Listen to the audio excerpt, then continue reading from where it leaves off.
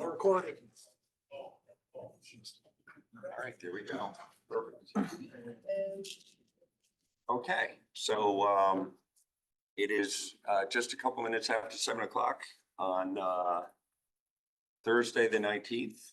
So I'll call the meeting to order. We're here for the 5th budget hearing of the Board of Finance. And we'll start with the Pledge of Allegiance.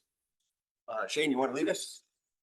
Pledge allegiance To the flag, of the United States of America, to the republic for which it stands, one nation, under God. God, indivisible, with liberty and justice for all. Okay, thank you for that.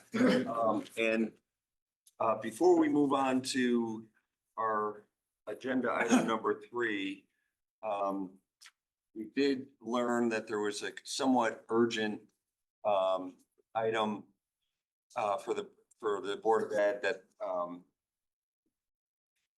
needs action from the Board of Selectmen, Board of Finance, and RTM. Board of Selectmen acted earlier this week. So I'm going to ask this board to approve adding this to this agenda. It's too late to submit a revised agenda.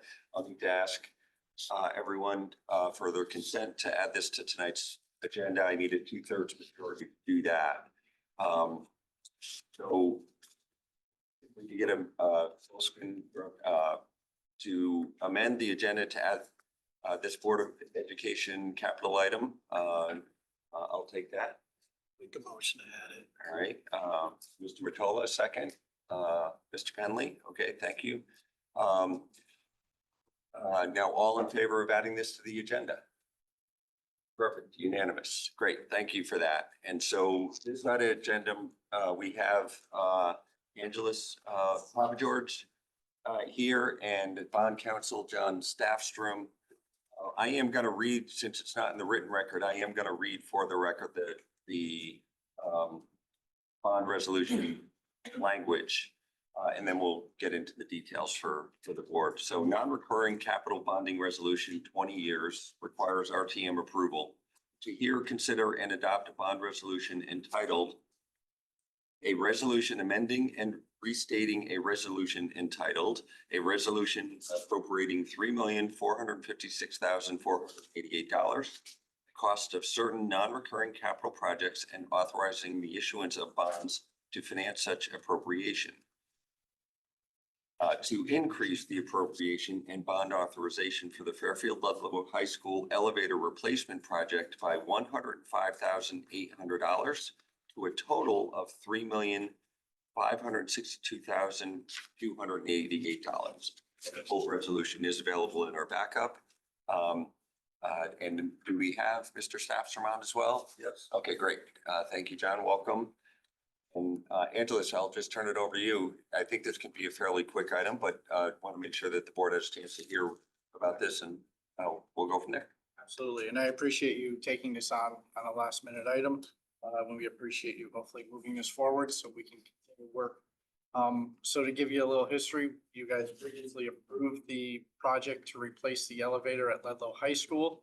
That project had started. It's been underway. They demoed that elevator. In the process of demoing it, they remove a pin that goes approximately 16 feet straight down, and that's what the elevator rides on. New requirements require that hole be lined with a plastic tube because it's hydraulic, rather than having hydraulic free flow in the dirt and material there. When they did that, when we first started looking at this project, we knew there was a chance that hole may be have some debris in it from the years of use on it and everything else. So we did carry a contingency to cover if that hole needed to be cleaned out, which is what we initially started to do. In doing so, that was the recommendation by multiple vendors who said you should carry, because normally occasionally there is need for clean out. Not too often, but occasionally there is, so that's why we carry it. In those even smaller chances that there is need for clean out, there's an even greater, less risk of needing to actually re-drill the entire 16-foot canal straight down in the elevator shaft. And unfortunately, that is where we are at this point. We were able to cover as you'll see, the change order was for 112,000. We were able to cover the original change order number one, which was the 16,000. They gave us a credit back after failing to be able to remove the debris underneath of that 16,000, which is why tonight we're asking for 105,800. The total for the change order is 96,123.30. That the 105,800 gives us a 10% contingency. We're not anticipating any other unforeseens at this point, since the elevator is completely gutted and not being able to be used at this point, but we did want to carry a contingency in case, with the luck that we seem to be having with this elevator, we thought it was a safe bet to carry a 10% contingency on it. That being said, as I said, the only way they were able to determine this was once the elevator that was there was completely gutted and removed. So we are currently running, the school has one elevator that services the third floor on the far end of the building. That puts it at a risk whenever there's an issue. As a matter of fact, we had an issue last Friday. We had a student not feeling well that they were trying to transport to the nurse's office on the second floor from the third floor in a wheelchair. So we had a little bit of an issue because the only working elevator that services the third floor was down. It had tripped overnight. We were waiting for a technician to come out. We do have a good contract with Cone Elevator. They do respond quickly. Unfortunately, they were stuck on 2 entrapments in Bridgeport at the time, so entrapments take priority over down elevators. So that is why we are trying to push this through. We have an opportunity with the April break from school coming up to get the company in. It's a very large portable drilling unit that needs to be brought into the building to do this work. So that's why we're hoping to take advantage of that April break to get this done. Great. Well, I appreciate the background and the summary. Questions? Okay. I'm gonna make a motion because I made a motion. Make a motion to accept the amended bond resolution as read by the chair. Okay, that's the motion. Second for Mr. Penley. All in favor? Great, thank you. All right. So, yes. I would just like to thank the board for taking this up so quickly, because it was emergent, and Mr. Papa George, sorry for being late, spoke to the need and spoke to the principal yesterday, and it makes sense his mission also. Great. Thank you. I'm glad we were able to squeeze this in relatively quickly and understand the urgency. Okay, with no further questions, all in favor? Okay, unanimous. Great. Thank you so much. Thank you all. All right, so that'll take us on to the old item number 4, to actually get into our budget discussions for tonight. We're going to start with the Public Works Department, which is department number 5050 in our budget books. That's page 143. It's the building department, and I believe Mr. Pat Mahoney is here online for us. Mr. Mahoney, can you hear us? You're on mute. On mute.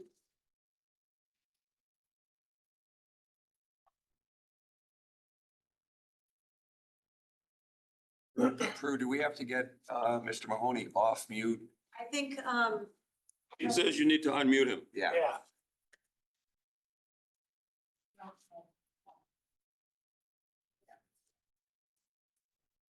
oh, that's okay. There we go. All right, Mr. Mahoney, can you hear us?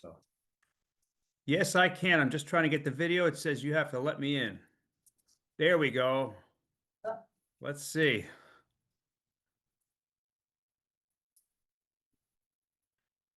All Yeah, right. perfect. How's that? We've got you. Thank you. Thank you for Oh, well, talking. hello, everybody. And it seems like we just did this. Well, thank you for the opportunity to do this remotely. I really appreciate that. I won't take up a lot of your time. I guess the budget really hasn't changed as far as our expenditures. It's really contractual stuff. We lowered a few, raised a couple little items, but that kind of stayed pretty much flat. The big thing I'll get into is our revenues. I think everybody has it. And unless there's anybody have any questions on our budget. Yeah, Mr. McCullough. Just, your budget's very straightforward. The revenues, you're comfortable with those numbers? Do you think there might be some wiggle room to increase them a bit? Can I make one point? The revenue numbers in the book have increased. Okay, All right, yeah, thank you, Mr. Harris. Object number 42-112. 1,000. that 2,500,000 or 3 million? Now it's 3 million. Yeah, 3 million. I apologize. I thought that was my That's all mistake. right. Yep. No, And no, Go you're ahead. fine. What else? Increases in revenue. And object 42-113 increased 25,000. And object 42-114 also increased 25,000. no, 117 mechanical increased So the mechanical went from 350 to what? to 375. Plumbing stayed flat at 225. Electrical up to 450 and building up to even 3. Yeah, right. Thank you. And I don't have any questions.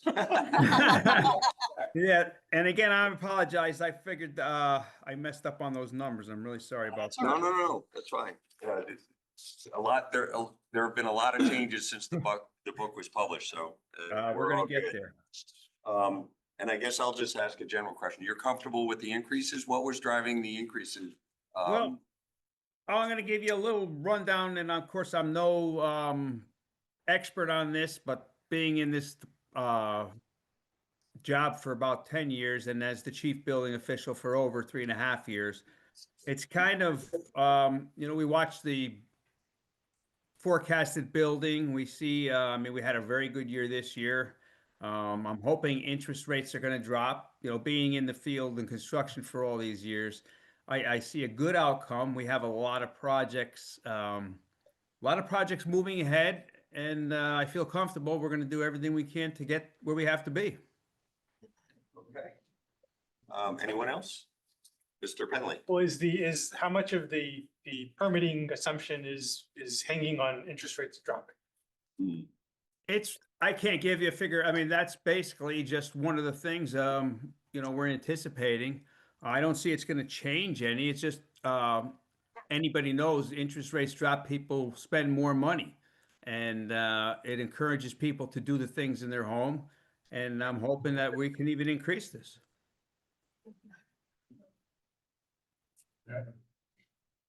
Did the numbers that changed, was that the Board of Selectmen who made those changes? No, The That was the recommendations. after that. recommendation. Okay. Yeah. There's another question. Yeah, Mr. Elbanger, and then I'll come to you. So looking at the year-to-date spend, you're at 3.915 million with 3 or 4 months to go. With the recent additions, the 500 plus the 25, that's 550. That brings the 27 budget up to 4,066. It's not much of an increase over where you are currently. You're probably gonna float by that number. You got another few months to go. So I don't know if Well- that was considered or. Well, how that here, impacts. I'll give you a little quick rundown. We had a lot of really, really big projects in the hopper last year. We have a new Porsche dealership, a lot of new apartment buildings, and some of the stuff that launched faster than we thought it would, and that increased it. And again, it's a tough thing to anticipate where you're going to be. Construction is a it's a hit or miss. You don't know what's coming. Right now, we have a few things that are pending, and we're hoping they're going to break. And that's what I'm basing my forecast on, what we have and what we know that's going, so I can try to keep these numbers as safe as possible. Gotcha. So it could very well slow down. Obviously, big projects don't come along every day. That could happen any day. I mean, with the economy, tomorrow we could all be, and we're hoping that doesn't happen. But the way I see it, it looks like we're gonna meet these where we're at, and we're gonna continue. So I had, one of the questions submitted on the online portal was to the town attorney and asking what he thought, how many of the 8 or 10 8-30G appeals that are currently wending its way through the appeals process, how many are likely to be settled next year? And he thought 8 to 10 could be.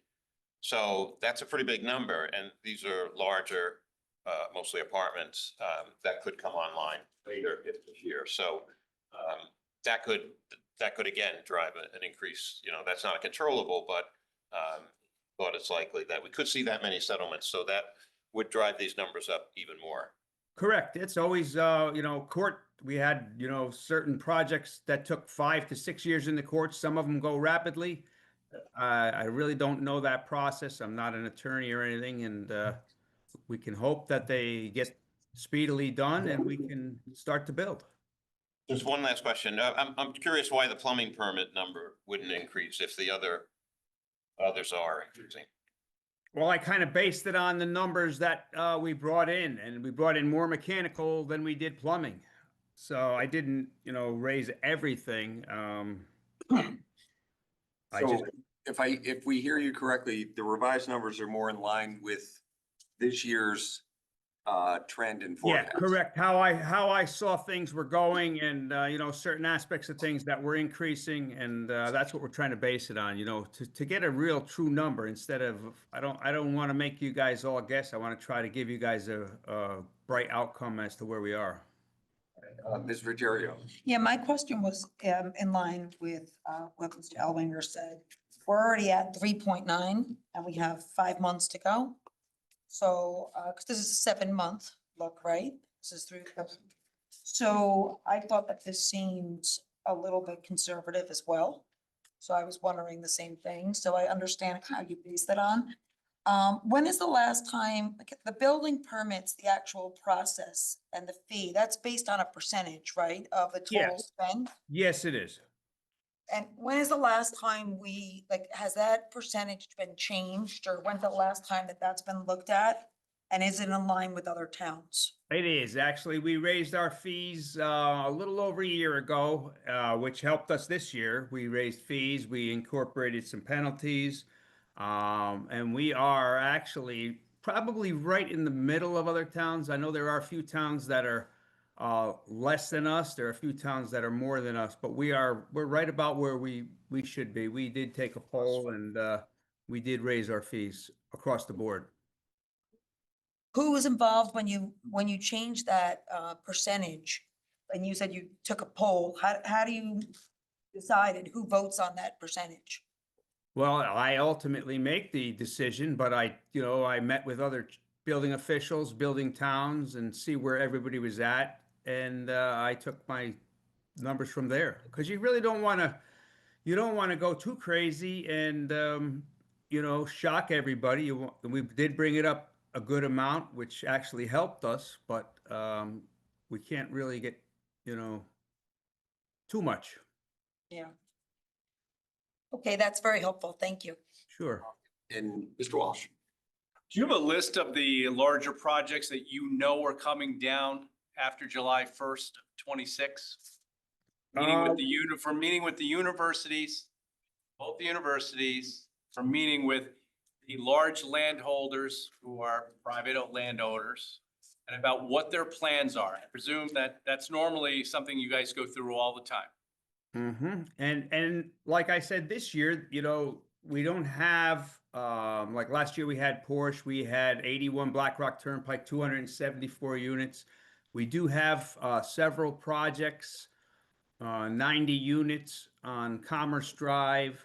The School of Engineering for Fairfield U is in discussions. We're hoping that's going to break this year. There was also talk of a parking garage. Several other, 803G multifamily apartments, but none of it is in contract or in the permit stage. But you expect them to go in the permit stage, I presume, after July 1st, between July 1st and June 30th of 27, correct? That's my anticipation, sir. Yes, but again, some buildings coming down. There's a large project on Umpqua that demo permits have been issued. So I'm hoping that's going to take over in that time frame as well. Okay, at our request, can you reach out to the universities and try to figure out the timing of their projects? I did, I'm sorry to interrupt you, but I have been in contact with them and, unfortunately, there's nothing, in stone yet as far as new buildings. There are some, remodels for a couple of the dorms, but nothing, large projects, with exception of the School of Engineering that is on the table, but it's not a lock yet. Okay, how many 8030G projects you think will be coming forth? How many units do you think that will encompass in the revenue year we're talking about? I would have to get that number. A lot of them are in court. Some of them are, waiting on demos. There's a lot of variety, but I don't know the exact number. All right. Of Welsh, I think Grellwanger, It's about 8 to 10. Are in court? Yeah. Okay. Could you talk to the town attorney and find out when he thinks those are gonna be resolved? I can ask him, sure. And, unfortunately, with that, the courts are, it could take, but I will definitely look into that and ask him. Okay.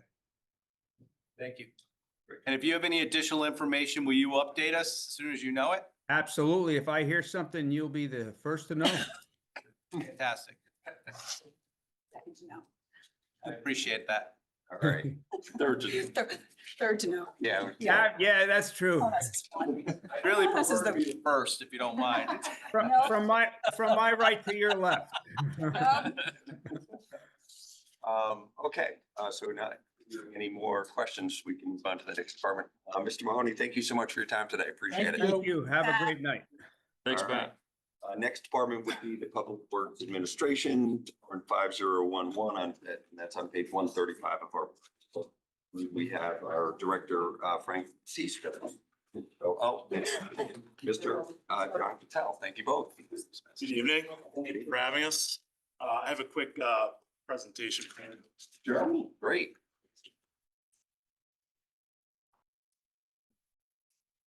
Thank you. So I just want to give a quick overview of the department and some of the initiatives we've done, and then go into our budget for this year. So first is our mission, the Department of Public Works is community by planning, building, operating, and maintaining the town's essential infrastructure. Our mission is to provide high-quality services, protect public assets, environmental stewardship, and ensure safe, clean, and well-functioning community for all. We included a little org chart here so you can see the areas that fall under my purview. So DPW at the top there, that's really the admin budget. And then we have really 4 areas in public works. We have DPW operations, solid waste and recycling, engineering, and capital projects. So I'll get into give you quick highlights on each one of those. I'll get into the admin budget, and then I'll have each department head come up and do their respective areas. So DPW operations there's really 4 divisions within that. It's our streets and highways, our trees, our facilities, and then all of our town vehicles. Some of the things we've been able to accomplish this year, we've reduced our vehicle downtime, especially during snow operations. About 75% of our frontline trucks now have carbide tip blades on the plows, so there's a lot less downtime with them having to come in the middle of the storm to swap out the old steel cutting edge that we used to run. We started in-house catch basin cleaning program. We've kind of spoken to you about that before with our previous request for the vac truck through the bonding process to maintain our 7,000 catch basins. We've completed over 350 feet of drainage pipe and installed new catch basins. In building maintenance, we replaced the deck at Jackie Trail, received an Energy Star rating at Independence Hall, placed rooftop units at the Rec Center and Penfield Pavilion. And then our tree division was for the 38th year awarded Tree City USA. We planted over 250 trees for our tree planting program. Solid waste and recycling, more commonly known to all of you, is our transfer station operations, obviously. 2 of the highlights there. We completed a roof over the recycling area that helps keep materials dry. Obviously, the water adds more weight to them, so it keeps that weight down. And then we've also collaborated with our private haulers because we're getting a lot of contamination in our cycled goods. So we've collaborated with them to reach out to the residents who use their services to educate them on what they can and can't throw in those bins. The engineering department, their core responsibility is plan and design, town infrastructure, including our roads, bridges, traffic signals, tide gates, sidewalks, those sorts of things. Some of the highlights they had this past year was Perry's Green Bulkhead, substantial completion of the South Pine Creek Tide Gate. There's still a little work that has to get done there. And then some of our complete streets related projects like new pavement markings on Post Road. We also kicked off the Safe Streets for All action plan that we received funding for. We also were awarded a demonstration grant through that funding program as well this year.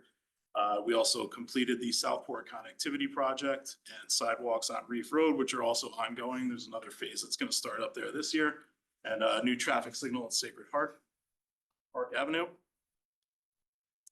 The capital projects department is also under DPW. We've had some cost savings there through their project oversight and coordination, about $650,000. We have cost control with managers assigned to the projects. We were able to negotiate change orders and achieved on-time delivery as well. If you have questions specific to that, we could probably go into that when Eli is up here. And then there's also been some questions about how capital projects is now under DPW as well, and how that incorporates with engineering. So I included this slide as well. So under my leadership, capital projects is now back under DPW. So the typical process for a capital project now is engineering identifies them. They're responsible for the planning and inspection through asset management. And then once the project's identified and goes into design, that's led by engineering.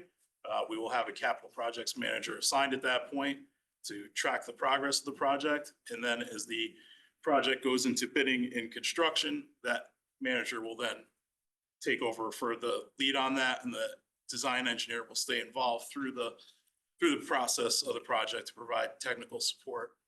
That is a similar approach used by the Connecticut DOT and other places where they have dedicated design and construction teams. And then next, I will get into our DPW admin budget. So there's a couple things there. The biggest increase there is our salaries, which is largely mine, and then some contractual increases. And then we do have a GIS analyst position. Currently, it's under DPW operations in the budget book. If it's possible to move that into admin, I think it's there, because that will touch more town departments. It's a function more at town hall. So I wanted to open up with that, and then I can go into the need for that position. We're trying to strengthen our asset management, improve our efficiency, to build our capacity with the GIS system. Currently, we have someone in engineering who's doing their best, to kind of update and manage our system now. But it's not his sole responsibility. And even he is, will tell you that we need more dedicated support there as well. So I just wanted to look at how that fits in with Public Works. Once again, it enables us to have a centralized database for our assets. We can then utilize that to make more database decisions on our projects as well. Reduce our reliance on outsourced GIS management. And then to name some of the assets we can manage through GIS, our sidewalks, our roads with pavement, our drainage systems, catch basins, drain pipes, even traffic data that we're collecting a lot of now with the Complete Streets Initiative and FTA. That can all get stored within this system, which we have started to do. But once again, like I said, there's someone who's kind of doing it part-time at this point. And really all of our assets, our bridges, tide gates, traffic signals, buildings, trees, those are all capable of being managed through a GIS analyst who's dedicated to running that system. Excuse me. Over there. So it also is used by multiple departments. It's not just DPW, although the position will live there. The assessor's office uses GIS to, for all the maintaining of the parcel data.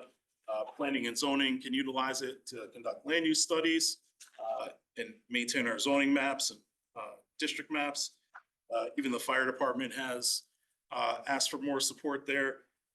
They can use it for their emergency response mapping and, managing their utilities as well, hydrants and other critical infrastructure layers. The police department, which also utilizes the traffic data and traffic signage areas of GIS as well, along with engineering. And they can also use it to provide operational mapping as well. Then WPCU is another one that utilize it for their infrastructure.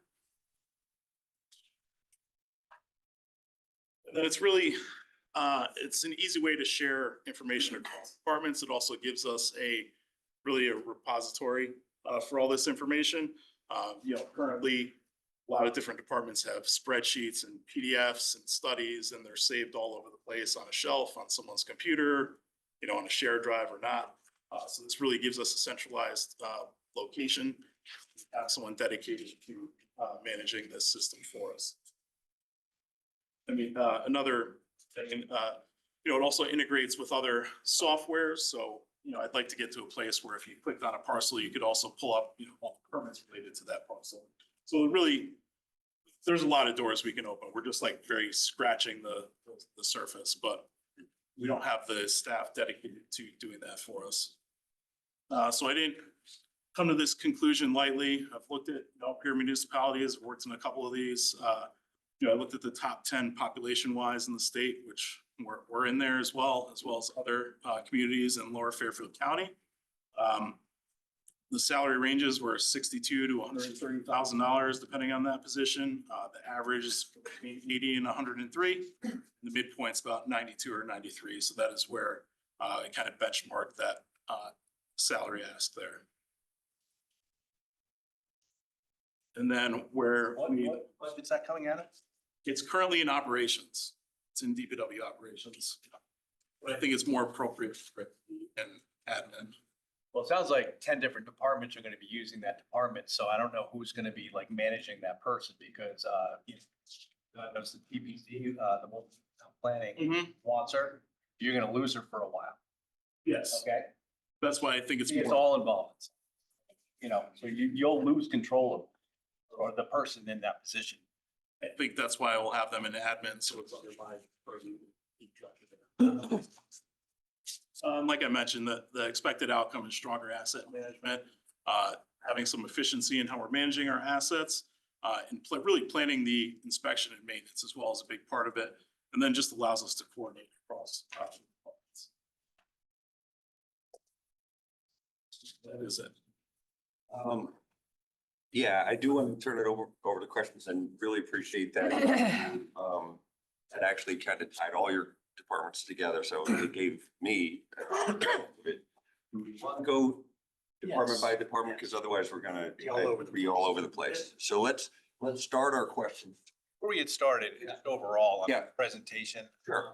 Would you be able to get us a copy of that presentation? Yes. So you made, Yes. and this in the future, you're gonna review that. If you can give us a copy when we're here, Yes. that'd be great. And if you can get a digital copy to our clerk, so she can get that part of our record. Online for all the towns. People listening That won't, yeah. have no Understand. idea like what's going on. Okay. So that'd be great. I appreciate that, Frank. Yes, definitely. And next year, Where are you there? Correct, Yes. WPCF, You're, okay. the 15% with the W. That was my question. Thank you. Ruggiero. That was part of the question. So the 15%, so that's a geography thing. It came from WPCA over to here? Or, because it is up 15%. 15% starts with WPCA, but So are we then comparing apples to Five. apples? Because the 117 versus the 135 is an increase. This makes it look like there's a 15% increase, but if 15% is moved to WPCA, shouldn't it be budgeted there? It's an allocation to WPCA. Yeah, I'll try asking it differently. The 117 Is that after the 15% has been allocated? Yes, it is. It is. Yes. So that's the reason for the 15%. That makes sense. So it's after the 15. Correct. Yeah. That's why I was saying we're not having apples to apples in the budget. There's also reclassification in there. So 15% is in the WPCA, which is not shown there. Hmm? The other 85% is mine after a reclassification. Which is the 117 equivalent. Okay, and then my second question on revenue, again, this could be geography, but the revenue went to zero Yes. for the road opening. Did that move to the WPCU or is it just gone? It moved to the WPCU, and the reasoning behind that is the inspectors there have historically managed that whole permitting process for us. Still do. So it just made sense to move the revenue to them for that. And just one last question. What do we actually earn revenue for on this miscellaneous public works? What kind of revenue, what's the charge for? So some of it's with scrap metal coming out of the garage. In the future, that, a lot of that will go over to the transfer station directly, but some of that was metal. Some of that was from, well, we ended up having snow where we allowed contractors to dump down at Jennings Beach. We charged them a minimal fee, so we had something control over it. So that would go into that. Miscellaneous would, Got it. That makes sense. Okay, thank you. not a lot. Mr. Walsh. What was the utility fee that we had in fiscal year 25 for 2981 for, I think that's an EV stands for vehicles? Utility fee, now there's nothing. On the, we're on administration, right? Public- Yes. Yep, yes, we're on yes. administrative. On the revenue line.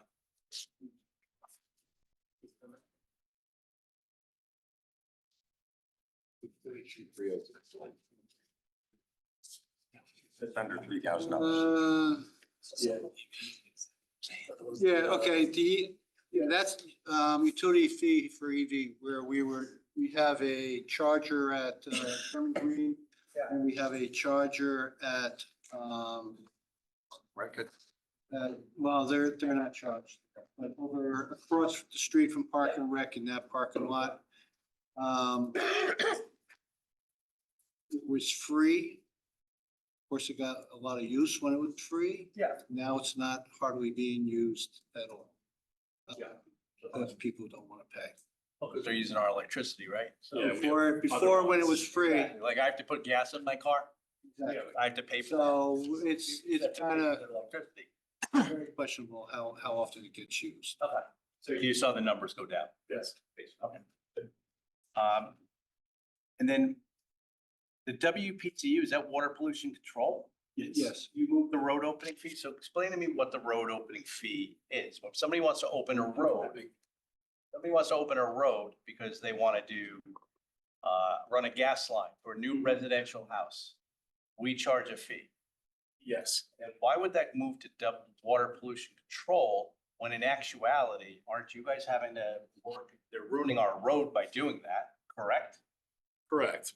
However, Ruining our road, which there's many of these degrades going on Yes. all over town. And they don't repair them properly, which ruins our road, right? Because water gets in the crack, gets underneath, and eventually causes road heat right there, right? Because of frost heat, excuse me. Is that the correct term? Frost heat, right? Close enough. So why wouldn't that stay in your line where you have paving and stuff, and you guys just pay for that where it's properly being spent?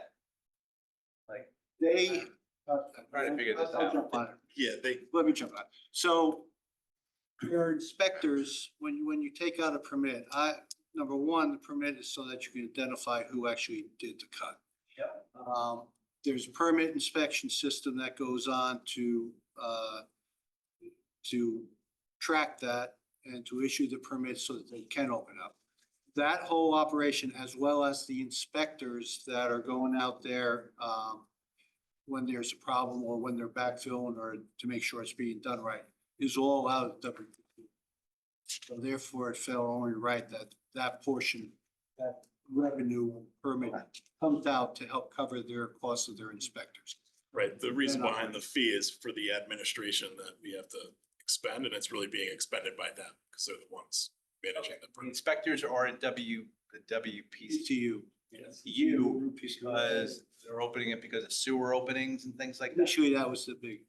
But now it's everything. Now it's like if Southern Connecticut Gas wants to dig it up to put a new main into someone's Correct. right onto their property, they pay WPCU, and that inspector happens to sit there.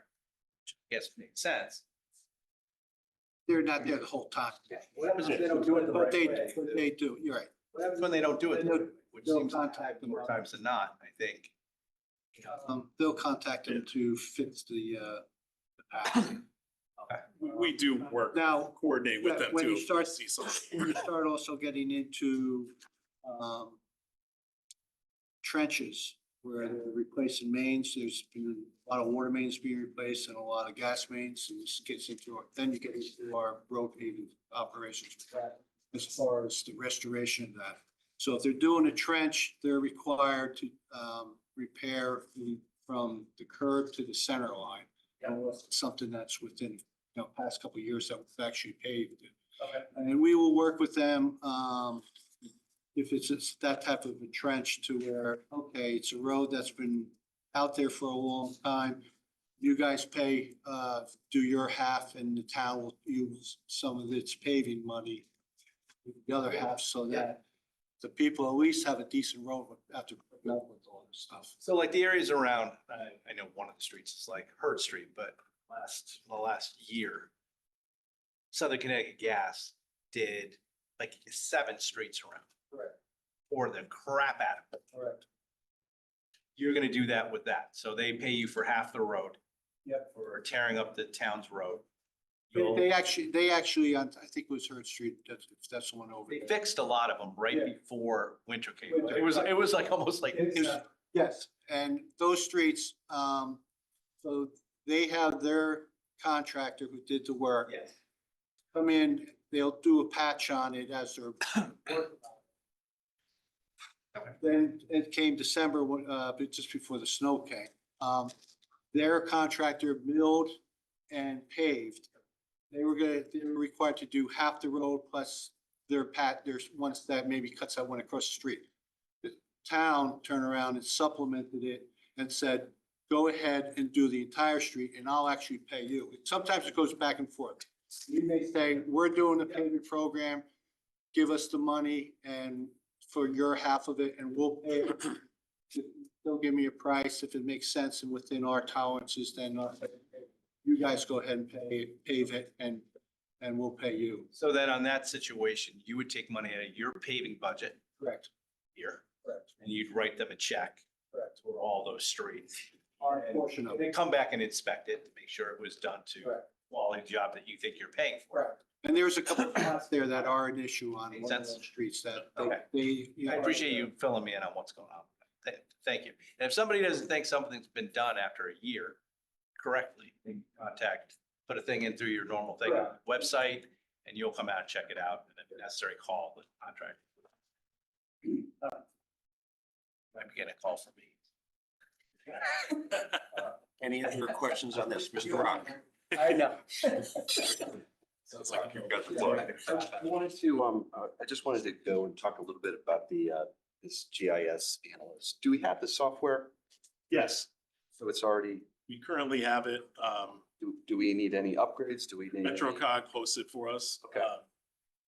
It's more of the add-ons we're not using with it. Do the add-ons cost money or no?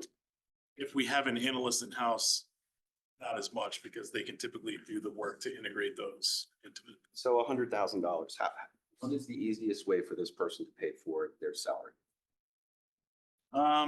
Well, I think the easiest way for this person to pay for their salary is, like I said, we have someone in engineering who's dedicating more time than probably should be to it. So there's a cost savings there.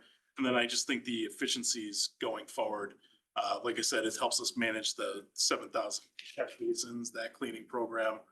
We can integrate other assets into it as well that we're not using right now because we don't have the capability to do it. How many other municipalities would have this type of person?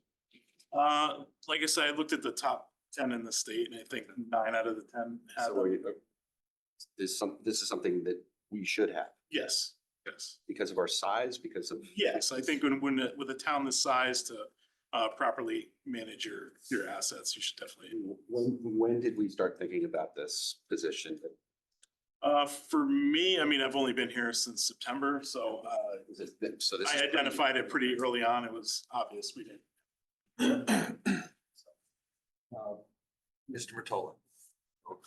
I'm sorry, Mr. Harrison. I just want to add to in terms of how this person pays for himself or herself. You know, we did take some money out of budgets, not a lot, but I know we took money out of the assessor's budget, $10,000 at least, so. That would be, to your point, that would be spent on outside services if we did this. Yes. Yeah, so we saved that by in-house, yes. Well, on that point, Tom, while we're on it, so we can just stay focused on that. There's gonna be a commitment on the administration to keep that $10,000 out of the assessor's department going forward from now on. Because if not, it's just a one-year thing. So if their budget for technology or whatever is going to return next year to a normal level, then don't try to sell me a false So no, promise. we're not, the plan is yes, but you look at your budget look at your needs every year. There's no plan now to put that money back in. I mean, if there's a reason to put money in, it would have to be justified. But the intent now is to take it out and leave it out, because this person would do work that otherwise would have been, done by an outside party. I mean, we're also paying for information that we're really not able to, paying outside consultants to provide us with data that we can't use. We get in a PDF format and it stays in the PDF format and it goes on a shelf.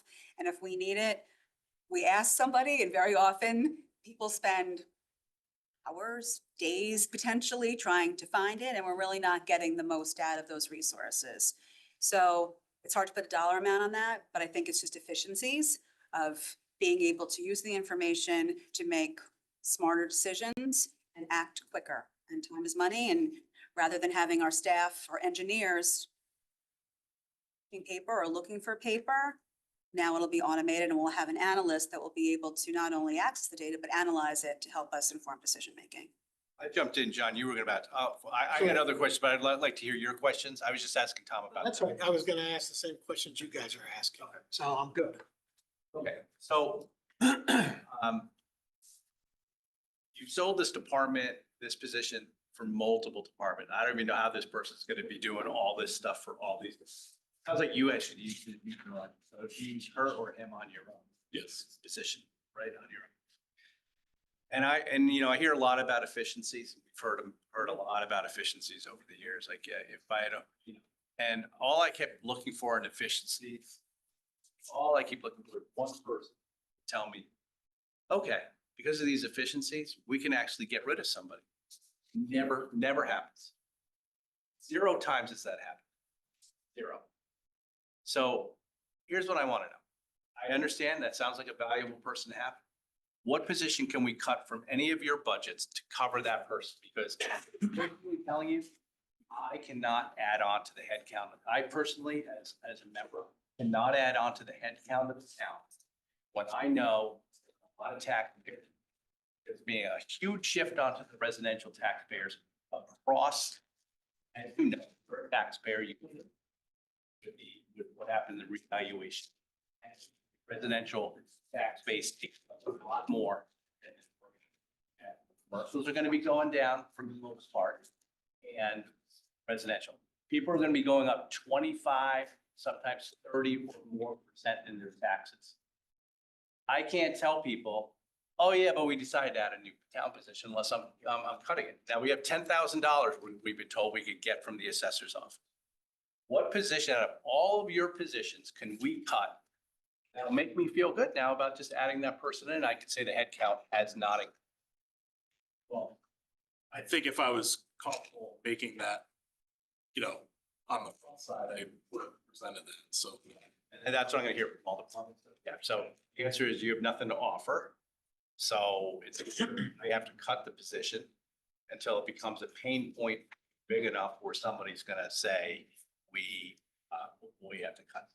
This is just, what happens is we add one now, we add somebody next year, and then, and I hear all these, it's efficient, it's more efficient, it's more efficient.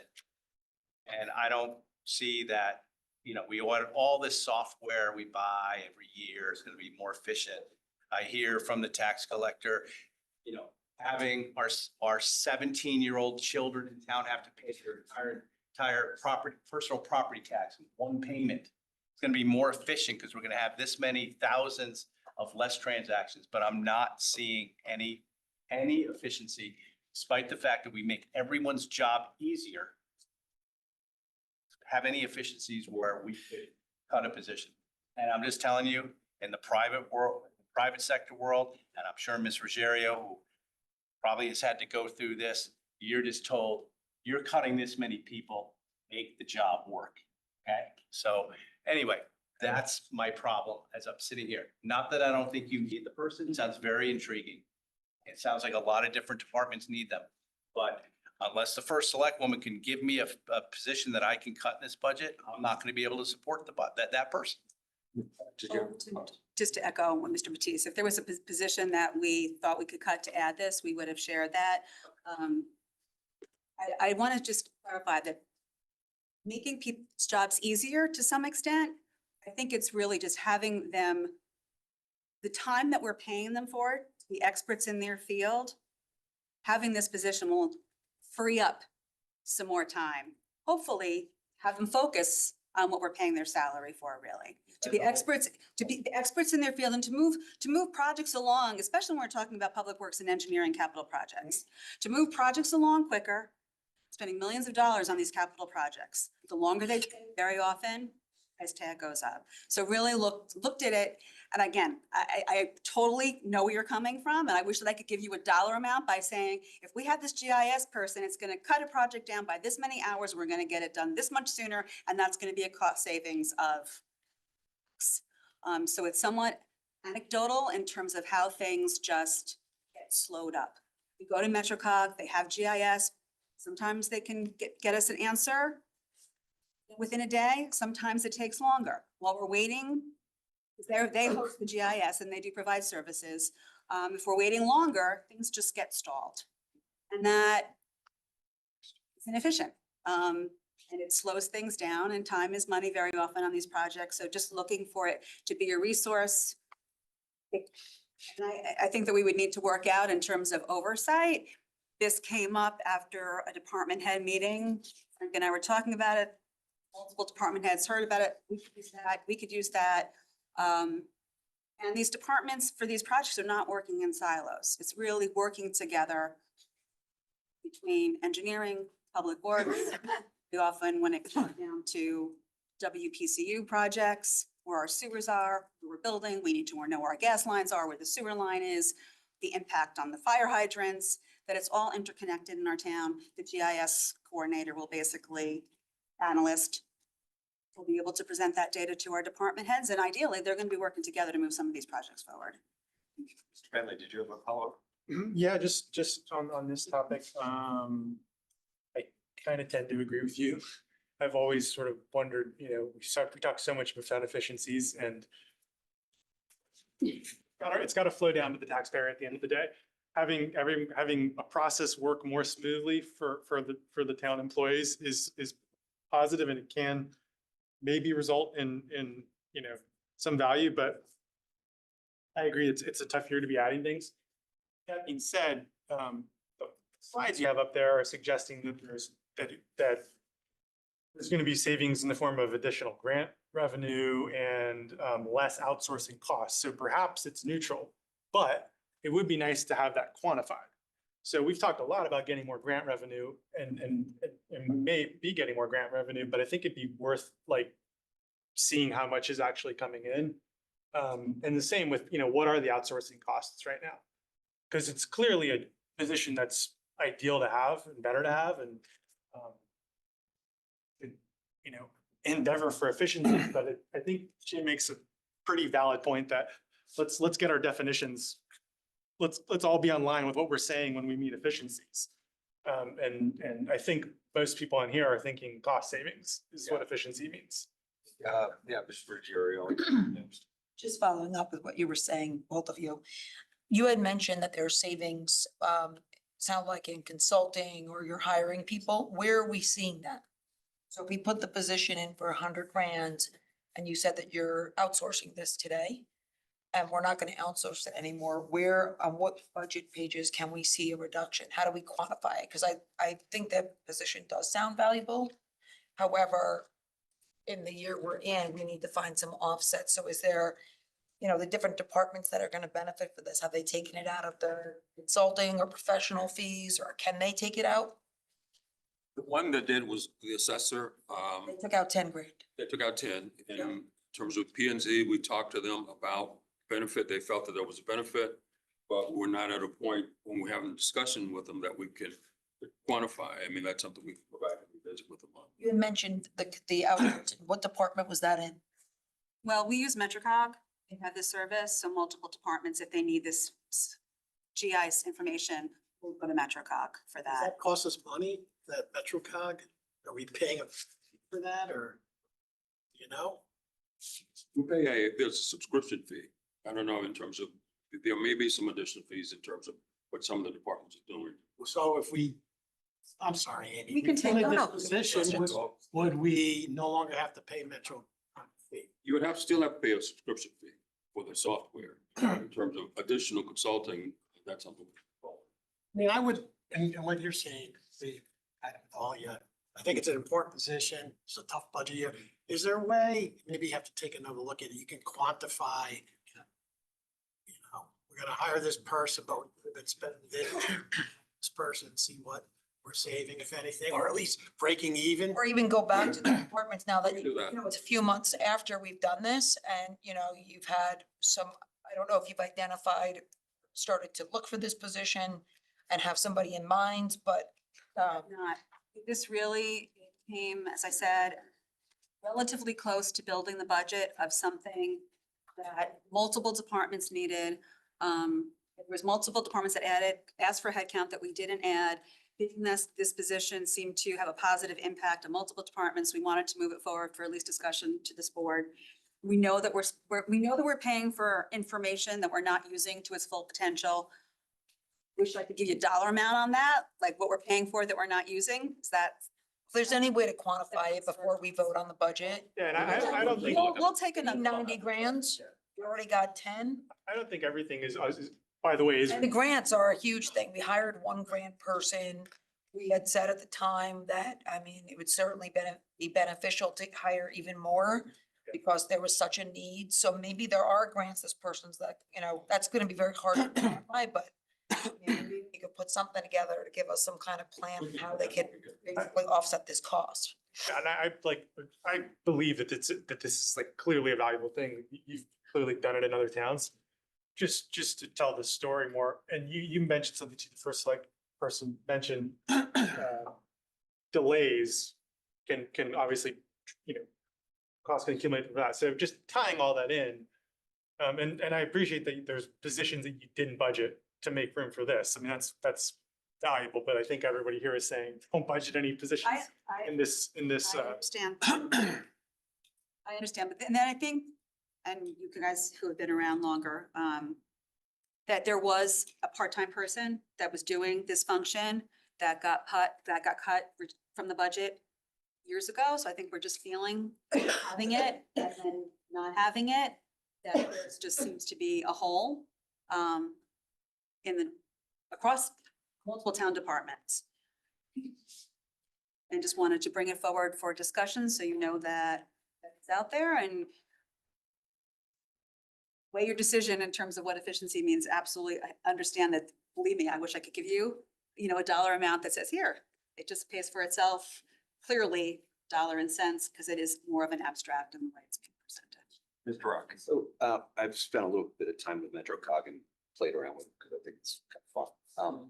The analyst position, is that a person who is going to take all of this information off the shelf and punch it in and make this a larger library So then people who are department heads will go in with their credentials and be able to see a bigger list, a fatter list, be able to dial into exactly what they want to see. Is that how it works?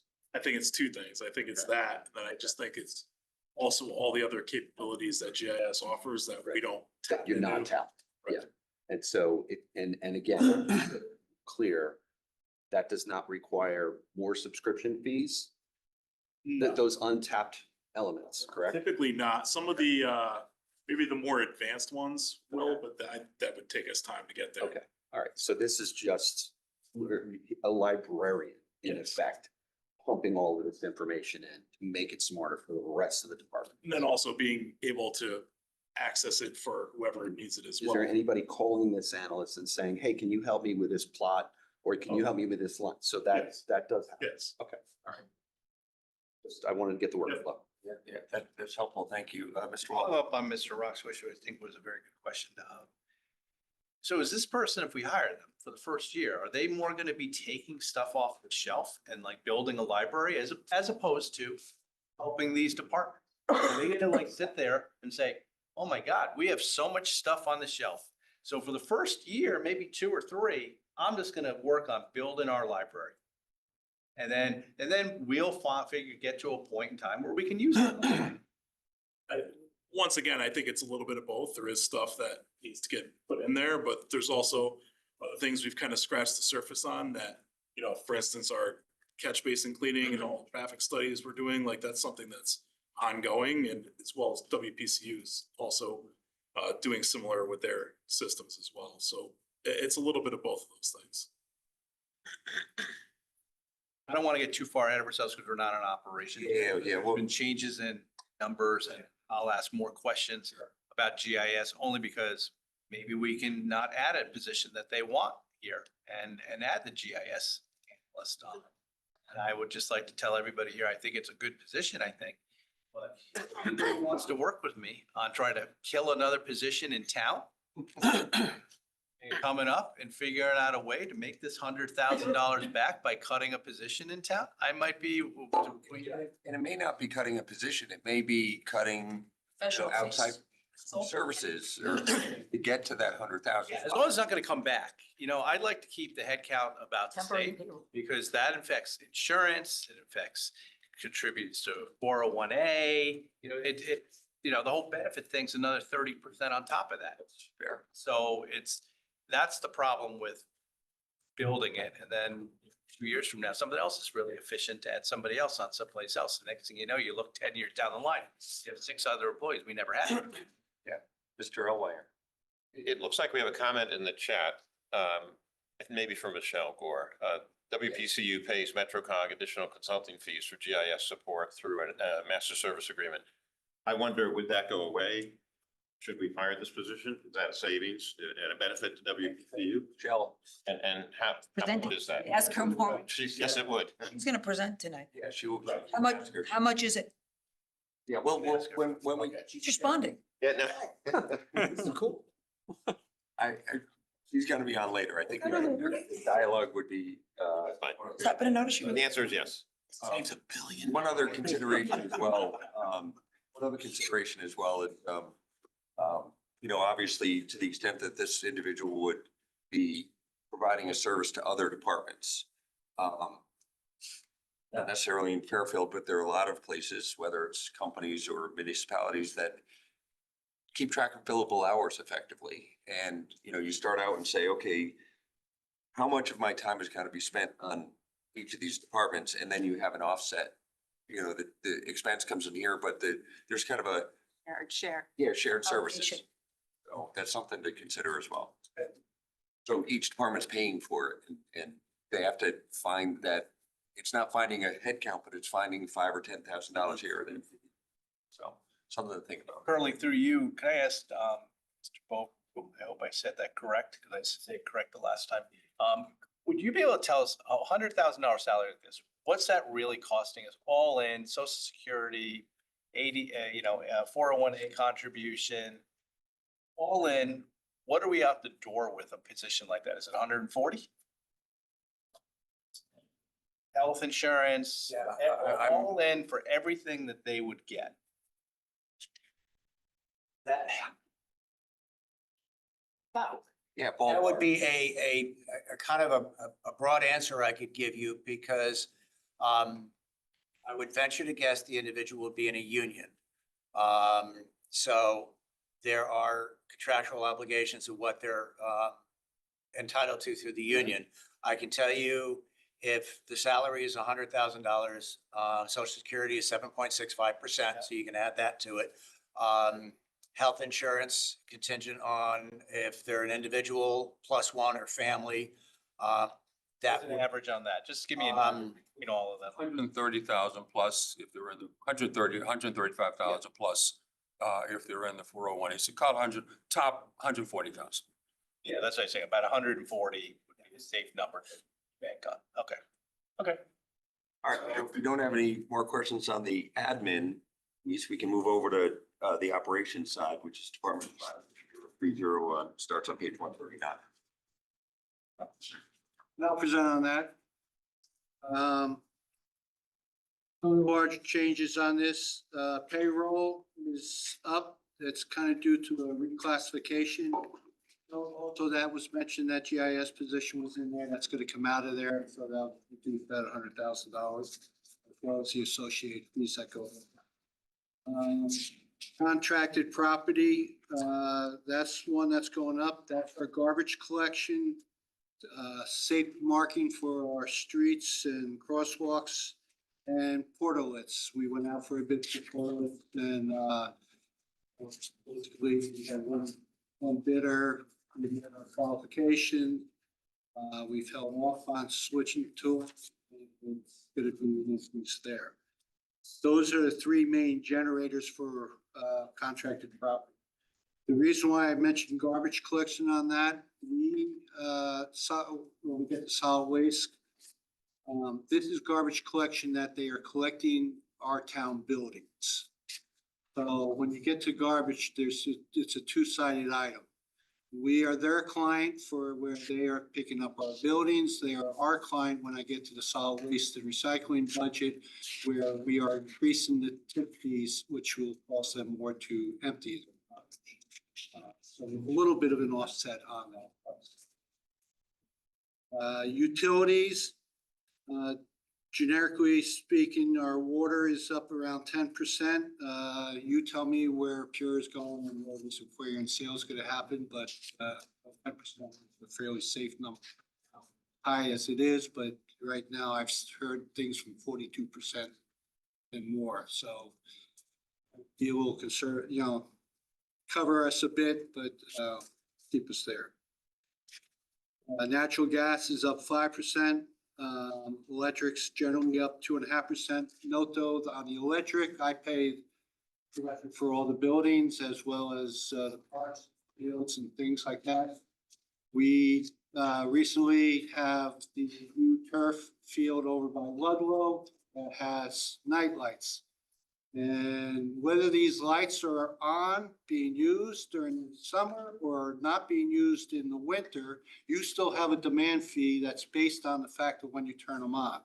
So even though you don't turn the switch on, you're still paying maybe $8,000 a month in demand fees. Much?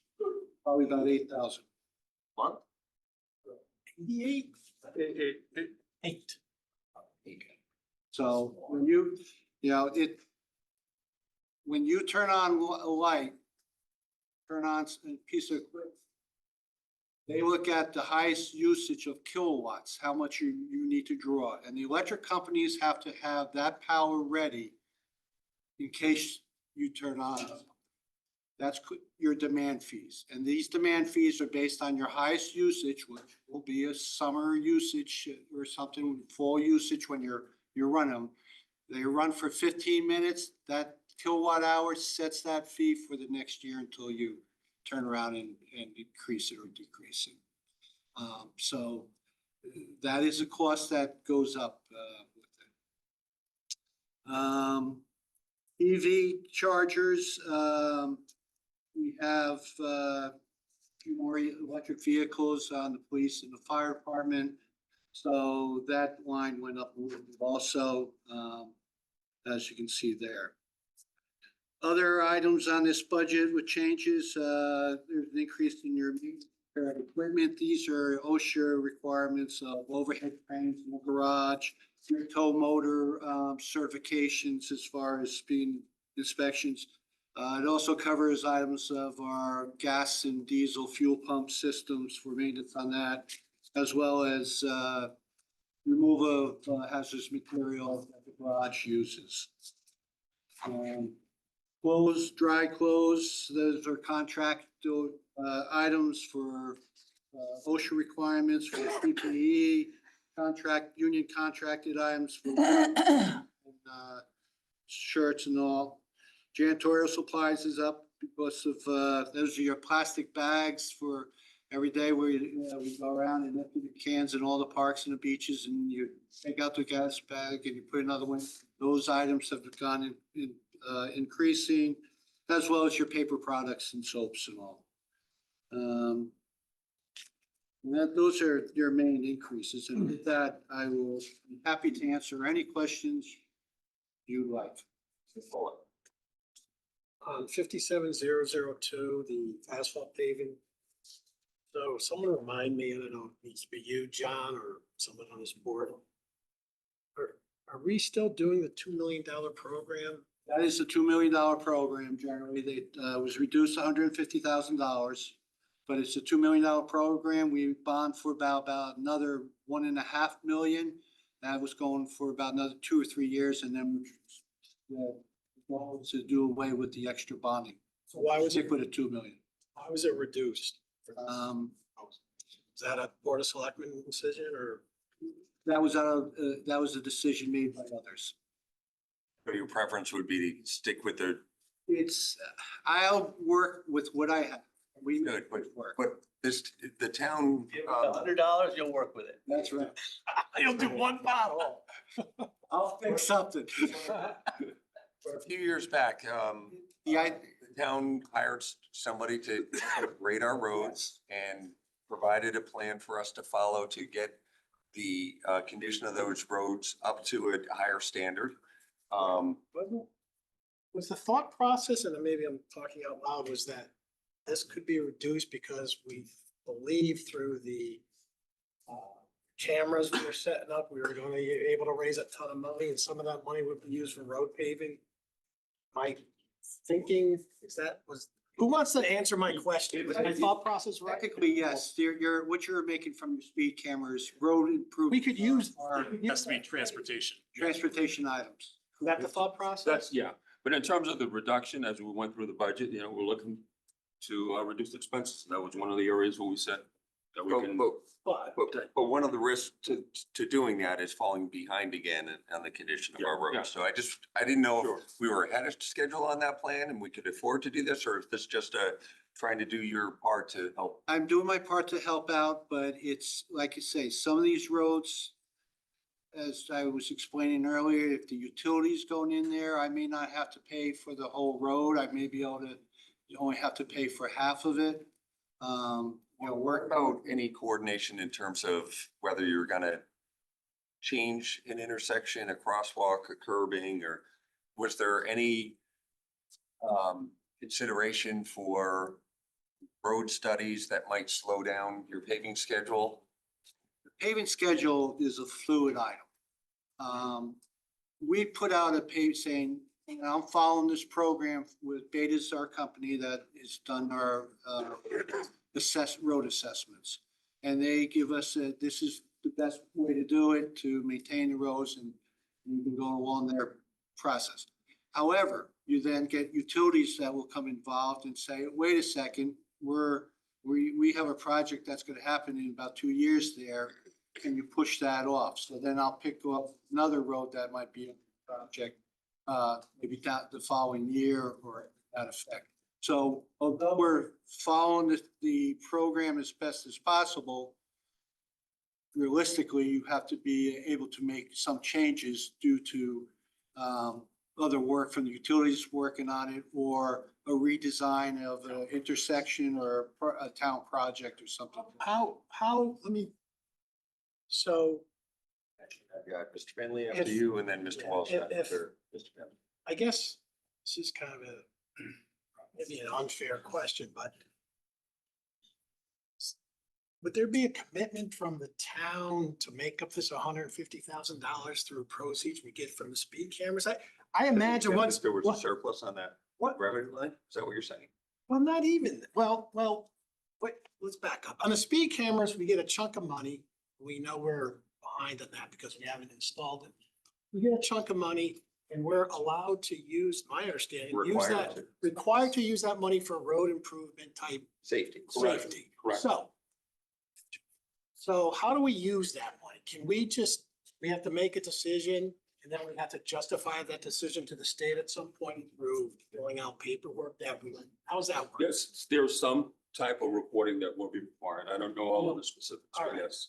So I'm okay with this, but if there's Extra revenue. a commitment, I think you're gonna make $150,000 the first 3 hours that these cameras are up. So as long as there's a commitment to use at least $150,000 for road paving, then I'm okay with this. And I kind of thought that was the thought process. Yeah, but that's, we can deliberate that too. Mr. Valley, you're next. and Yeah, then so- after that.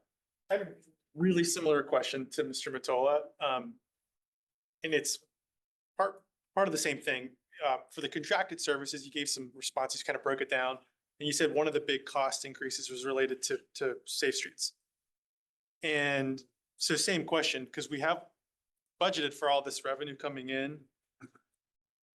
I'm really asking the same thing, like how, like, is the money from the police, is it gonna be from the traffic, is the money from the traffic cameras gonna be similar to like the way that the Outside jobs. outside jobs fund is set up? Is that?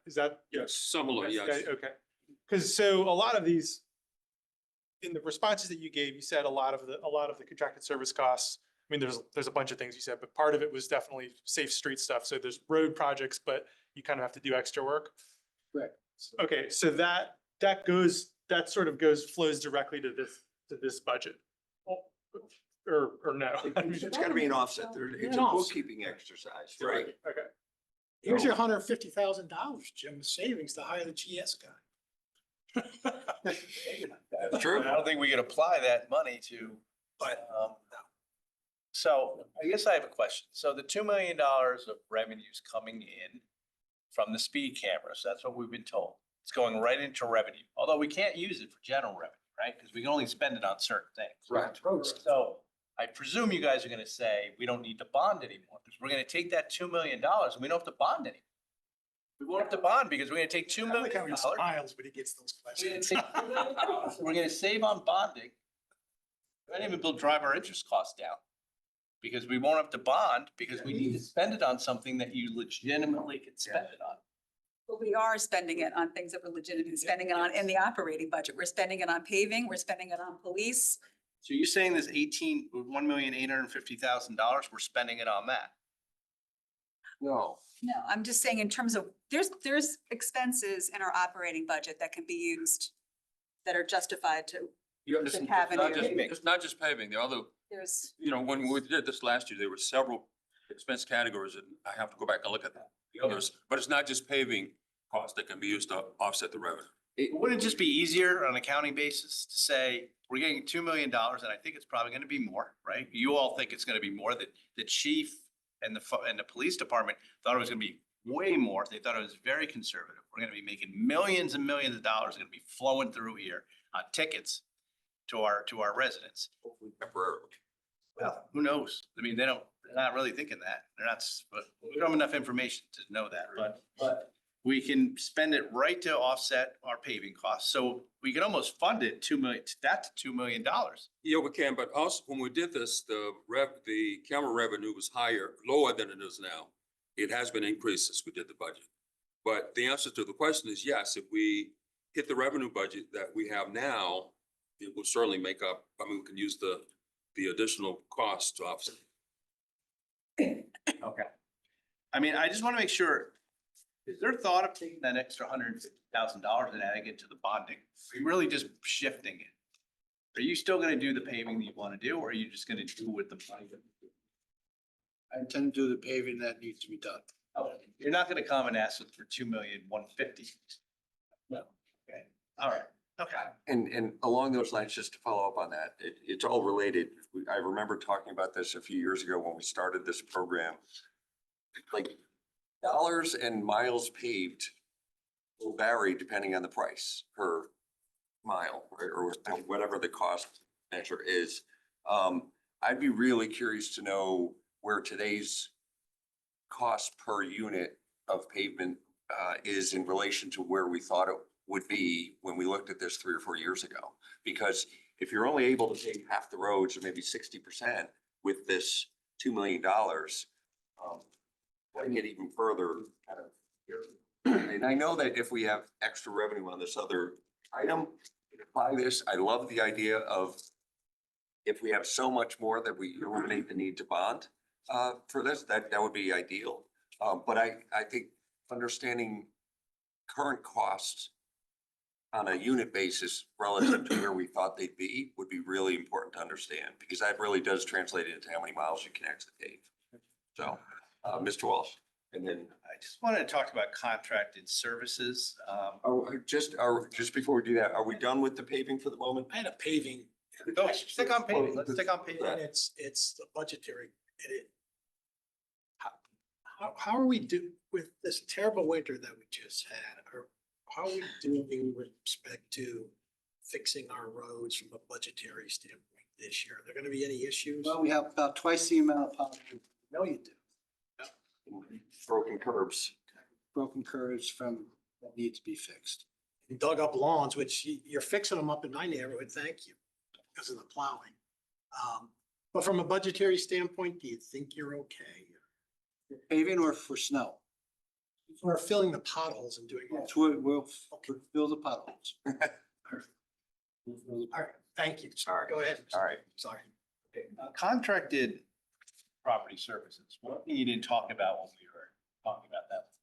What we used to be told contracted property services were when there was the previous gentleman who was at Kel's seat, not prison right now.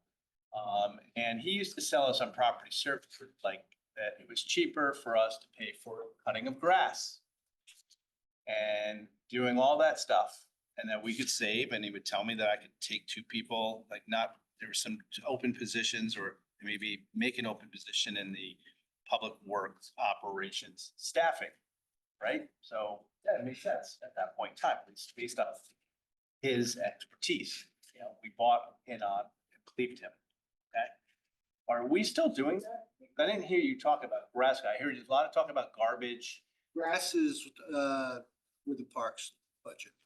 But, so we don't do that anymore, where what we were used to be told was that it's cheaper for us not to have to put somebody on our 401A, health insurance, all that stuff.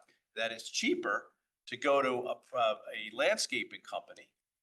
And, and I was led to believe, I thought about it after a while. I'm like, well, are they not paying health insurance? Maybe they're not even documented workers. Who knows? Why is it cheaper for them to do than us to do? Grass cutting. Yeah. Parks maintenance. That should be a question for Anthony.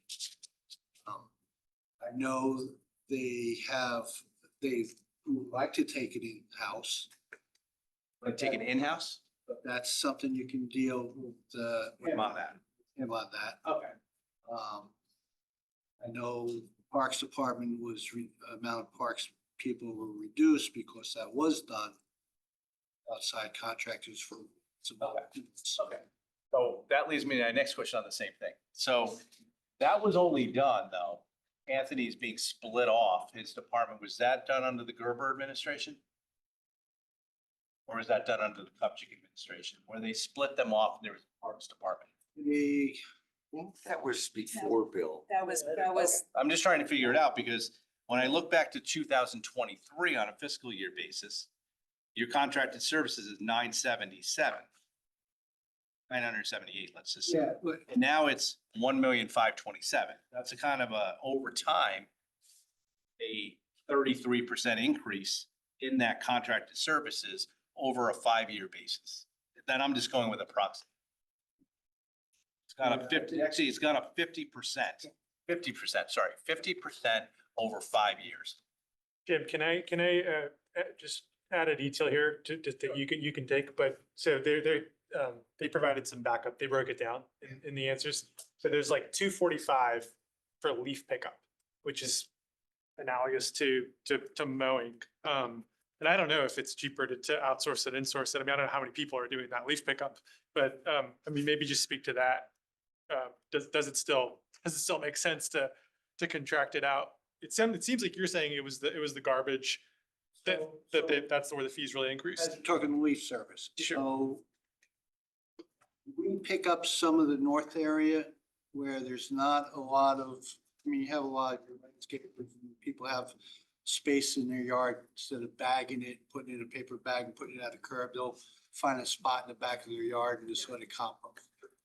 We have a contractor, which is basically one of the haulers, and he winds up, I guess, subcontracts to some of the other haulers, to where the best way to pick up bagged leaves is to use a garbage truck, and you throw them in the back and you compact them in, and you can pick up a lot and fill it to 10, 12 tons. And you take that down to the green cycle. That goes, well, Out into the that goes Holly. actually up to Easton Snow. Oh. That's their cost to get, part of their cost to get rid of it. Sure. And they they're doing that every day, and they're having extra guys that they go out and do their route, and then they'll go out and do leaves. So they have the personnel to do that. That made sense for them to go out and outsource that portion of it. If I was to take that in-house, I would not be able, I'd be focusing all my guys just picking up leaves, and then nothing else is gonna get done.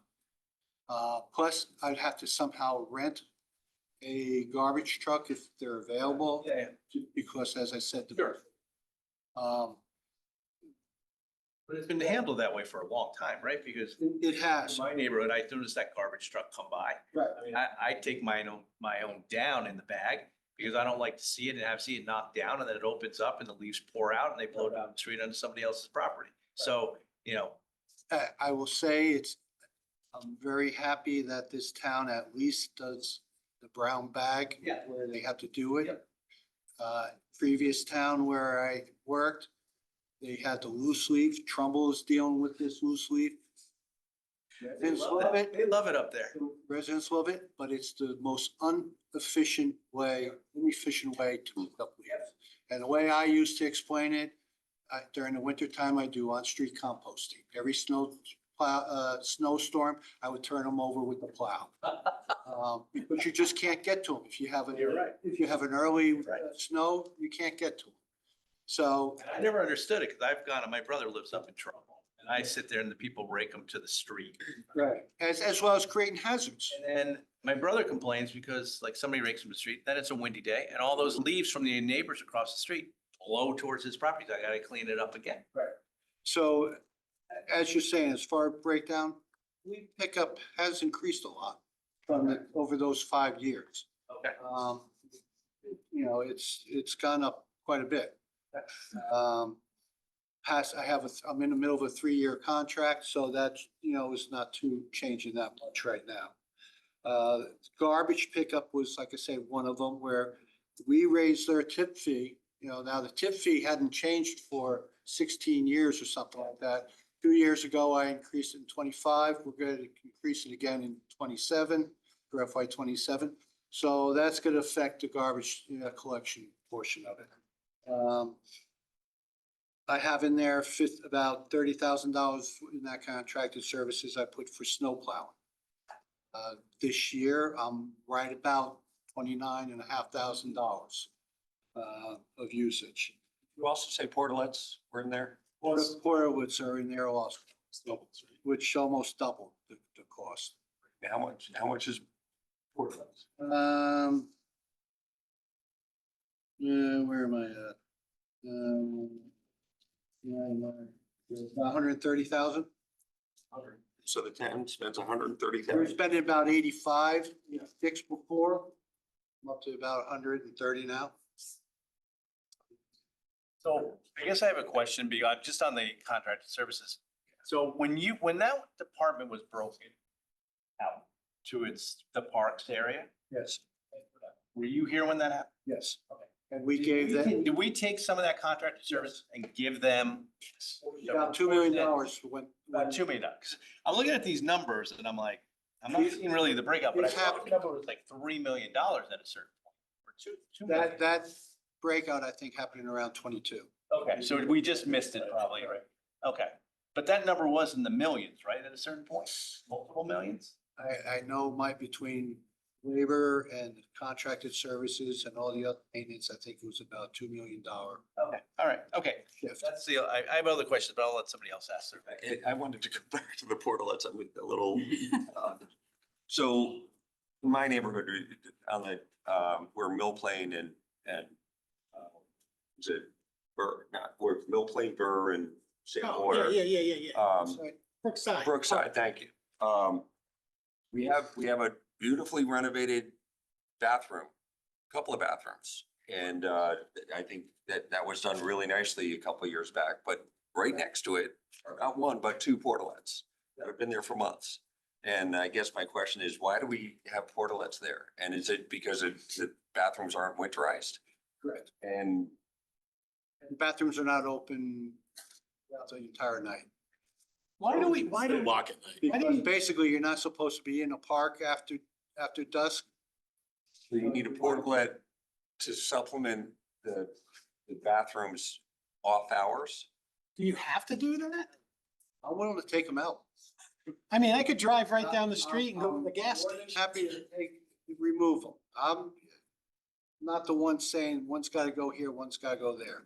That's driven from the residents on pushing the Parks Department that we need one here. I get some where we're at down in Sasko Beach where we have a bathroom down there. And oh no, it's too far to walk from the other end of the beach. Can't we get a portalet at the other end of the beach?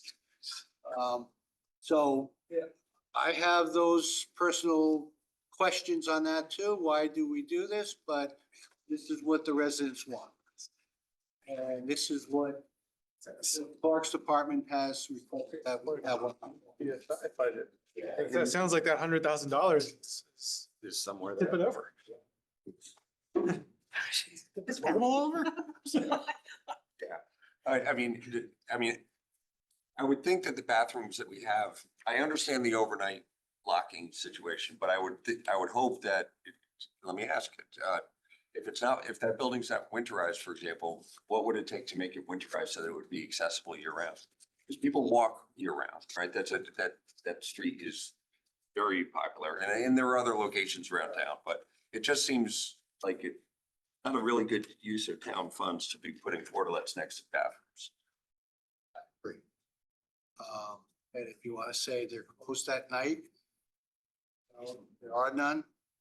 That's a decision that if this board wants to do that, or force that with everybody, that's one way. But this is what our residents are on Parks Department complaining about all the time.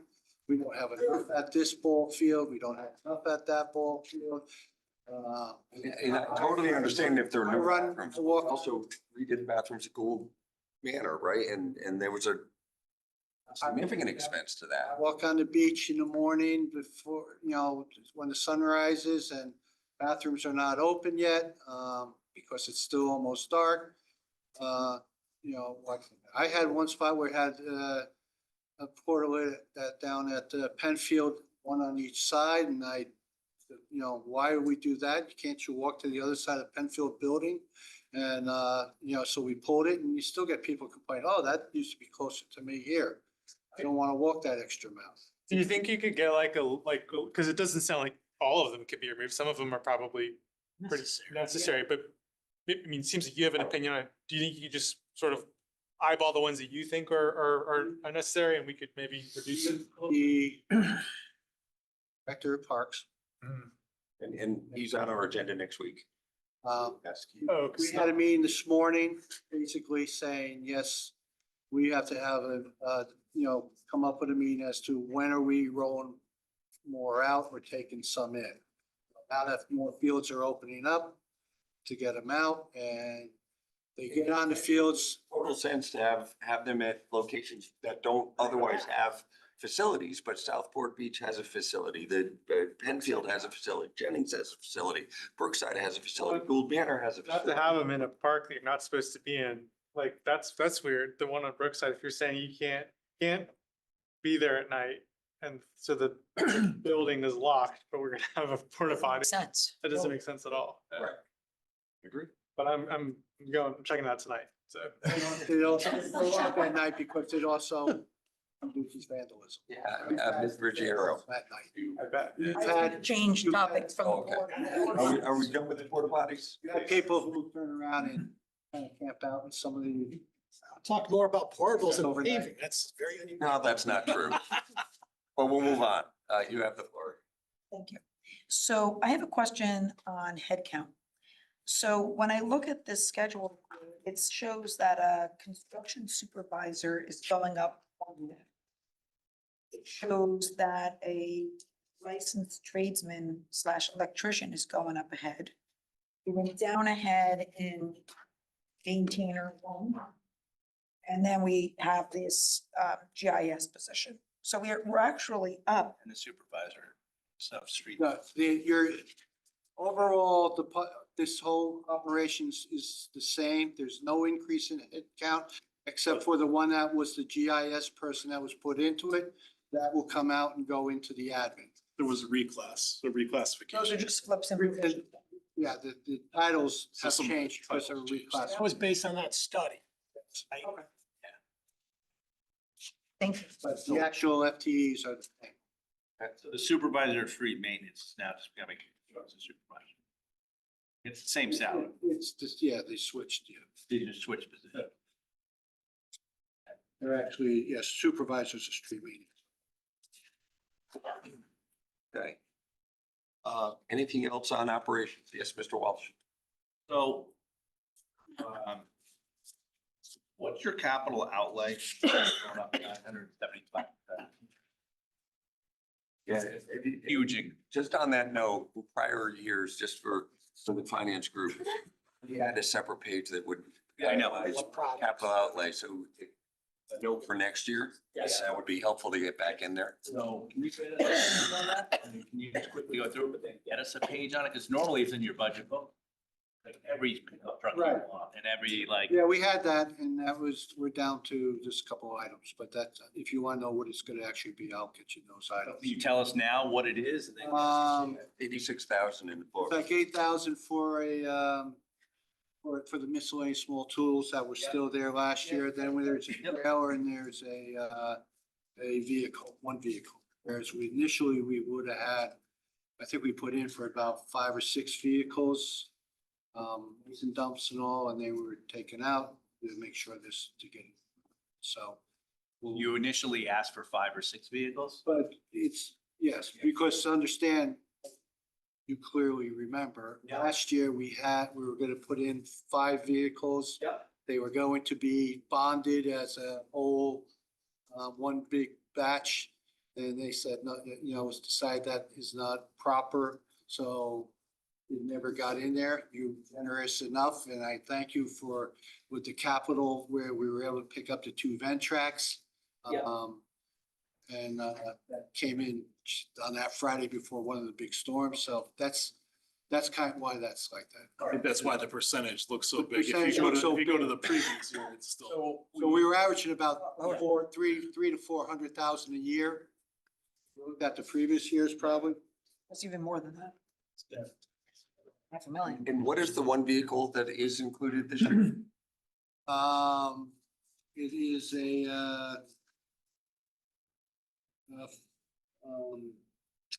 it's an SUV.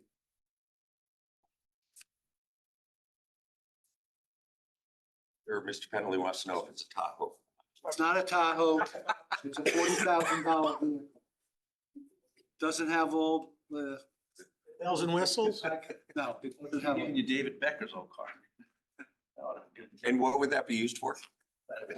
Use it. It would be used for the director. Using a vehicle that's a handy-down police banged up vehicle that our fleet mechanic does not want to have to go on the road to get this thing working at auction night when it's needed to be used. 3 years, you want to get that other car back. Got the Texas package in it. It's nice. Nobody I thought would touch that. Mr. Walsh. Maybe, when it's used. So just a couple of things. I know you had a hard year with snow, right? And I know you said you filled up with salt, filled our place up, and now we bought that conveyor belt. We haven't filled it up yet. What? We haven't filled it yet. We've used No, I it know. because we filled it up. Yeah. And we have the conveyor belt that's not this coming year, the following. Okay, so with where you see salt, are we gonna be buying salt before the season starts Yes. again? My goal- You normally say you buy it every year to fill up. Is there enough money? What I am is that going to in? make things work as Okay. best as I can. I'm about $77,000 over my salt budget. Yep, okay. I budgeted about 200,000. To date, we've used about 277.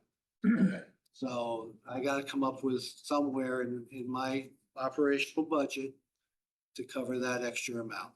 And that may be something that I don't do. Move money from another department, well, at the end. That would be even nice.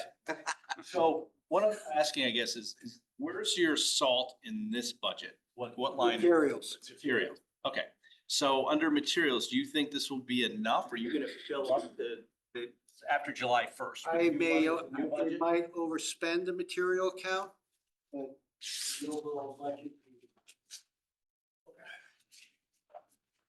Based on, you think the amount you have budgeted in here under operations for snow removal, are you basing that off of this year? Or are you basing that off of like the average for the last 5 years? Kind of an average.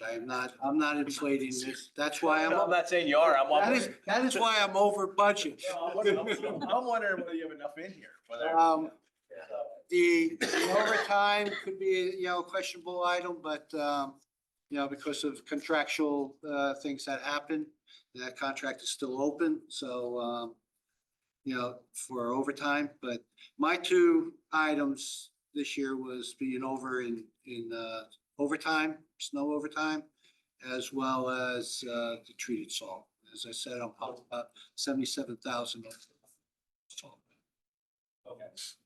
On your personnel, do you really, I'm trying to figure out how to get you the GIS guy, so, and I know you said that every line here, we don't have any extra positions that we could probably cut, but what's more valuable to you? This adding an extra tradesman electrician where you're going from 1 to 2, or the GIS person? It's the adding the tradesman is not an addition. It's been in the budget. The tradesman we have two HVAC, we have two trade licensed individuals. There's technically three. We have a licensed plumber, we have a licensed electrician, and the other individual is a licensed HVAC. So currently, that position is vacant. We have a person that we're kind of home growing. He's supposed to be able to go for his HVAC license, and we can move him up, then backfill him with a lower position. So there were always three licensed trade people, and that's staying the same. It's just with the reclassification, it may look different.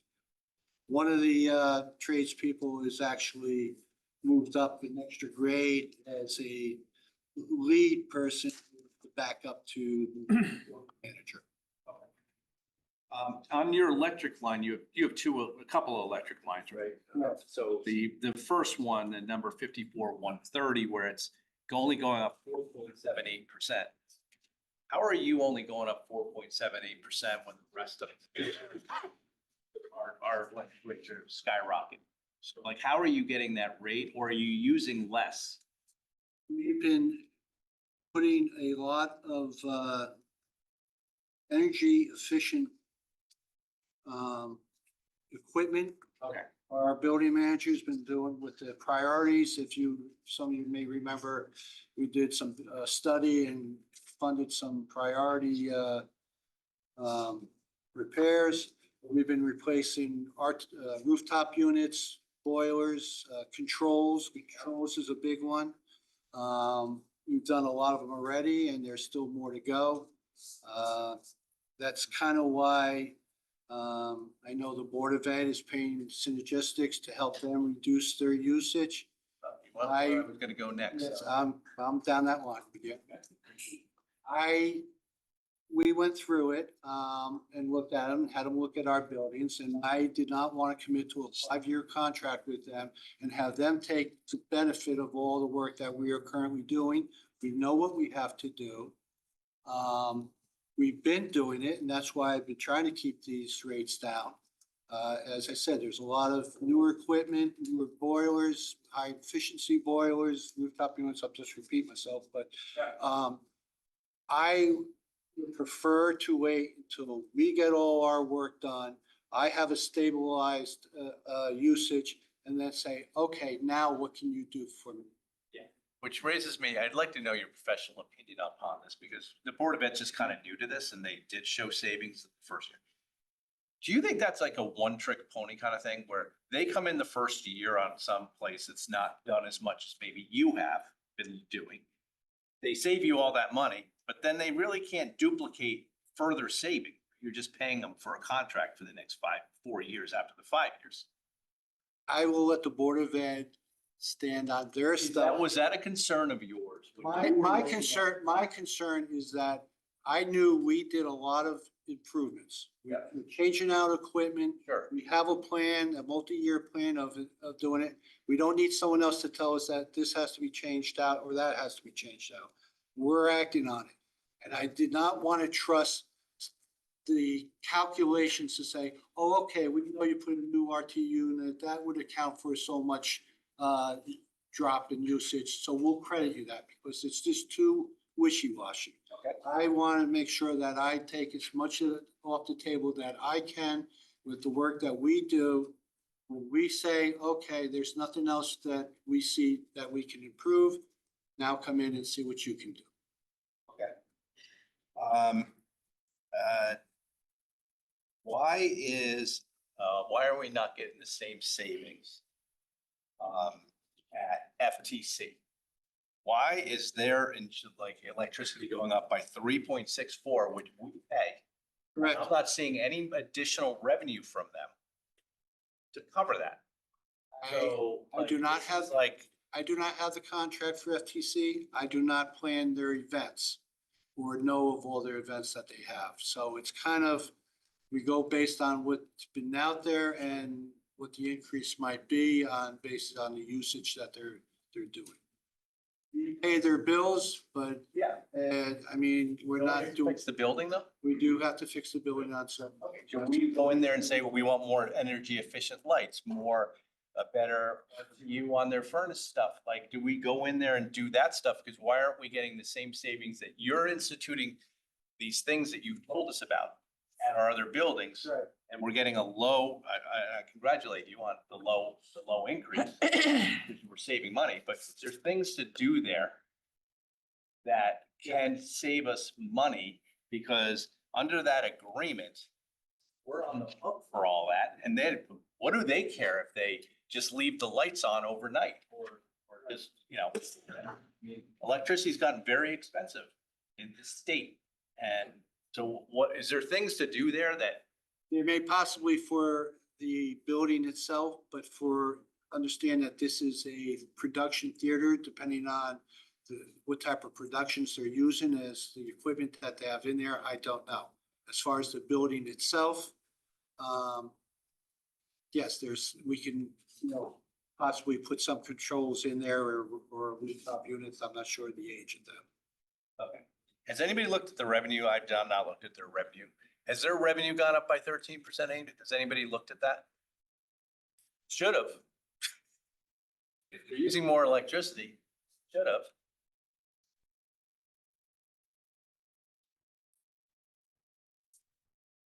I'm not gonna waste your time for that. That's not, sir, but I'll be on that.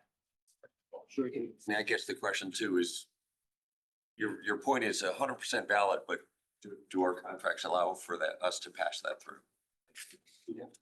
Yeah, I mean, like, to me, you know, Rick, I don't know how you look at it, but maybe that's just the cost of the electricity and do about it.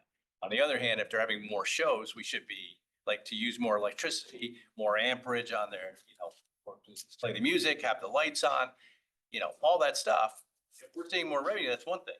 On the other hand, you're right, under the contract, we might just be paying the UI price and that went up by X, Y, Z, but you know, if that's gonna be the case, I mean, maybe the town should look at putting more energy efficient things in there over time and giving you the money to do it, like additional money. Like, no, seriously, I'm not serious about that. Like, you know, if we have a surplus, like talk about it as a group, like he needs $15,000 or $20,000 to change things out and we're gonna make that up over time. Give you the money to go in there and say, we're coming in, we're changing some things around. Yeah. I seem to recall a discussion at the Board of Ed with energy savings and stuff. Yeah. I think that might be, and I just have a question. It went up 0, but my memory's failing me right now. On your communications line, when that went up last year, by almost double, was that the communications to like stay in touch with your trucks and all that stuff like that, so you could better direct them where they go and all that stuff? The communications includes also GPS. We have All the GPS. vehicles, So I think you explained that last year. we did Okay. half of them in the beginning, then we did a bunch more at, so it's GPS, it's cell phones. And this is contracted services, your line for fees and professional services, which I'll compliment you, has not gone up either, $301,000. Like, what are the big items, like just off the top of your head? I'm not- Inspection, those, so fees and pros, inspections for, and tests your elevators, your fire systems, your boilers, backflows, alarm system, pest control, water treatment, automation. And highway, it's your traffic control, towing, weather services. Trees uses it for chemical treating and consulting. And I just want to make sure, to be asking you a question that I just happened to glance at when the Board of Selectmen was going, and there was a conversation going on. And I'm not sure whether it was this department or whether it's solid waste and recycling, but adding an additional composting area, when would that conversation come up? That's coming up tonight. That's on always. It's coming up tonight. Okay, so we'll talk about that. That's next. That's next. Great. Okay. Well, only if we're done with this department. Yeah. Good. Okay. Appreciate it. Thank All you. right, no worries. All right, so that will take us to Thanks. solid waste and recycling. Department number 6070 starts on page 62 of our budget books. Take us through that. All right, so solid waste, so the big, there's a reclass and payroll, difference there. On the revenue side. Revenue first. Revenue, sorry. So on the revenue, some of these items were best estimates of the 3-year or best estimate. Some of them were based on a 3-year average. I'm guessing the scale Ones, was based on the ticking. the key ones that are where the tip fees are being done, changes are based on 2025 tonnages that we received in bulky and in now our solid waste over the scale. That's based on residential haulers that pick up at the households, your commercial haulers that pick up their commercial accounts. And it's also people who come down with pickup trucks or contractors. And that's MSW that's going into that. So they get weighed and they get charged. These rates are based on rates that will go in effect July 1st. There's an increase. We're increasing the residential hauler from $110 to $115. commercial haulers went up to 120 to 130 in both, and the commercial 120, 130, residential 110 to 115. COD, which is your cash on deliveries, went up to 140, 160. We had kept your other items there is your facility use charges. Those are where cars will go by. They in the past we're currently paid $7. You come in there with the car, you don't go over the scale, and it's a $7 fee. That is going up to $8. The fixed income, they get a card that they can come in once a week, for 52 weeks. These are your, they have to qualify for your financial assistance programs. They were $2 going all the way back for years. We kept them $2.25 when we raised it. I'm keeping them at the $2 now. That really is not a big significant change. There's no sense of creating pain for them. That's not. The bulky is, that went up from 220 to 240. Bulky is your demolition debris, the stuff that does not burn. So we increased that fee also. So based on using tonnages from FY 25 in each of those classes with our new rates that are being approved, that's where I come up with these new rates. And income for revenue. Questions on revenue, Mr. Fenley? I have a question on revenue, and this really sort of relates to the compost bins. So for the alcohol minis, the portion of the tax revenue that we get from that, is that anywhere in the budget? It's in a separate fund. It's not in this budget. Not in the budget. Correct. But that money has to be used towards some kind of environmental. Kind of. Right. Yes. Okay, so theoretically, that money could go towards the composting bins. Theoretically, yes. Drink more, you gotta drink more nips. Drink more nips. What I'll tell you is, and I believe it came from the board here, that money, some of that money was used by the Conservation Department for a boom for picking up the trash in the Rooster River. Rooster River. That was one amount. I think another amount was being used to Cover. supplement the shed that was at the, built at our transfer station for the new recycling to keep that dry. That was a qualifying amount. And what I have not come to yet, which I probably will in the next month or two, could be used for a MadVac, which trailer and MadVac is like a golf cart with an elephant hose that comes over it, and it goes around and you can drive up and down the sidewalks or the curbs or on a field or something like that, and train stations and suck up parking lots to suck up the garbage. You suck up bottles and everything else. So that was one item on it. The other item I tend to come to you and use it for is radiation detectors at our transfer station. I know a couple of towns have it, Westport have them, Milford has them. We were looking at them for the past couple of years. There are certain people that are on medical treatments that have a radioactive signature. And what happens, a lot of your nursing homes, sometimes when you get a commercial haul, they'll come in with that. It will trigger, we'll fill up a trailer, and a trailer will be 20 tons that will go over to wind waste to get dumped. It goes through radiation detectors over there, and if it trips it, they pull that trailer out. They dump everything down, they turn around and we pay a guy to come in. It's called a hot load with a Geiger counter basically, and finds out, okay, this is the items. They take that, they generally have a very short half-life. They have to put that aside for maybe a month or 3 weeks or something.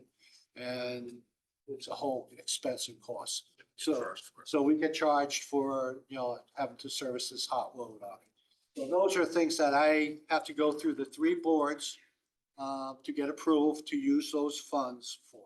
So thank you for that. So what's roughly the amount in that fund? It's funded twice a year and I'm trying to remember, it's either 18,000 funding of 32. It's about 16,000 twice a year, with about 32,000, as you said, there's about 130,000 in there, but I don't know if it's. Well, it's less than that. I mean, in terms of what's available now, it's less than 50,000. Less than 50,000, but you're anticipating another 32. Yes, twice a year. That's if it continues. Understand there's legislation up there in Hartford. I think they may be addressing it this round in the short session. There's talk of it making it a 10-cent item like everything else, which then would do away for redeemable. Another item of legislation up there is to actually do away with NIPS in this state, which would do away. So the future of that income is very questionable. For the items that you mentioned, are they gonna be, would you be able to buy them with $50,000 or the $80,000? About $76,000 for the MADVAC and trailer. I haven't fully vetted out the radiation detectors, which I want to go and check out Westport's and see how that costs.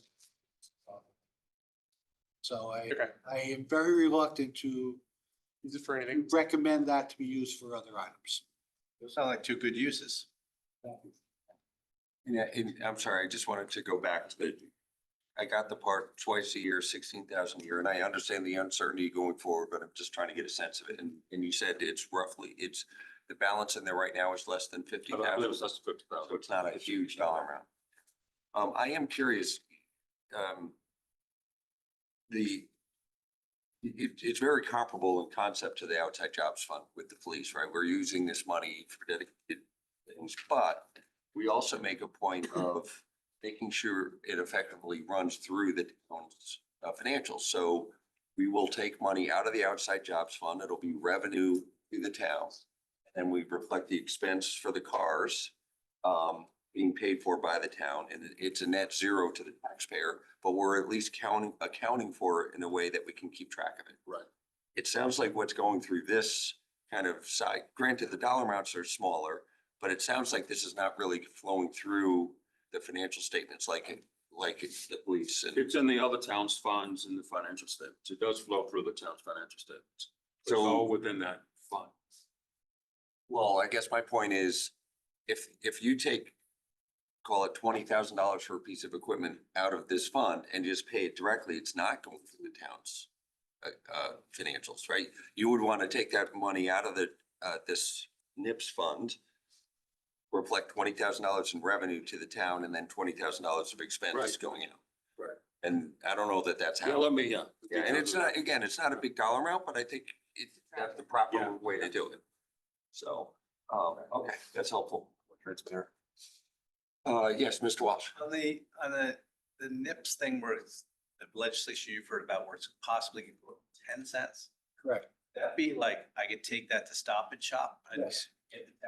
Right now for the bottle bill right now, where soda cans, beer cans, whatever else are worth 10 cents. It used to be 5 cents. Yeah. In fact, actually, they had the special legislation because they said the state is bleeding because some people from out of state are bringing their It is. stuff and bringing their nickel, what they paid for a nickel instead of the dime and collecting a dime on it from Connecticut. So one item was to say, okay, well, who nips in the redeemable set? Then we wouldn't get anything, right? That's what I'm saying. It's zero. That we would not get anything. We get zero. That's what I'm saying. The future of this fund is questionable. Either they won't allow it to be sold in Connecticut, Or which does away with it, or they're gonna say, hey, keep selling it, but now it's a 10 cents redeemable item, so the town doesn't get anything. globally, can you tell me, when I see these numbers and I see changes in them, I mean, John, I think you've had to do it, but he has done it. Recycling. You saw all the ins and outs, and I knew you probably did as well, but he used to speak about it. About whether we're making money with things on recycling. And it changed over time. So it used to be like, okay, all these things I recycle with 1 and 2s on them. they're basically, we're not making any money. The Chinese won't take it anymore. We're losing money. We're losing money. But then he said, okay, now we're starting to make money on ones again, like a little bit. So, When he says one, there's a, so there's single stream. yes. And in single stream, some items are positive where they actually are, have a value. Metal. Metal, no, glass is a, Okay. but your cardboard, old cardboard, your good paper, not all this, Yeah. colored paper, stuff like Yeah. that. Your ones and twos, those are positive incomes. Sure. Your negatives then are your glass, your, or your contamination of what, wet stuff. Your fives, you know. The other, plastic. so those are expenses. And what happens is your vendor where they take it, which ours goes up to, was Oak Ridge, it's now, Interstate Systems up in Shelton. Sure. They have their set flat floor fee, Yeah. which is their operating cost. Yeah. And then you offset the negative items with the positive items, and they say, okay, there's a certain ACR value of the average credit rate or something as to what that's worth. And that will either add to that, their floor, or reduce it. So right now, you know, we're up almost $90. This thing changes every quarter, so it's not a flat fee. Getting work better. Right now it's getting worse. Okay. It was worse before. It was over $100 a couple of years ago. Sure. It started coming down. Now it's back up again. And the stuff that's not good, right? Stuff We that's pay to come back to where we get the burn plan. about 50% of this is considered contaminated or. Gas goes up. We blow gas going up there to Shelton area or someplace up there. Yeah. Then we pay for it to come back down to Bridgeport, half of it Correct. to get burnt. Correct. Okay, and we pay for that too? That's part of that fee of. Oh, it's, they pay that fee. They pay that fee that's in that to come up with the tip fee of, All right. So it's gotten worse since last year a little bit. it's gone up since last year. It's costing us more money. However, on the good side, Good, I can't wait. I Love good news, Jeff. have reduced the amount of recycling that I calculate that cost a couple hundred tons because I've been seeing our recycling tonnage drop a little bit as we are being more proactive, working with which Frank mentioned, working with our haulers to clean our stream so that you don't have as much contamination from our town. However, we are one of 13 towns, so it's, Oh, so do the haulers push down onto their clients then? they are, I think I've heard people complaining that their haulers are sending them letters saying, yes. you know, we're just gonna leave that stuff to the side. If you're not properly putting stuff They have been, in your recycling bin, we're just gonna drop it on your lawn. they've been very cooperative, and it's helped us. Because what happens is if I send a load over to, up to Shelton and it's more than 10% contaminated, I'm now paying $125 for that whole 20. Okay. When I heard that, I'm like, why is that all of a sudden changing? They must be getting more of a fee, or obviously you've been working with them, so. Thank you. Yes, Mr. Stark. Just to refine the question a little further, in the plastics, the PET and the PVC, even if they're clean, like not contaminated, is that all still basically getting incinerated? As far as you know? The ones and twos are your better, more valuable. The other ones, they are minimal. We get costs as to, for different. Ones and twos are plastics, Twos are plastic. so some of it doesn't get incinerated. So some of it, there's not much of a value in it, but they'll be in there, but it may not actually deter from the cost. But your ones and twos are your, Right. Well, I'm not really asking about profit.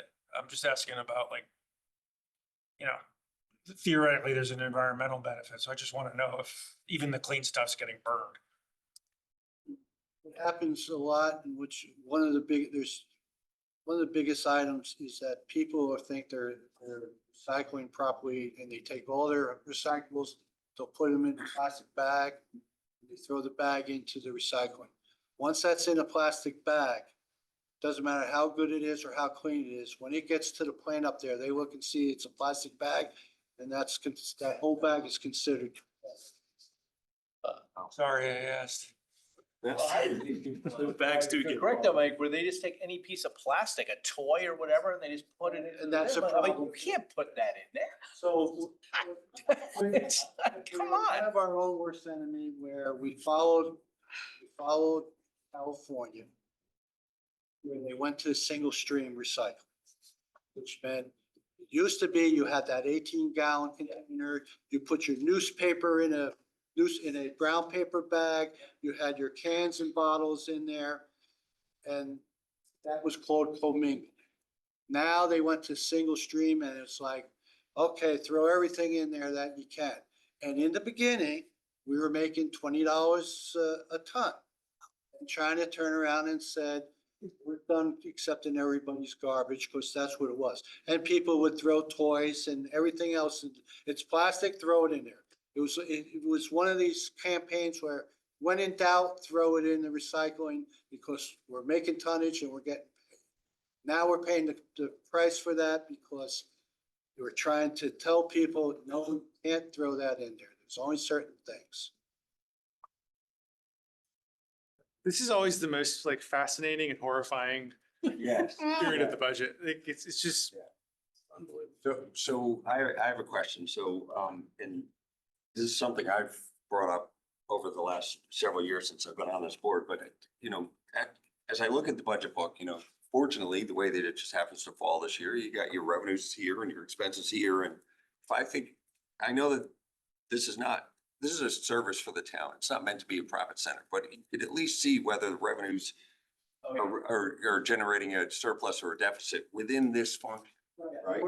We are subsidizing And that's to about 2 million. It's understandable. This is a service, like I said, not every department in the town has to be a profit center, and that's not what I'm suggesting, but I do think it's something that we should be mindful about how much of a deficit this should be and try and manage to that. So if I just look at going back in these columns that we have, the numbers, in fiscal year 23, we had about a $1.2 million deficit. Next year in 24, $1.4 million deficit. Then we were at a $1.1 million deficit in 25. Something went on in 26. Last year, we had a $2.6 million deficit. But now this year it's come back down. It looks like it's about a $1.6 million. That's because so the town had not raised the rates for probably. And I think I brought that up last year. I said, like, it seems like revenues and expenses are getting out of whack. Are you gonna revisit rates? And it sounds like. FY 25, I see this gap, and I agree. So that's why, we did an increase in our fees, transfer station. So I guess, And then it was something that I said, I don't think it needs to be done every year, but it should be done every other year. I do think it will, move our break in there, but it should be kept up every 2 years. We should be adjusting our fees. yeah, and I think a good target for that is to give some thought to where do you want to be in terms of deficit? Is it 1.3 million? Is it 1.35, 14? Is it like, give some thought to the net number? And I agree with you. If you hit with increases every year, that would just kind of spiral out of control. Okay, just a point out. Anything else in solid waste and recycling? The permit fee, the actual permit fee like, you get from Parks and Rec, you get some of that money or no? Is that? These are permit fees where the haulers get licensed and their trucks, but also $5 fee for people who come in that are residents, or somebody who's out of town, they're cleaning out their mother's house. They're gonna be there for, the weekend, cleaning it out or something like that. And it's The pickup truck or rent something? the truck, and it's a $5 fee for 5 days that you can come in. Now, what happens a lot? Parks stickers come out in January for that year. We tell people, you gotta get your sticker, you gotta get your sticker. We give them a grace period to the end of January, telling them every time they come in, and come February 1, we said, we're sorry, but now it's a $5 fee. And someone will, or you could go to Parks and get your sticker right away. And they're gonna say, no, I'm not gonna do that. Give me a $5 fee. So February, we get a bunch of them. Then they slowly get around to getting their permits. Okay. It's going down 16%. Is that because, I mean, but 26 was a huge year, went up by 39. It's like, seems to bounce around a little bit. How it, Is that kind of based on? there might have been more haulers, Yeah. trucks or something to that effect too. So you kind of basing that number based on last year's revenue? That was one of the 3-year out. 3-year average, okay, perfect, great, thanks. Last question. One of the audits and controls that was put in place, audits conducted, controls put in place, and a change in procedure was done where you're no longer accepting cash. Correct. How has that gone with the residents? Have they accepted it? I'm sure there was a little pain in the transition, but is it generally? Point? Had a few that balked in the beginning, but come around. They assimilate. And is it credit card? Is it a swipe? It's credit card, Venmo, or whatever they use. Debit card. It's credit card, check. We still take checks. Very few, most of it's all credit card. Thank you. All right, well, I think that moves us on to engineering next. So Well, I see. We can talk about. Too expensive. Oh, I'm totally sorry. All right, let's. So on the expenses, as I start out payroll, that was a reclass. Fees and pro, that's based on a 4%. Now we have a contractual amendment with wind waste where it goes up minimum of 4%, maximum of 6%.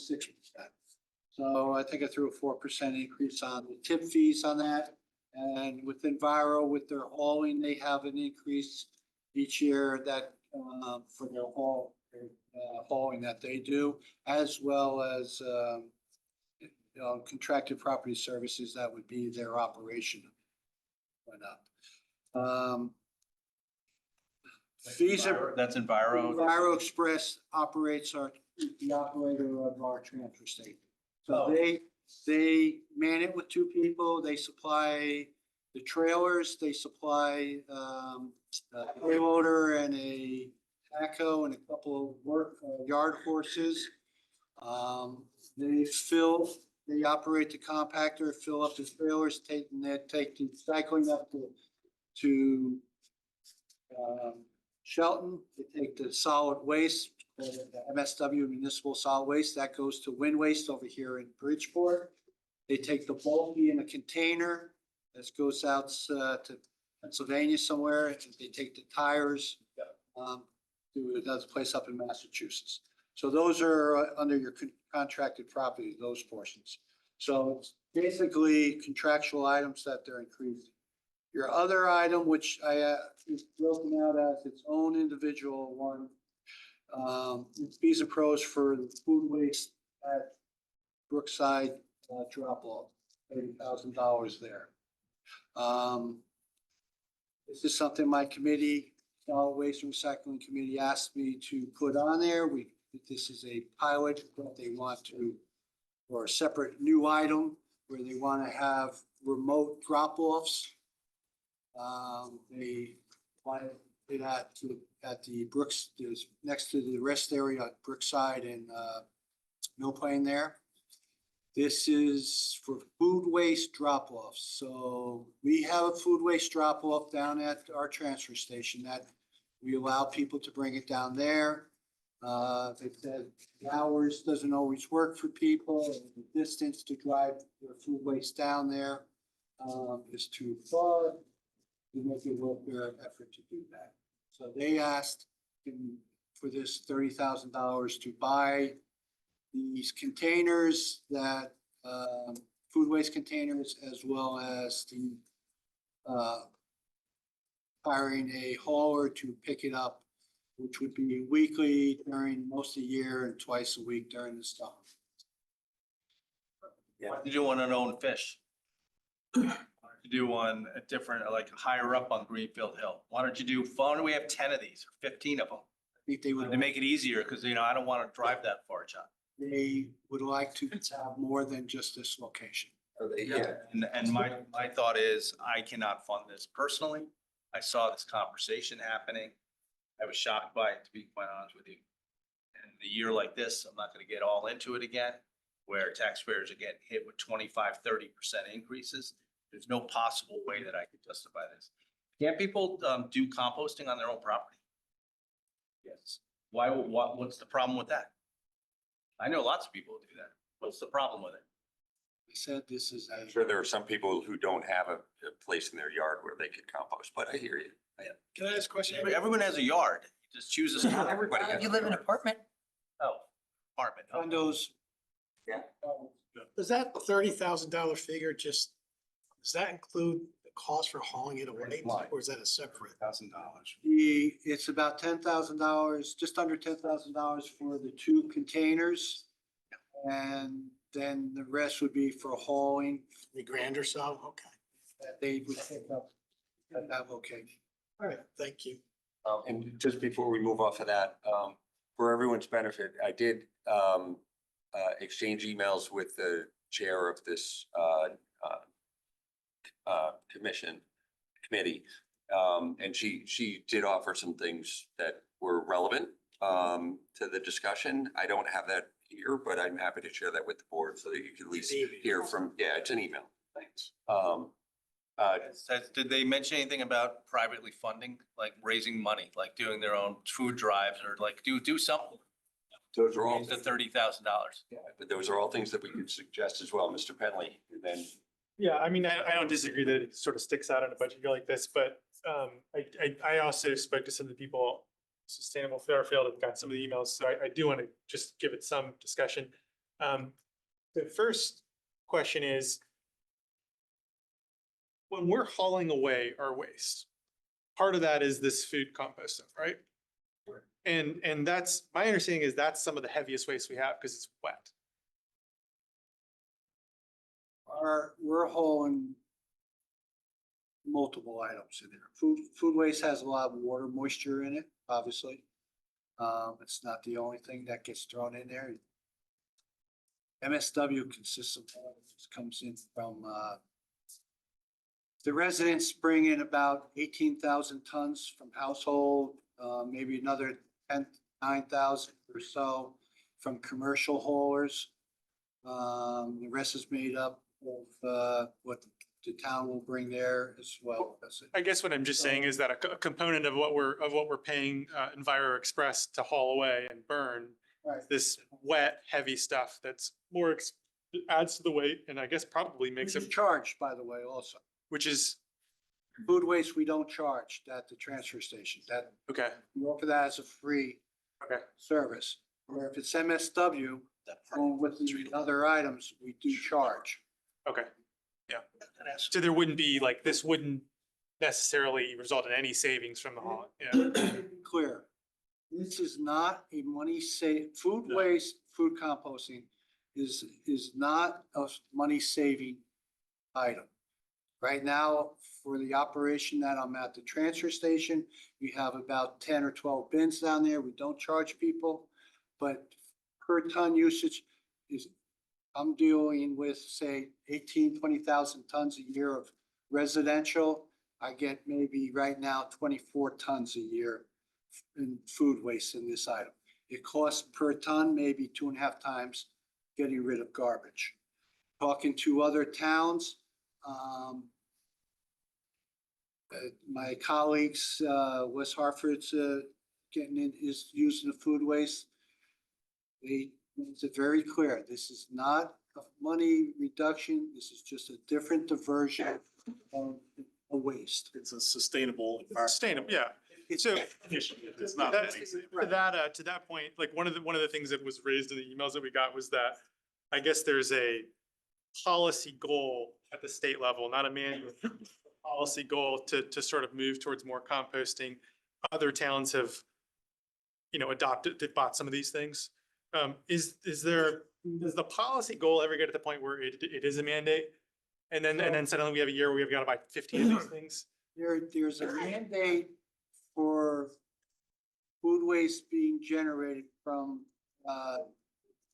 institutions that generate a certain amount of tonnage of it that are within a certain distance of a receptacle area to treat it. Up in,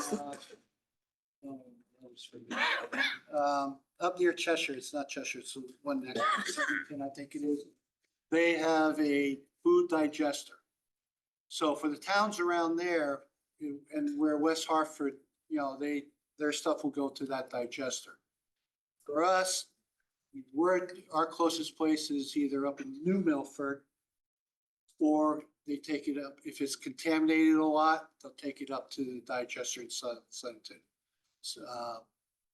It's carbon footprint wise, nothing down here currently is a receptor of the food waste to make it carbon footprint worthwhile. So we'd have to have like our own composter basically here to make it. Going to go into a commercial type of business. I know Bridgeport, they've been looking at some, a couple of groups there to do some. It's a different diversion process. It's sustainable. It does not reduce our costs. And before we move on this topic, I do want to open it up to the public. I think there were some folks who might have some comments on this. But were there any other questions from the board before I open it up to the public? And we can come back with questions after. John, do people put other things in there other than what's supposed to be in there? Because that's the part caught my ear. Can you explain that? So What kind of things do they put in there? we'll have diapers sometimes thrown in there. We'll have, someone will buy a pound of chopped meat and they leave it in the refrigerator too long, it starts to turn brown, and they'll just take the whole package and throw it in. It's just the meat should go in there, not the plastic or the containers or things like that. Person at the transfer station will sometimes go through there and pull out what they can reasonably. When, after your Thanksgiving, there's like ton of, here's a whole tray or, packages of bread, buns or something that they didn't want it, so they just throw the whole thing in. It's with the packaging. So that's why I'm saying where some of that stuff, it's not gonna go to New Milford because they kind of lay it out and compost on the ground, whereas the digester up in Southington has some type of screening. All right, well, is there someone in the public that would like to come up and speak? Yep, come on up. If you could just for the record, state your name and address. And I'm Tim Besler. I'm the chair of the Solid Waste and Recycling Commission. And I've, myself and other members of my committee have done a lot of research on these remote containers. I guess the first thing I want to confirm what you mentioned, that it's a state DEP goal to increase the amount of food waste separation, because food waste takes up 20 to 30% of MSW. And as I said before, it's wet, it doesn't burn, has a lot of weight to it. And so it is a state priority. It's actually now here in Fairfield, I'm sorry, 178 Glengarry. Here in Fairfield, we are already separating all the food waste in all the public schools in Fairfield. That is being hauled to I believe the Southington digester. We have food waste separation at the transfer station. As John mentioned, that's been going on for a couple of years now. And that is being hauled either to New Milford for composting or up to Southington for digestion. One of the things I've done and other members of my committee, I've gone up personally to West Hartford, to Newtown, to Manchester to physically see the particular container. It's a secure steel container. It's secure against animals. It's closed all the time. The only time it's open is when to use this container, you have to apply for an app on your phone and fill out a form, identify yourself. You go up to the container and you have 1 minute to deposit your food waste. And there's a foot pedal that opens it, put your food waste in, it automatically closes, and then it's again sealed. So concerns about animals or concerns about smell is not something that I've experienced other people telling me about. In terms of contamination, it was always possible someone's going to choose to contaminate this or not do the right thing. But we found that most people that want to separate waste have a reason for doing so. They want to do the right environmental thing. And I know there's a lot of demand in town here for being able to take their food waste, as you mentioned, rather than going all the way down to the transfer station, which is about a 6-mile drive for me, having it at a more central location, which it would make it, we believe there'll be a lot more people that would participate in this.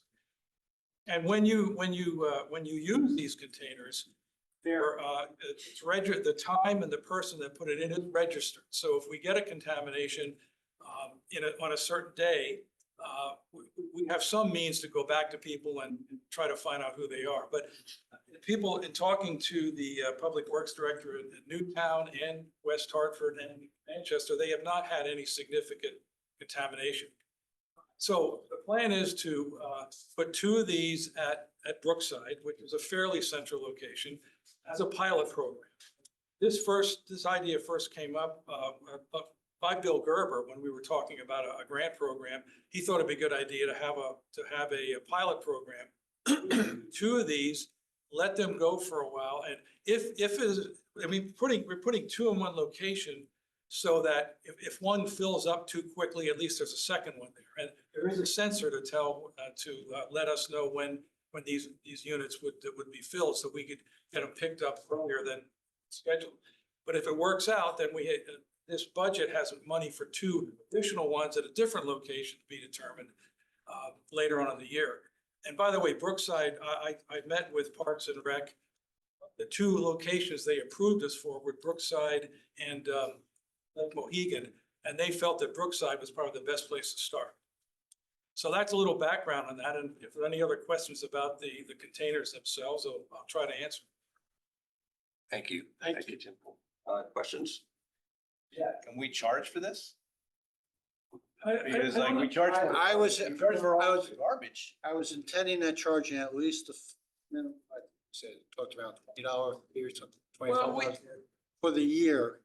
Because you have to have, this way, the value that they have to be part of. And there's a whole process to get everybody logged in with the code and everything else to track. So there's going to be a nominal fee for it. Not a per usage fee, it would just be an annual thing, like a beach sticker type thing. Well, we've been, in our meetings, we've been talking about, we don't know the mechanism for that is not sure. The company that manufactures these, that supplies containers, does not have a mechanism for charging people. So the town would have to really think that over. But right now, again, you can, if you have a beach sticker, beach and transfer station sticker, which you do pay for, you can take your food waste free down to the transfer station, as well as glass bottles. I separate my glass bottles and take them down once a week along with food waste. So to now charge for someone at a more convenient location.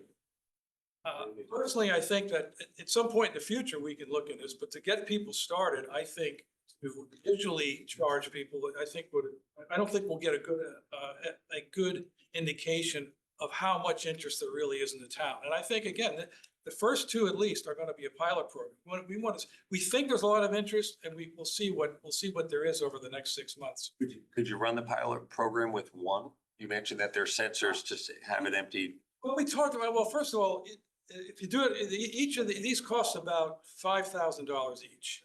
Wait a minute, get that right? Yeah. 5,000 each. For just under 10. So, but if we only have 1, you're still gonna be paying for a hauler. So the idea is to have 2 at one location. So that if, especially in the beginning, as people understand this and start coming in, the one fills up really quickly. At least we have a second as a backup before we can arrange to have it hauled away. I know West Hartford put one at their town hall, and the first weekend it was overwhelmed, and they added a second one there. And I think in a town, and they're they're about the same size as we are. So we just feel that it's a good idea to have two. I'll say this too, if for one, if these don't work out, there's nothing to say we can't sell this to another town, because right now, every town I've talked to is looking at getting more than they have. So I don't think, it's like, if no one uses these, it's gonna be a waste of money. We'll be able to. And to Mr. Walsh's point from before, you're talking about this as a pilot program, or have you talked about whether there would be 12 or 15 locations around town? Like, once you get past the pilot program, what are you envisioning would be, like, what's the full deployment look like? Well, as a matter of fact, when we were applying we were considering applying for a grant earlier last year, we were looking at 10 of these total.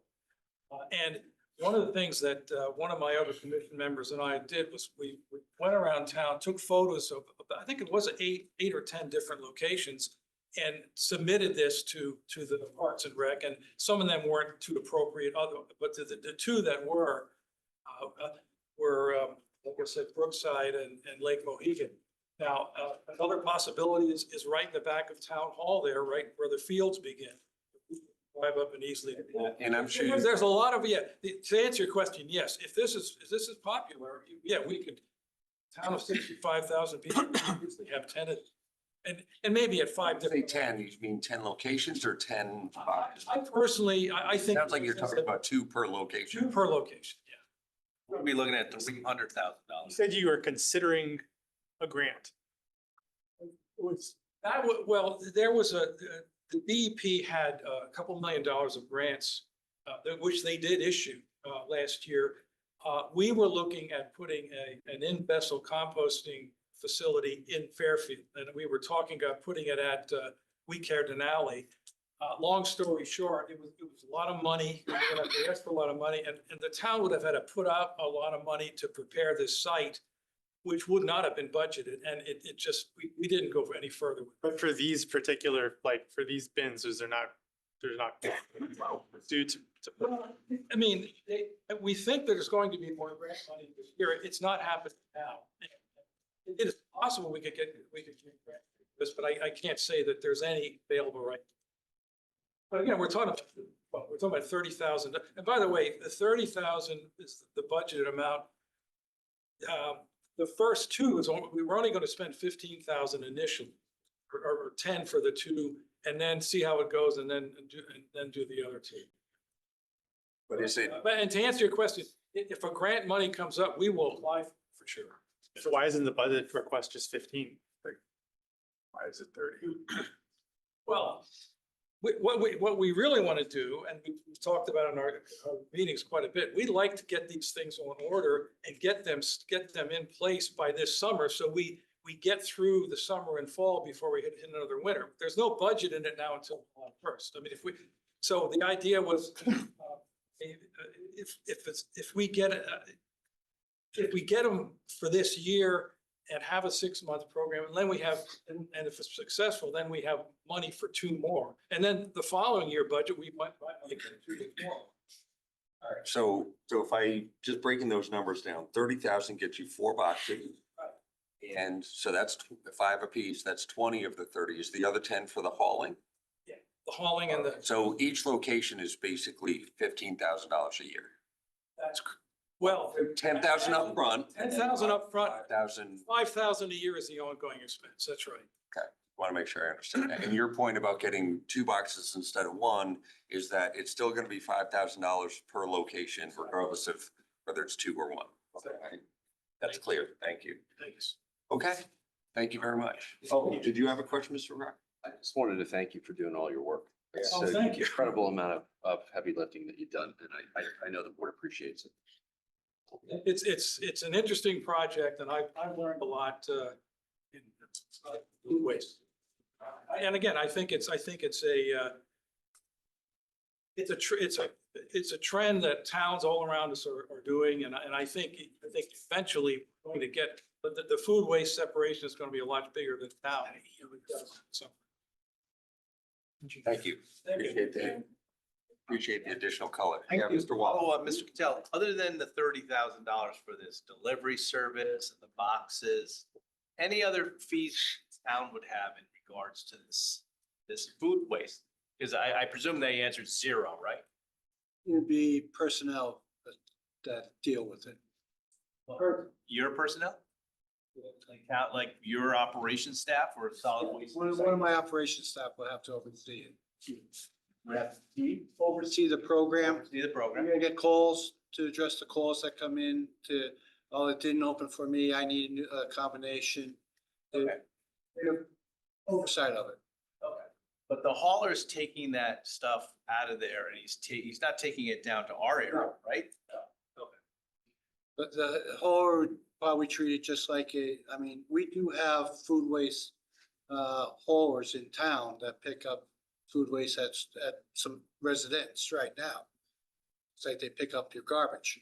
Right. So this would be just one of their stops Stops, yeah. that they would put in. What do they do with it?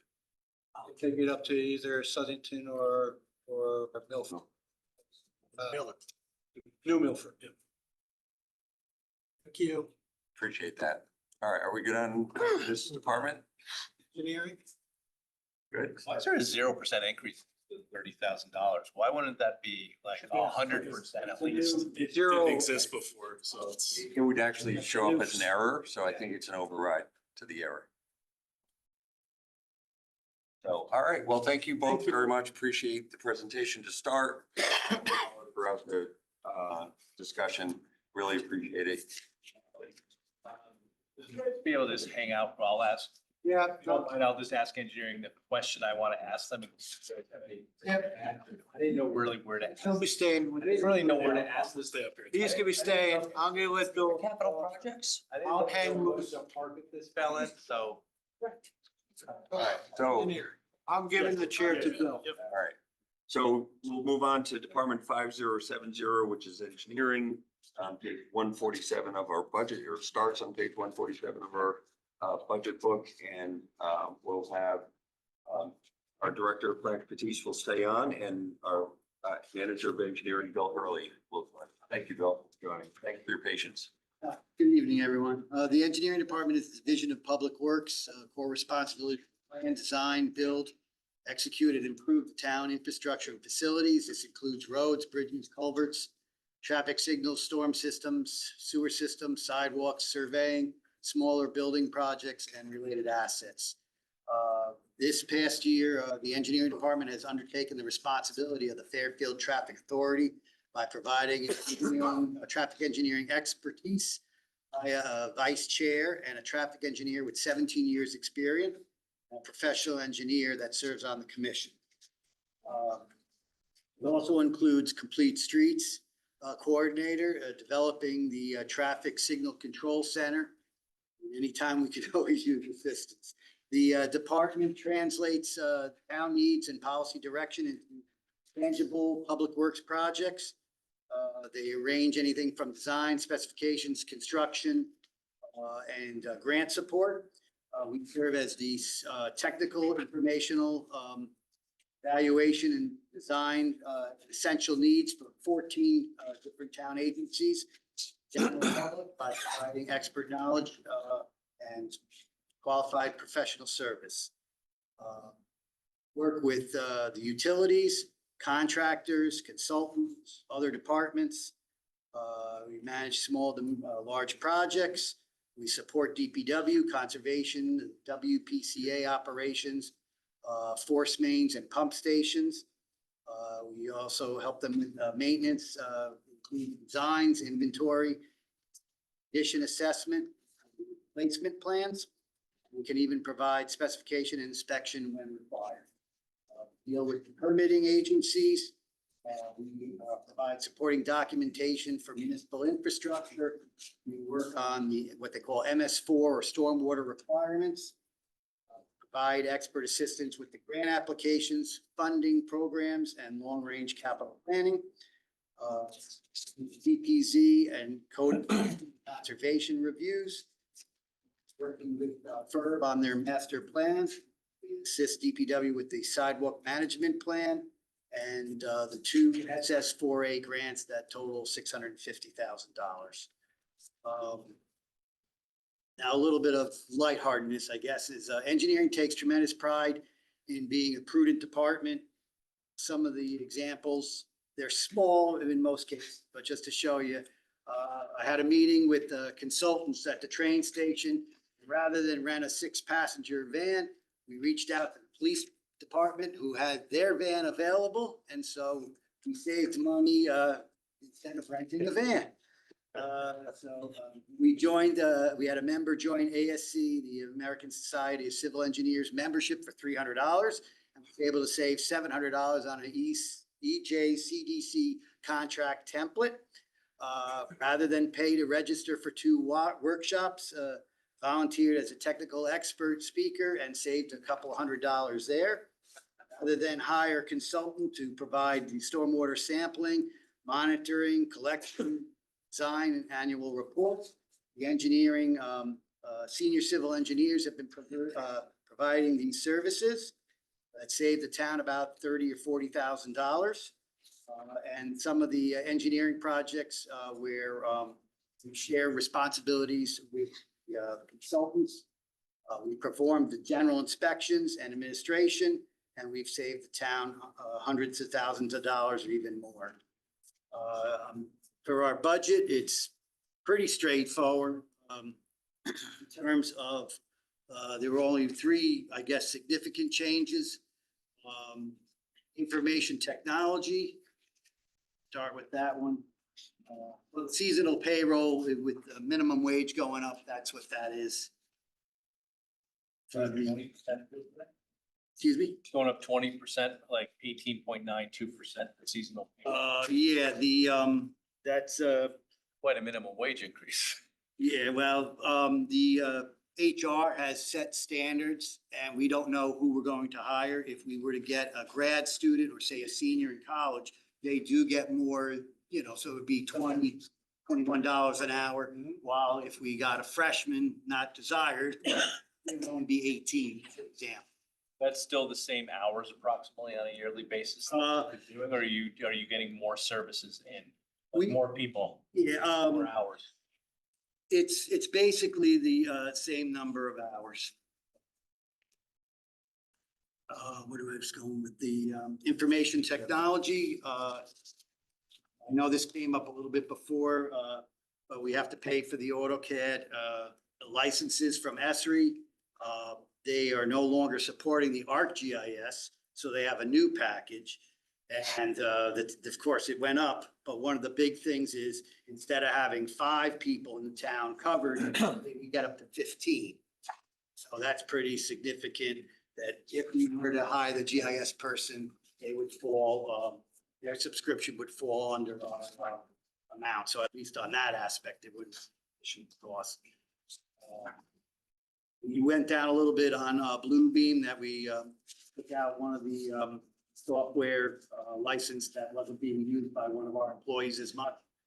The Laserfish was a slight increase. The AutoCAD annual subscription went up about 10%. Verizon and Apple have stayed the same.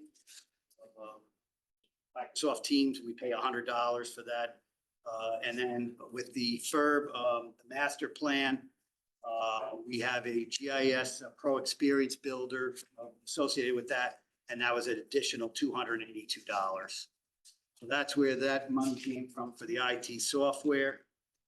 Communications was a slight increase. The biggest one there is for some of our tablets. We have one of our inspectors go out with a tablet and they are able to capture video on that. We do that sometimes where we're going to pave a road. DPW is going to pave the road. We do before and after. Let people don't say, oh, you're in my driveway because the truck turned around and then, no, you had 8 cracks before, you know, sorry. stuff like that. And for signal tablets. Signal tablets for the command center.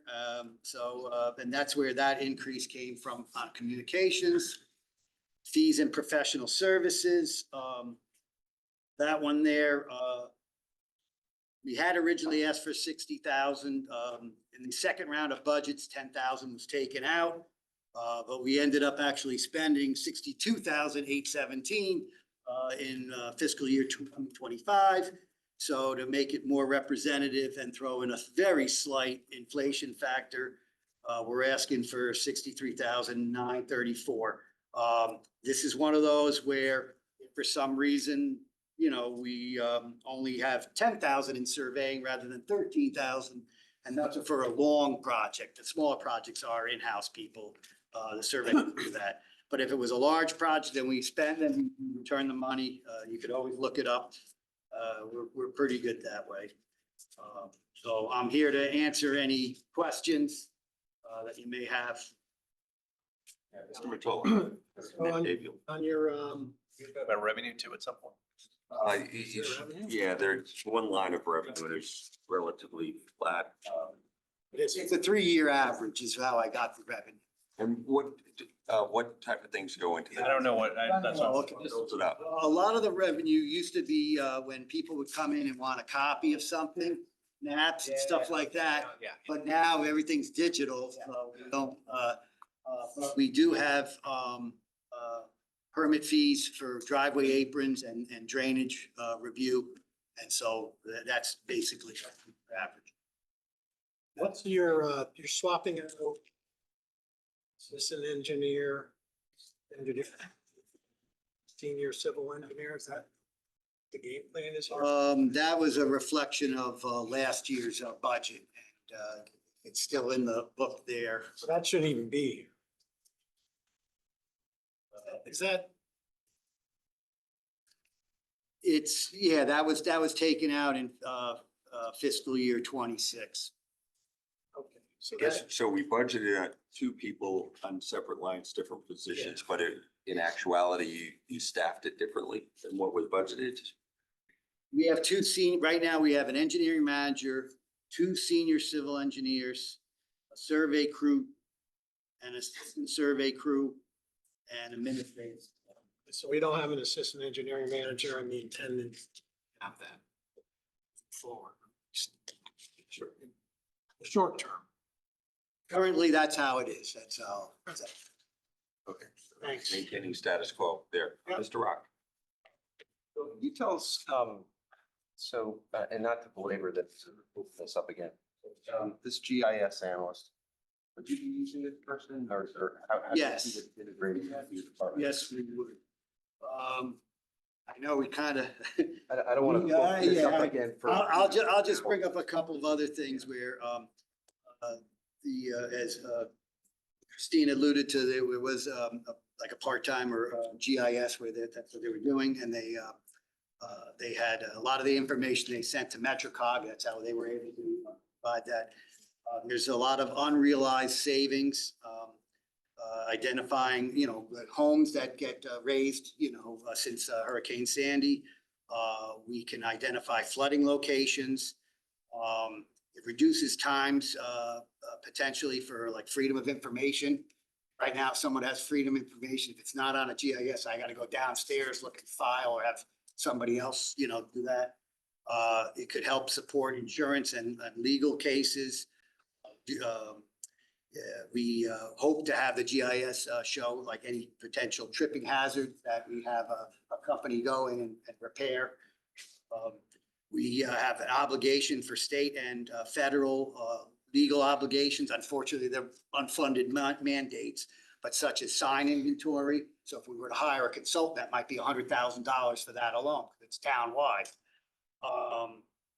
We have to identify stormwater outfalls, culverts. As I mentioned before, we were doing the videos. We can potentially link them to a GIS system where that person would be able to upload the videos and put on any inspections, ADA ramp locations. As I said, these are some of the things that some of the agencies are starting to have the municipalities require. Somebody mentioned potholes, I think Jim mentioned tracking utility work and trench repairs. That's something that a GIS person could do. You know, I would probably say, and this is just pulling it out of, you know, my pocket, we'll say that. I mean, realistically, you're probably looking at maybe what, maybe 50% would be DPW and engineering, but TP&Z would use it 10-20%. Sewer department, as I mentioned before, their thing with MetroCog ends, so they would use it. And then conservation, I know would probably have a use for it. Fire and police, as you mentioned before, so there is enough departments that would use it, and it is one of those things where it's going to be hard to realize, you know, the savings, because as I said, some of these things, you can't really quantify. So if it helps a little bit, I just thought of it even now, because we were considering I'd even be able to, not that we have so much money, but when we talk about the revenue, we have not raised our rates in probably 5 or 6 years. So certainly I could look at that, which might get another 5 or 10,000 for that position if that was necessary. So, Raise it by 100 grand? well, we have, nobody would be doing their driveways. Grand. I have a follow-up question. I'm just, you know, just again, trying to be a team player here. I hear you. Inspiring. Yeah, so it sounds like you'd actually get a lot of use out of this position, and I've sort of seen that your department has been a little stressed, like understaffed. I think what I've seen from the meetings for the selectmen also is that you ideally would like to have more people, right? So you don't have to take my word for it. Just tell me, do you think that you guys would be better off with more staff, like with that assistant engineering manager position? Always use staff, but I also heard there's a. No, absolutely. But my point is, it sounds like you know, there are places where the administration has been, you know, restrained in staffing, but it's, you know, to make room maybe for this, which would be useful to you and other departments. That was more of just a speech, I guess, than a question. I can repeat, definitely other departments could use more. Engineering absolutely could use another Yeah. staff person, but cognizant of adding FTE. You know, the planning department asked for another staff person, fire asked for more, HR asked, and we just didn't move forward. This one, the one FTE, just everybody seems like would benefit from this position, which is why we're moving it forward. Yeah. And I'll let, you know, Frank and his team finish presenting just in terms of workflow within the department. Now the capital projects is moving under DPW this year. I've also noticed that the safe street stuff is falling a lot on your department, and I think you're doing a really good job on that, by the way. But it does seem like basically engineering has gotten like a bigger portfolio of work with less staff to do it. Yeah. That's my read. That's probably an accurate statement. And I think that's been recognized in many town meetings and discussions. So appreciate your efforts for sure. Anybody has any money in the backyard, let me know. Mr. Walsh. And this is kind of a rhetorical question, but you don't have a position you can cut, right, to give you the GIS person? I can emphatically say. I wouldn't. Absolutely not. I would not do that. You think, That's terrible. think we spend $30,000 towards a GIS person or towards some of the food waste that you just heard about? Well, for my department, I know, but for DPW, it's a different story. Cause that's not my, even though we're related, that's separate. I saw your list and you reviewed it on your description of your department and things that you do. And one of the things, and that's why I didn't know, I asked it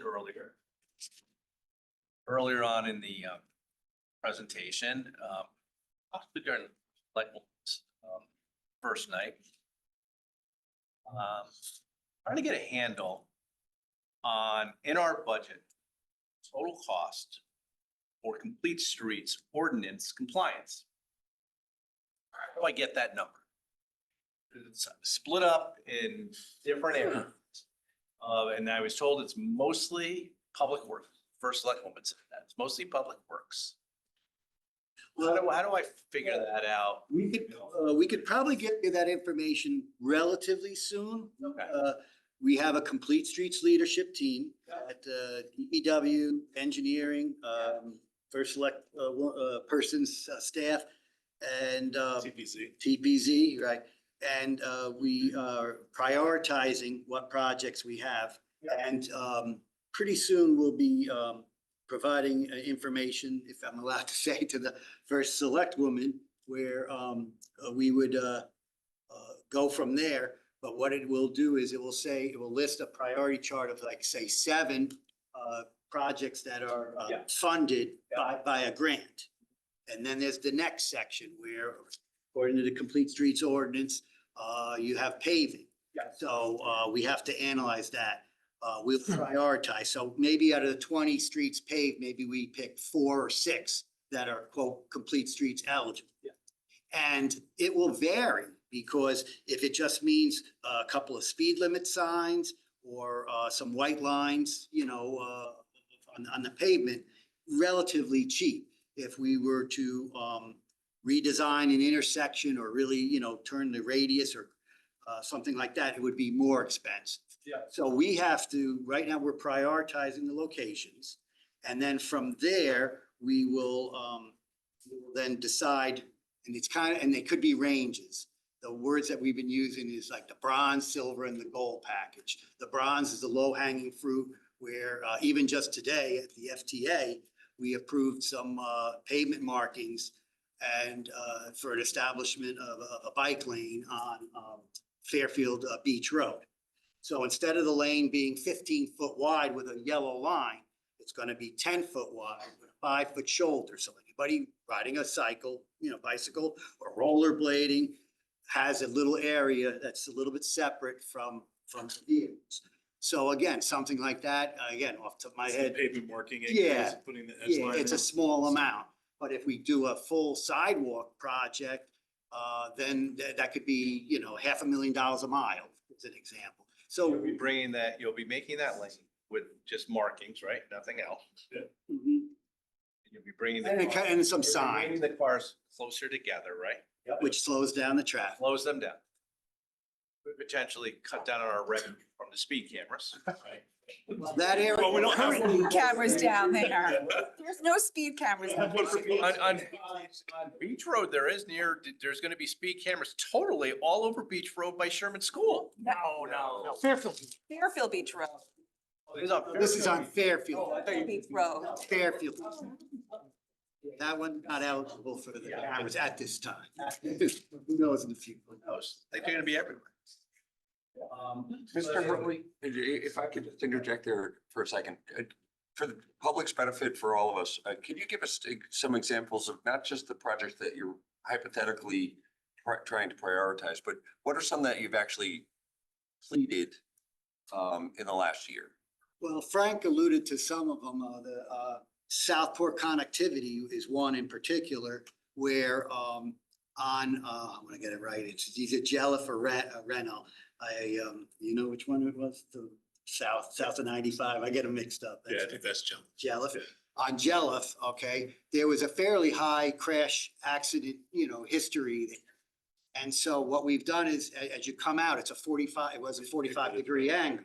So now we did where we now force the cars to slow down and do more like almost not quite perpendicular, but close to that.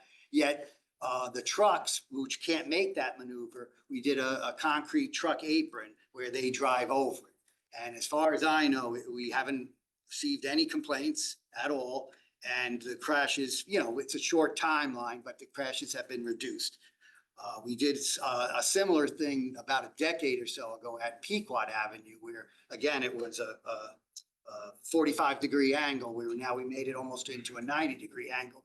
And through the efforts of the police department, DPW, and engineering, we went from 30, I gotta say this because it's a little bit past, but say from the years 2018 to 2023, we went from 37 to 0 at that time. So, and you mentioned that was a decade ago, well before this buzzword or phrase. Oh, yeah. It's just formalizing a concept that you've been trying to do at a. Oh, yeah, absolutely. But it's more of a, oh, go ahead. Sure. No, I was gonna say yes, and if I could add to what Bill's saying, it's more the way you're designing the street, more multimodal, less car centric, so a lot of it is projects you're still doing, you're just looking at them differently. Yeah. So I think some of the other costs. That's why it's hard to quantify, right? Yes, but some of the other costs I think you're referring to with DPW is like the increased pavement markings that we have to do. Things And like we're not, some of the items are covered already in the budget, like Yeah. when DPW paves a street, Yeah, the ADA ramps, by law, we have to upgrade them. Well, we have money in the budget for that, based on the 5-year plan. So It's not like a budget line that says Safe Street. It's, you're basically doing things you probably otherwise would have done, maybe looking at it a little differently. yes. But things we would be doing anyway. This Or is should just- be doing. Should be It's just doing. This kind of forces you to focus on this a little bit. Yeah. the small hanging fruit, yeah, it's already incorporated, no problem. If we go a little, if we expand the project a little bit more, especially after our grants, that we're getting, then from there, we could either get grants, more grants, and then therefore it's not a burden on the taxpayer, or we would have to provide a quote, complete streets line item or something like that. Was the change in the intersection at the bottom of Stilson where it intersects with Mill Plain, was that part of the complete streets? It sort of was. Originally, it was a drainage project, and that's what the main purpose was. And then while we were there, we had the contractor, the developer, put in some new drainage lines from their development. And then we decided, you know what, the one house was down low, we were getting drainage complaints, let's move the curb in. When we moved the curb in, we were like, you know what? A lot of people thought that there were 2 or 3 lanes there because it was so wide, but it was really only 1 lane. So we just narrowed it down and provided that. And it turns out being a safe streets or a complete streets component, because the crosswalk, which used to be 120 feet across, now is only 60 or 50, I think it was 55 feet. So we've reduced the crossing distance, which obviously every time someone's in the pavement or in the roadway area, you're making it safer. Can't, But you cause a traffic jam. I mean, there's traffic coming down there. I'm getting sometimes caught in 12 cars. I counted them, 12 cars. if, Traffic jam. that's right, I at wanna 3 come to you o'clock, now and at ask 3 for- o'clock. I want to ask you, should you put a traffic light there? And have arrows and stuff, because it's like getting crazy. Well, you know what, though? I'm gonna play the budget game on you. The traffic lights are almost going for $1 million, just to Okay. let you know. And it has to meet a specific warrant, so we'd have to look and see. Little solutions are causing I understand what you're saying. It was so wide, but you know what would happen is maybe it wasn't marked as a separate lane, but the people making a right turn, stay to the right. The people making a left turn, stay to the left. True, though, but how many, and if you've been there a lot, how many of them didn't really do a complete stop because it was so wide, they kind of just Being on the, rolled through, taking the right turn. taking the right. Oh, I turn. see that all over town. Right, yeah, You're not gonna stop that. No, but if you tighten it up. We're not gonna debate. I know, we could. Gotta stay on topic. You guys can get me a list of what you think the cost on a year, because I'd like to keep track of it, because I consider that the RTM passed it. First time. It's an unfunded mandate. You used that word before about the stuff the state does. It's kind of an unfunded mandate. The taxpayer pays for it, whatever that is. So, Keep everybody safer. I don't know. We'll see. We All users on. start doing the calculations on that. I'm still waiting on some of these I do have diets to do a head-on collision. We'll see what that costs us, you know. You mentioned a traffic light's $1 million. What do 2 stop signs cost? Just the stop signs I along. mean, to whatever steps have to be taken to make that a 3-way stop there, because I agree with Mr. Walsh's point. I respect that a more narrow intersection is safer for pedestrians, but there was effectively a right turn lane and it does back up if someone's taking a left. Now, every car behind it has to wait because there's so much traffic on this way. That's true. So, That's true. I think a compromise here is not just like, let's not spend $1 million on a traffic light, but if that becomes a three-way stop, I think that solves a lot of problems and would do it cost efficiently, but I'll defer to you. What would that entail? Well, again, it has to meet specific warrants. There's this manual called the MUTCD, Manual of Uniform Traffic Control Devices, that you have to, and it's by law, by state of Connecticut and by Federal document. federal, yeah. And so you have to follow that, and if it meets the warrants, then the next step would be probably to do a study just to make sure it doesn't back up now 3 lanes of, 3 roadways or approaches. And if it did work or whatever, putting up stop signs, stop aheads and whatever, it's probably, you're looking at probably a $5,000 range for, if you were just doing that. So, So what cost would the town incur to do the research before they come to the conclusion to spend $5,000? Is it a $50,000 effort? Is it?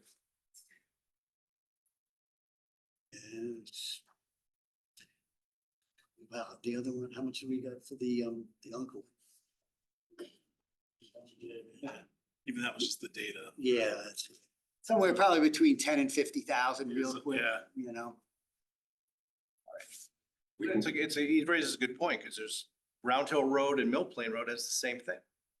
Oh, yeah, right, yeah, Yeah, because it's skewed, right. It'd be a little simple, it would be a little simpler, but that's what happens, because if you were kind of do it the same thing at Round Hill, Mill Plain didn't have that stop sign, good luck to you, that would be backed up. If it meets the warrants and the traffic isn't, whatever, it's something that could be considered. Yeah. Thank you. Anything else on engineering? You'll get us the numbers on the. Yeah, Thanks, I appreciate it. Oh, for Jared. Is anything being done, that circle you guys put in, Dwight? Anything like, has there been, I almost get nailed there like multiple times, damn, going to that circle. There has to be people complaining about it. There have been some, it's been effective in slowing down traffic, but we're gonna be looking at it again, and just yesterday before the Board of Selectmen, we had the $1 million Reading Road grant, and so we'll have them, another consultant, already had a couple look at it and give us their ideas. Frank's been looking at it It's a and, disaster. well, And there's like a big cave in there from where the fuel's missing, like, it's just really. Yeah, I mean, I almost got nailed yesterday going towards Dwight. I almost got nailed today. Because the circle's too small. It seems like. It was meant to I think the circle's too big almost. I don't know.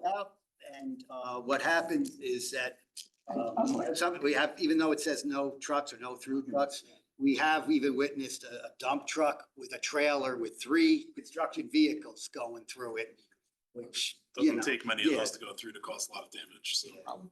And I think a lot of it is just basically upkeep, we weren't gonna regrade the island and give it grass and do whatever in the winter, but I'm sure DPW, correct me if I'm wrong. No, yeah, will we're be- reviewing will be- but dressing it We're up, gonna figure out if it needs some redesign before we. tweaking or redesign. You're saying people are like, not, like, you're getting in danger, right? Not just No, talking it's about. actually dangerous. Yes.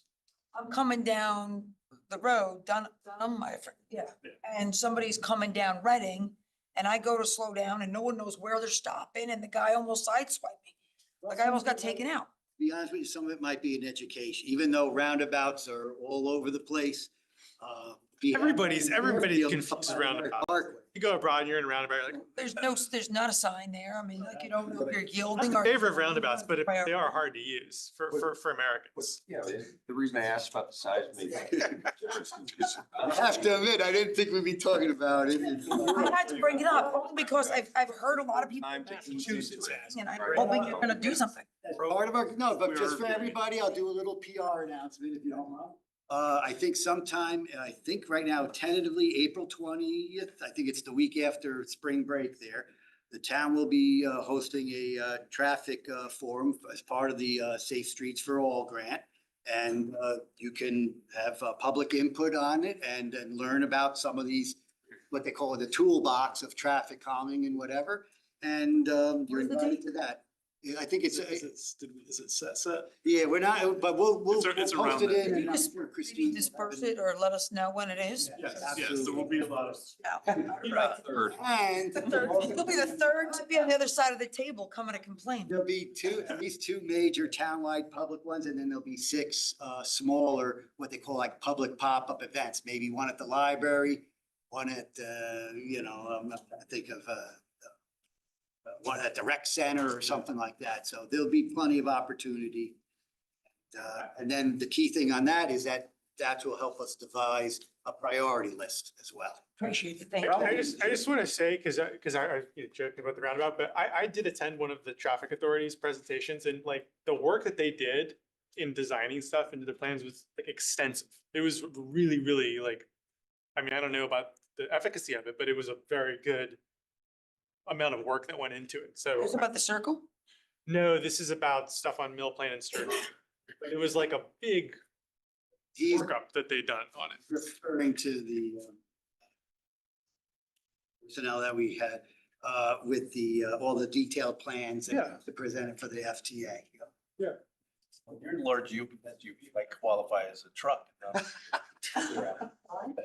Not allowed to be That there. might be the problem. Stark has the same one, same car. It's like the size of a small body. It's a question all the time. When is Mill Plain getting paved? This year. This year? Spring. It is dangerous. This fiscal year, before we get to. It's been horrible. Get that ball. Side Yeah. drive Good to Stilson. Side to. Okay, if nothing else on engineering, we'll keep you here for a moment. We'll just talk about the one line item in, related to street lighting. Number 4070, page 128. This one's a real easy one, I think. Thank God. The streetlight complaints come to us, but God, we pay the bill. utility, so. Thank you. Bill? I forgot I was gonna ask you. This conversation. Not a problem. Don't ask I just want to make one comment. When I was asked about that 8,000, it's not per month, it's a year regarding the level lights. I know I was asked about it. I was thinking about it, no, that was wrong. It's about. 8,000 a year. It's 8,000 annual, at least with no usage. When it's used, it'll be more. So you're probably at least talking 10 to 11,000. That's helpful. You're gonna take those lights away from it. All right. And while we're in the correcting. So while we're on, we're on streetlights, Yeah, so. hold on 1 second. While we're in this moment of correcting, I do have to ask another follow-up on that. When you were talking about the cost of fuel for your snowplows, you said 8 gallons per mile. No, you say miles per gallon. 8, yeah. Yeah. All right. Right. Good. I just assumed, but it's a good follow-up. Highly contested. Did you get like reaching out? A good one. And I actually asked, I was like, that's fine. I'm glad we cleared that up. All right, So sorry about that. Streetlights 27. Streetlights. starts on 127, the number. So- Basically, it's a fixed number.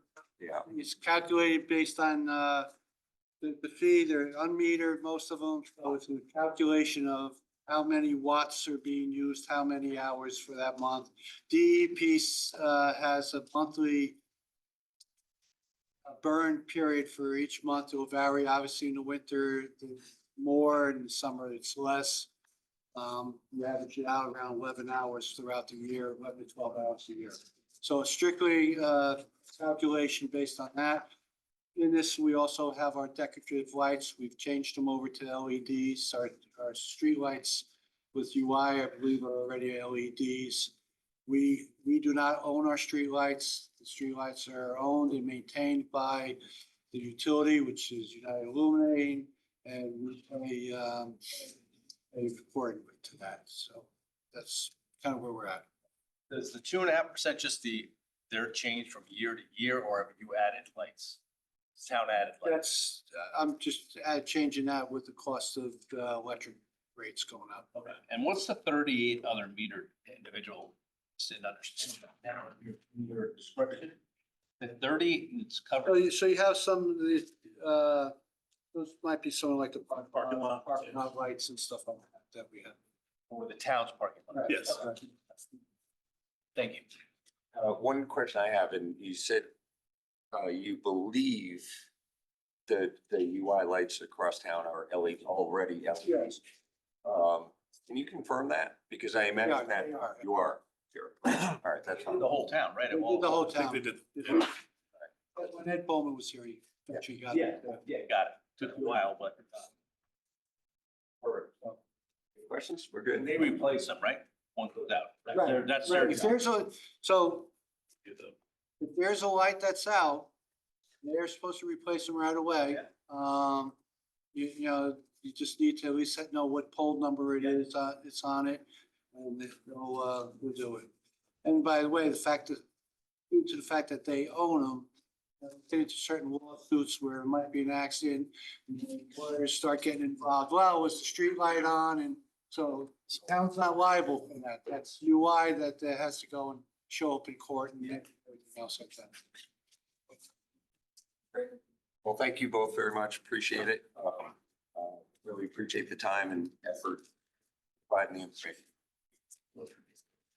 All right, next up, we've got capital projects and operations, now part of the Public Works group. So this is Department 5080, page 151, and we've got Eli Gazal here. Thank you. The Capital Projects Department has been established to manage and oversee planning, execution, and completion of projects included in the capital plan. Additionally, the department is responsible for budgeting, financial tracking, and reporting for capital projects. Going through the budget request, payroll and social security contributions, overall, there's a decrease. Decrease is due to reorganization and transfers of 2 full-time positions out of capital projects. There is a reduction in fees and professional service of $10,000. There's a small increase on special departmental supplies. And that's simply just to stay aligned with union and OSHA safety guidelines.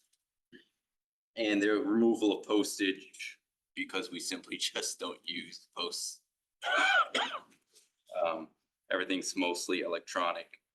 As far as what stayed the same, IT, communications, office supplies, educational memberships, travel and meetings. And also, we are continuing with the capitalization line item. Overall, it's been working very well. Each person in my department, each PM, including myself, has been logging their hours, and then we send that over to finance and they book the hours. So overall, it's been working as planned. Anthony. Mr. Ricky, I have a couple of questions. So, the grant manager, what budget, can you just remind me what budget that's in? Finance. Finance? Reports top. Okay. And then you're now under DPW. You were under chief accounting or the finance, the Becker umbrella. Right? Yep. Where were you before that? I was in engineering. So under DPW? Correct. So you went back. Back to the okay. future. All right. And then, on the audit, when you went through the audit with this capitalization, were there any questions or concerns or findings on that, or how did that go? There were no questions whatsoever. That's all I had. Thank you. Mr. Walsh. How did it come about that you went back to Frank's department? I'd like to know that. I saw Frank's presentation. So I'm just gonna ask a general question, and I'll let you guys talk about it. So how did that all occur? Because under the Gerber administration, wanted you specifically, are you still up in the finance department area? I am in the finance. And then you would think, Mr. Becker, How did that all change? Was that a failure that what had happened? And now you realize it's just better to be back under DPW? And then I saw your presentation, which I don't have a paper copy of, so Yes. just having to talk about it. But I saw you had a flow chart of how things would flow. How things would flow, and then they would come to Eli's department, and, you know, at a certain point, no, things would happen, be approved. Then Eli's department would kind of manage it and make sure things came on budget and things like that. State system, right? Okay, Yeah, it's very similar. that's the way it's gonna happen. Yes. Is that all just town projects? As opposed to, Well, Eli, correct me if I'm wrong, but we were sold this bill of goods about it being when Mr. Gerber set this thing up. It was not just all town projects. It was sewer projects. It was even Board of Ed projects you might manage. Board of Ed. So you were managing Board of Ed because you were gonna save us so much money on not having to have construction managers or, you know, whatever. So Which are we are you, currently doing. okay, are you gonna keep, Frank, and I wanna hear it from your mouth too. yes, I wanna hear a commitment to you. You're still gonna allow them to do that. That's what we were sold. yes, they're still actively working on sewer projects as well. School projects, school projects. School, We oversee school projects. We don't necessarily manage on a day-to-day basis. That's Yeah. usually done by colleagues. Okay, weren't you doing that though? When we were told that you were gonna do this, we were gonna save money. We were showing us money that was not gonna have to be, we were gonna have a construction manager. We were gonna save money by not putting that into school project budgets. So now you're telling me that that's not gonna happen. What they said. Yes, that is what they said. Did it? It's representing what was said. I'm They not- said specifically on bigger, huger projects, they would probably have to hire the construction manager. But on smaller projects, it was fiscally responsible to have someone like you manage it. They never said they were gonna get totally away from hiring outside construction managers. They're doing Dwight School right now. You're not doing that. And I don't have the- anticipated you could do that. Like school. That's not what they said. I just think it's gotta be clear. What school, at the school you do? Give me the list of the projects at the school for the Board of Ed that you're doing. We can get all. Yeah, I'm gonna speak to that. I mean, Yeah. I can't go back. When this first came and the change in the creation of this group, what happened then? I'm telling you what's happening now to answer your question. When Mr. Batiste came on, when Mr. Becker left, when I came on, Mr. Gerber, and Mr. Becker aren't here anymore. I thought it made talking to the projects that we had, I mean, you know, all of the WPCA projects, the floodgates, the roads, that there's enough town projects right now for this group to be focused on town projects. Mr. Gazal, while not in overseeing school projects, still tunes in to the Dwight School Building Committee. Asked him just to kind of oversee that and serve as a resource, has advised that committee, is available to Angeles, Mr. Papa George, if needed. But there's enough capital projects on the town side right now for this group to be managing those projects, right? What school And I think projects have you worked on? That's right, because you were told, you guys were before us and said you were gonna manage some school projects. So which school projects have you managed? We have not managed the Board of Ed projects to date. We've managed engineering projects, we manage WPCA projects, we manage police department projects, fire department projects, WPCA projects. Library DPW projects, facilities. DPW facility projects, the rec, I mean. Parks and Rec projects. It's I Penfield. just don't have the capacity to take on more. Okay, so you've take done, on bigger you've projects. done 0 Board of Ed projects To date, yes. today. Yes. Nothing in there, like, We meet with Angelus on a monthly basis. We get reports on where the projects are, how the bonding going, financially, like how they're going to cash flow, status of the projects, but we are not managing the day-to-day operations of those projects.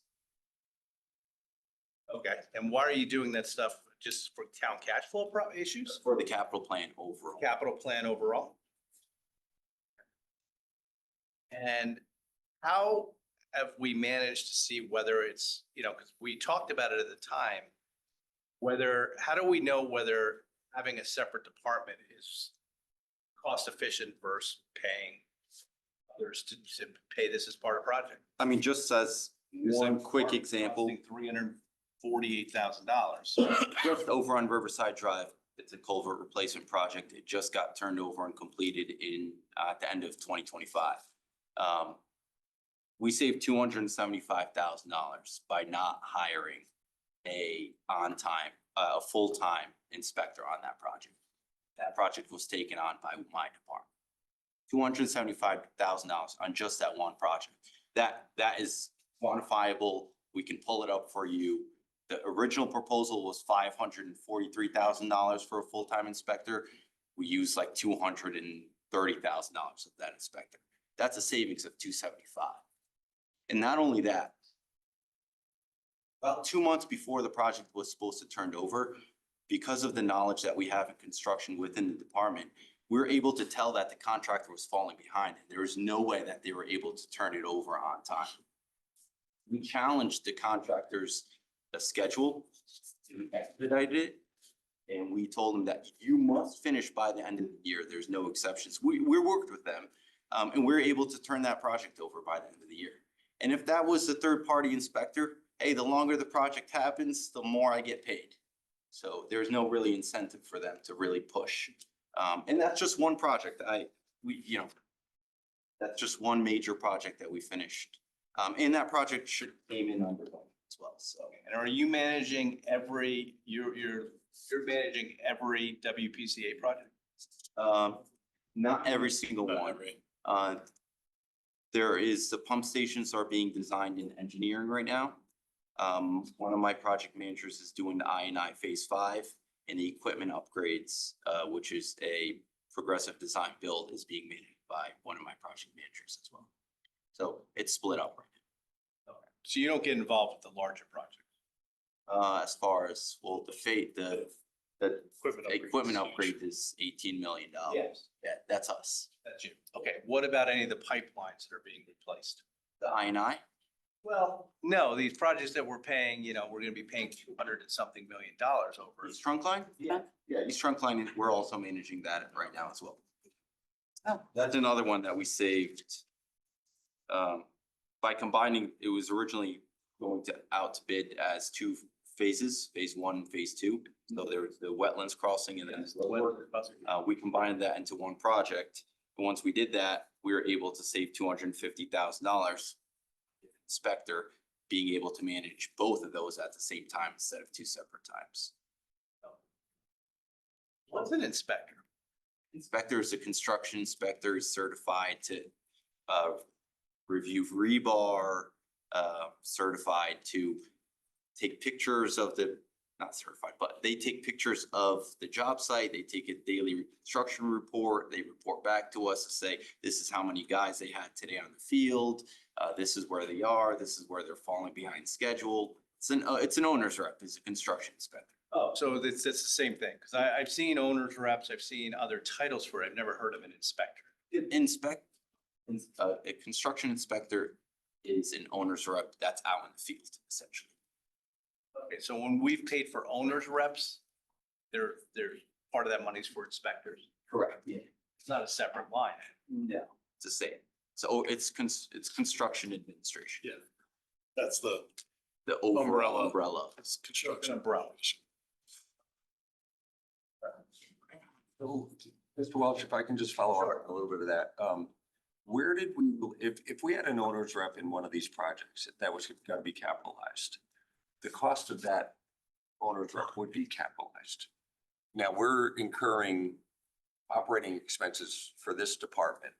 I thought there was a discussion last year, and I don't recall but where did we land in terms of taking a portion of your department expenses and allocating those expenses directly to those projects so that they could be included in the bonding for that project and reduce the operating?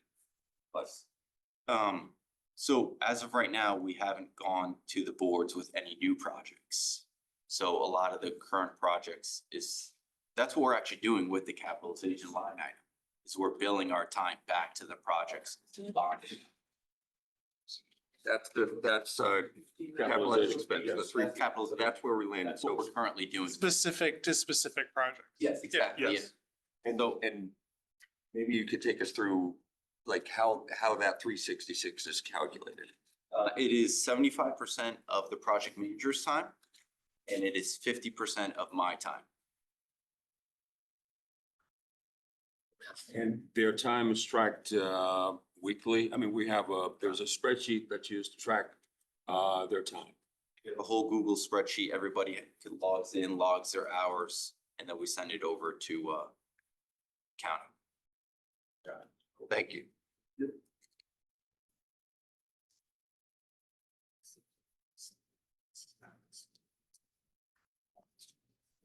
All right.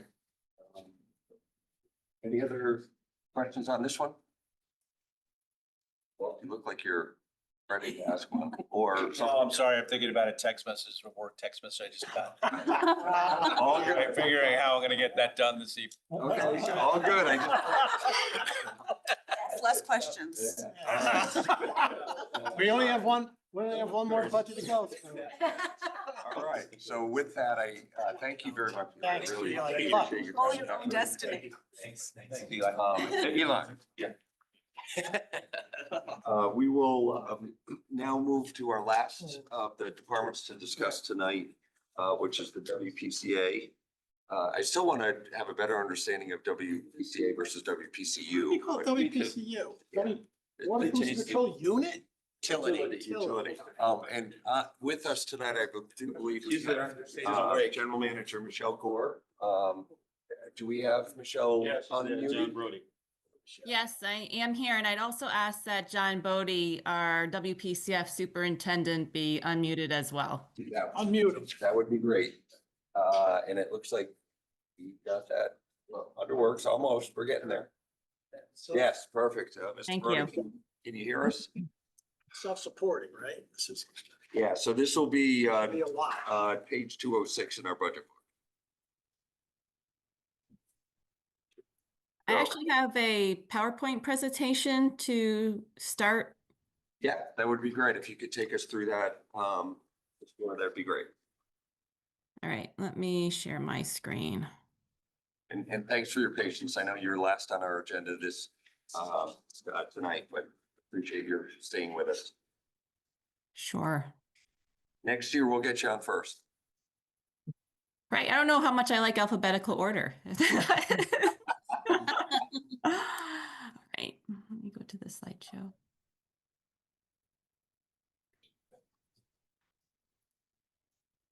All right, are you able to see my? Yes. screen? Yeah, we have a printout too. We have a printout and we Okay. do your screen as well, so that's great for the public. Okay, perfect. And I'll just preface this. I did hear that there was a question about what exactly is the difference between the WPCU and the WPCA and possibly the WPCF. I get this question quite frequently, and I'll just give a really quick high-level explanation.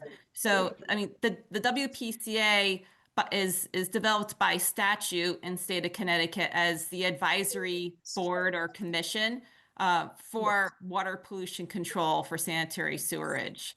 And the WPCU is the utility. We're actually the department of the town, operating similarly to any other town department that operationally performs the day-to-day tasks of ensuring proper management of the sanitary sewerage system. And the WPCF, of course, is the actual wastewater treatment facility itself.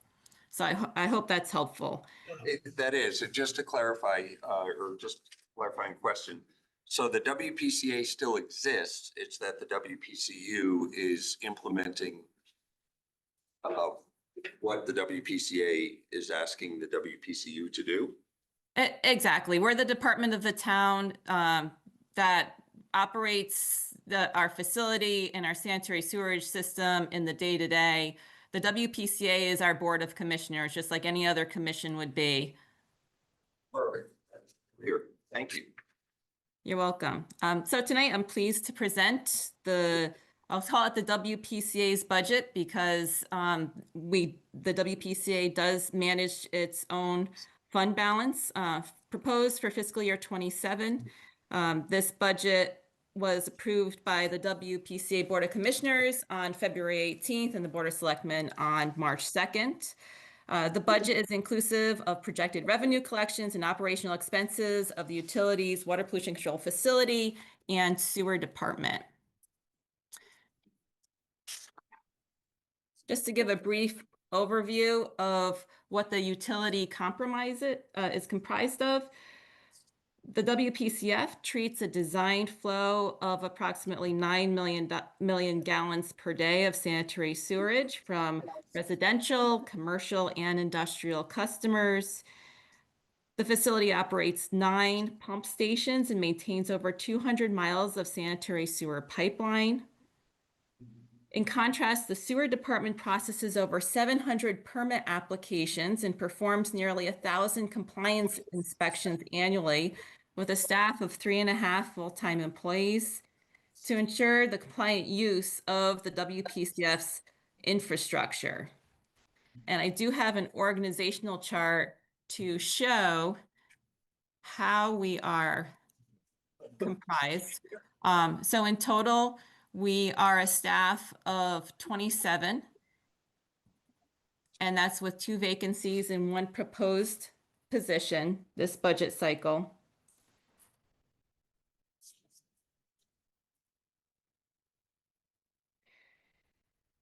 This coming year's budget projection for revenue intake is at $12,547,269. This is up by 5% from fiscal year 26. The fiscal year 27 projection for expenditures is at $12,928,413, up by 6%.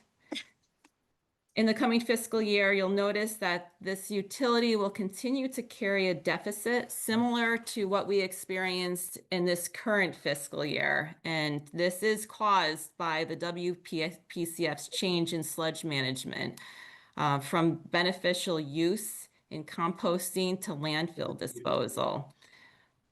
There are certain new expenditures in the coming fiscal year that are related to this, specifically research, evaluation, and implementation of alternative sludge management schemes. I'd also like to note that this deficit is approximately $100,000 lower than what WPCA's 2025 financial model was predicting for fiscal year 27. I'll get into that in some more detail a little bit later in this presentation. So beginning with the revenue, this is a function of these factors primarily: an expected increase in permit fee collection for the reasons that are being provided, permit fee increases, and also developing really a stronger enforcement program, but an enforcement program overall. An actual increase in the use of the WPCF by septage haulers, which we haven't seen in more recent years. An estimated 10% increase in sewer use bill collections. And this is a combination of an anticipated rate increase in fiscal year 27 that will equate to at least 7%, combined with consumption and new accounts of about 3%. Also an increase in surplus sales and updated incentive alignments. And this is with year-over-year actuals. And then I know this was discussed during the Public Works budget proposal, the new street opening permit revenue account previously held by the Department of Public Works, but that program was managed through the sewer department historically, and we've assumed that account. I would like to note that the monies that are collected from that permitting and compliance program are regulated by the state of Connecticut. We could only collect so much revenue from that permitting process. It is regulated by PURA, and PURA has made decisions on that in the past. The fees that we collect can only be based on what resources we put into administratively issuing permits. So I just wanted to note that. We do have certain revenue areas that we're projecting to decline or appear to decline in the coming fiscal year. I'd like to note that although, overall we are projecting for an increase in revenue, accounts such as inflow and infiltration fees, these fees are collected with the issuance of sewer connection permits. You'll see that this appears to be a decline, possibly in system usage, but that is not the case. In fiscal year 27, we're merely aligning what these fees are with year-over-year actuals. FOG program permit fees, this projection is on the conservative side. We are expecting that our universe of regulated food service establishments will actually increase in the coming fiscal year due to the issuance of a new state permit that governs this program. However, our FOG compliance program is really in its infancy. We're in the process of developing outreach for that program, compliance assistance, and we do need an enforcement program. Those three aspects are really key to the utility's ability to successfully collect on fees, and that's why this is a conservative estimate. What's FOG? Oh, I'm sorry. This is fats. This is the Oil and control of grease. fats, oil, and grease that are entering the sanitary sewer through food service establishment practices. And then I will note that you'll see what appears to be a decline in past due sewer use fee collections. It's really not a decline. We were overly aggressive in predicting for fiscal year 26. This is something that David Klazuski, our tax collector, and I really looked at in detail in developing this coming year's budget projection. The fiscal year 26 projection was based on raw actuals and off of a year that was actually very high. And that was really not the most accurate way to project. So the numbers that are identified in this proposed budget are using an interest to fees ratio. And I think that that's a much more accurate approach. We're not over projecting. Moving on to expenditures. Our expenditures are primarily attributable to administrative cost increases, so payroll, insurance, liabilities associated with such.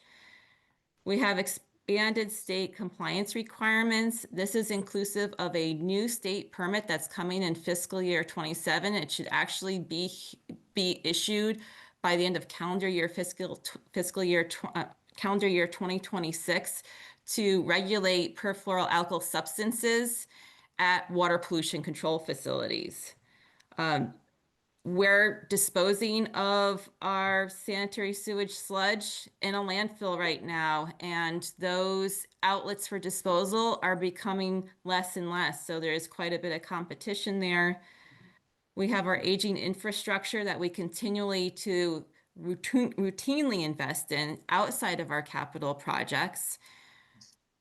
We have an increase in bond redemption as a result of the capital projects that we're holding and moving on. We have challenges in recruiting for our workforce. So you'd notice on the organizational chart that I displayed, we have two vacancies that have been longstanding. They were 2 operator vacancies previously. We reclassified one of the operator vacancies to a maintainer. We moved one maintainer up to a higher level a few months ago, and then his maintainer vacancy, we are looking to recruit from within for. And then there's the new leadership position that's proposed for the sewer department per the town charter. So what is the water pollution control utility doing to control costs for the coming fiscal year? We are committed to maintaining and reducing our costs across all of our usage, lab work, maintenance, fleet, our process control. These are just some examples of where we have really honed in on controlling costs. We self-install all equipment that we have capabilities to install, including performing our own repairs on our facility and our collection system.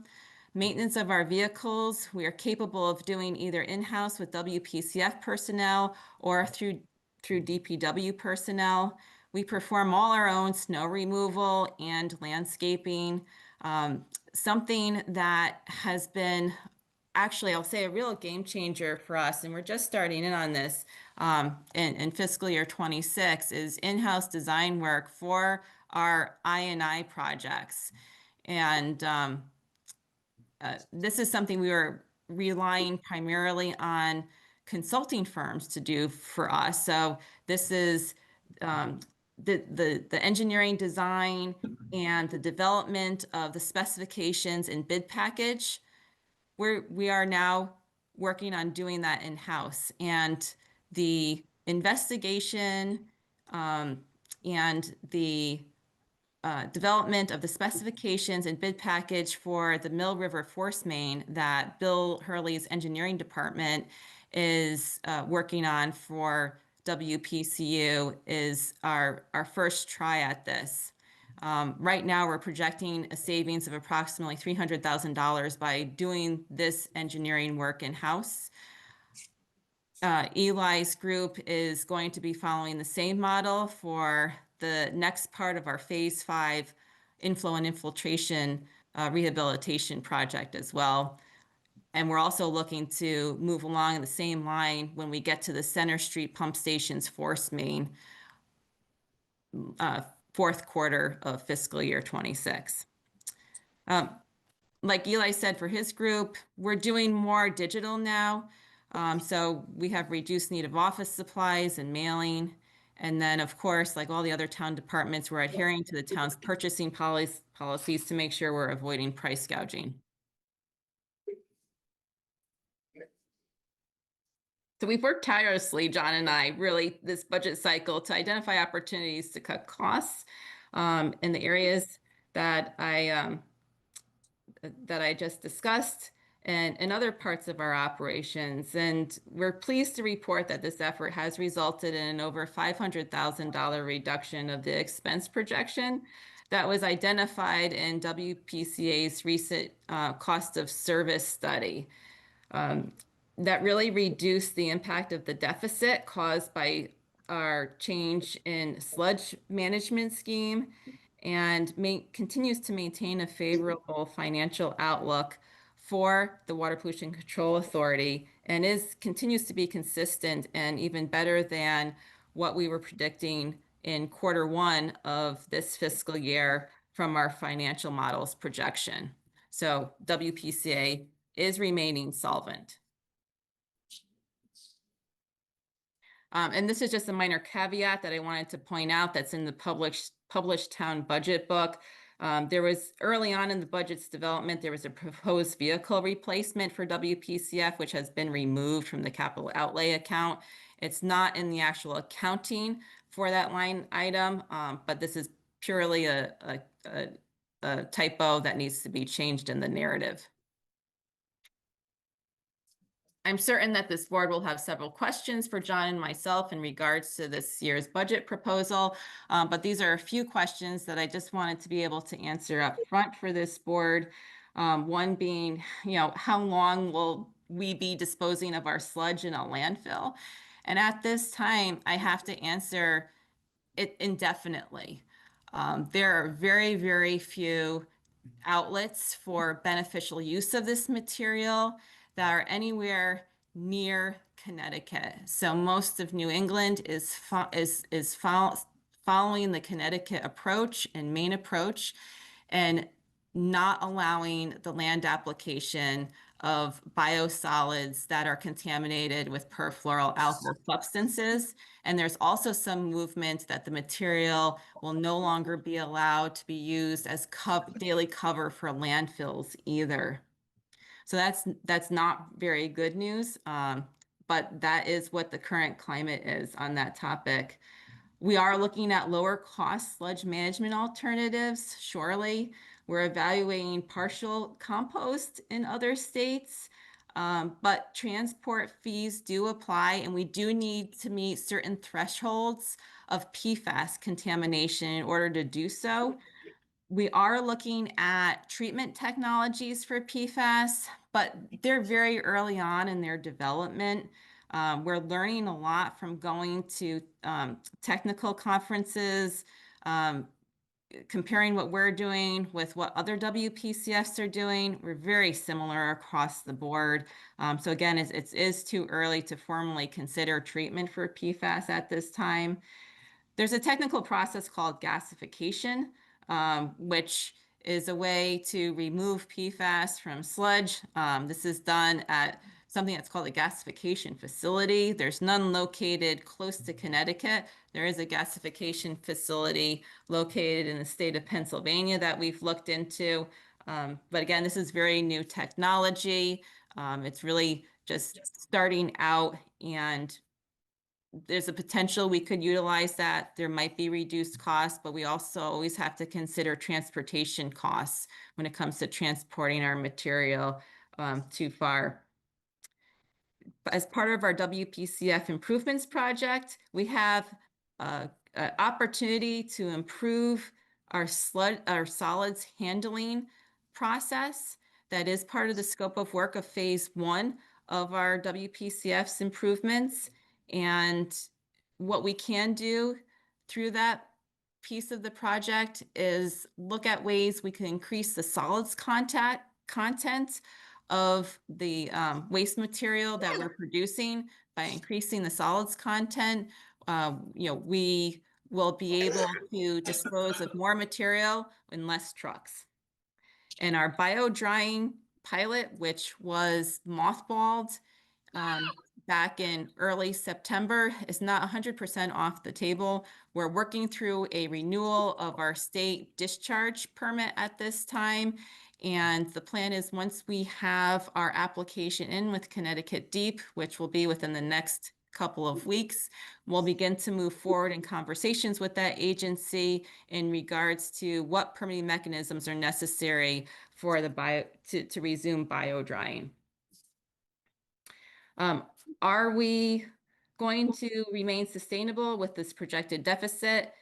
Yes, our financial model is predicting that the WPCA's fund balance will be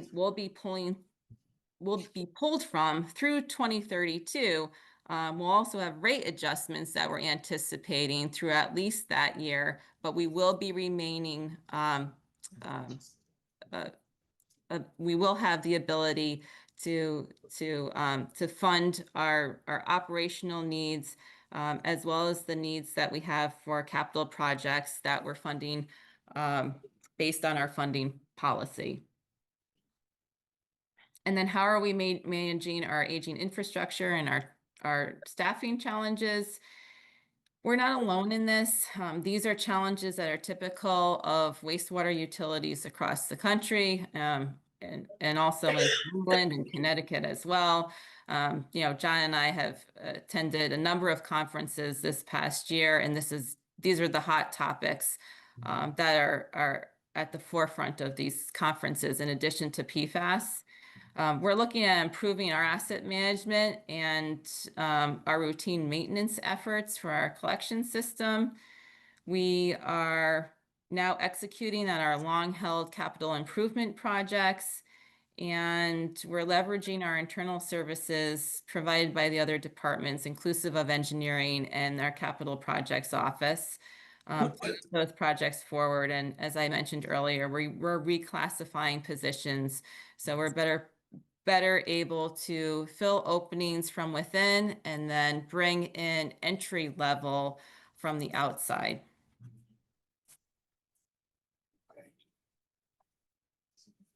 So to conclude, John and I feel that our fiscal year 27 budget maintains operational reliability and regulatory compliance. We do have rising operational costs. Those are mostly offset by increased adjustments in our revenue.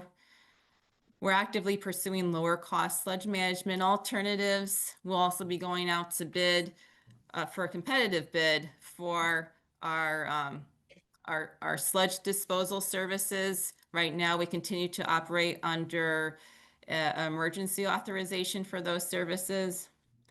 And then we continue to put a priority on financial planning to ensure that we're able to maintain these long-term costs.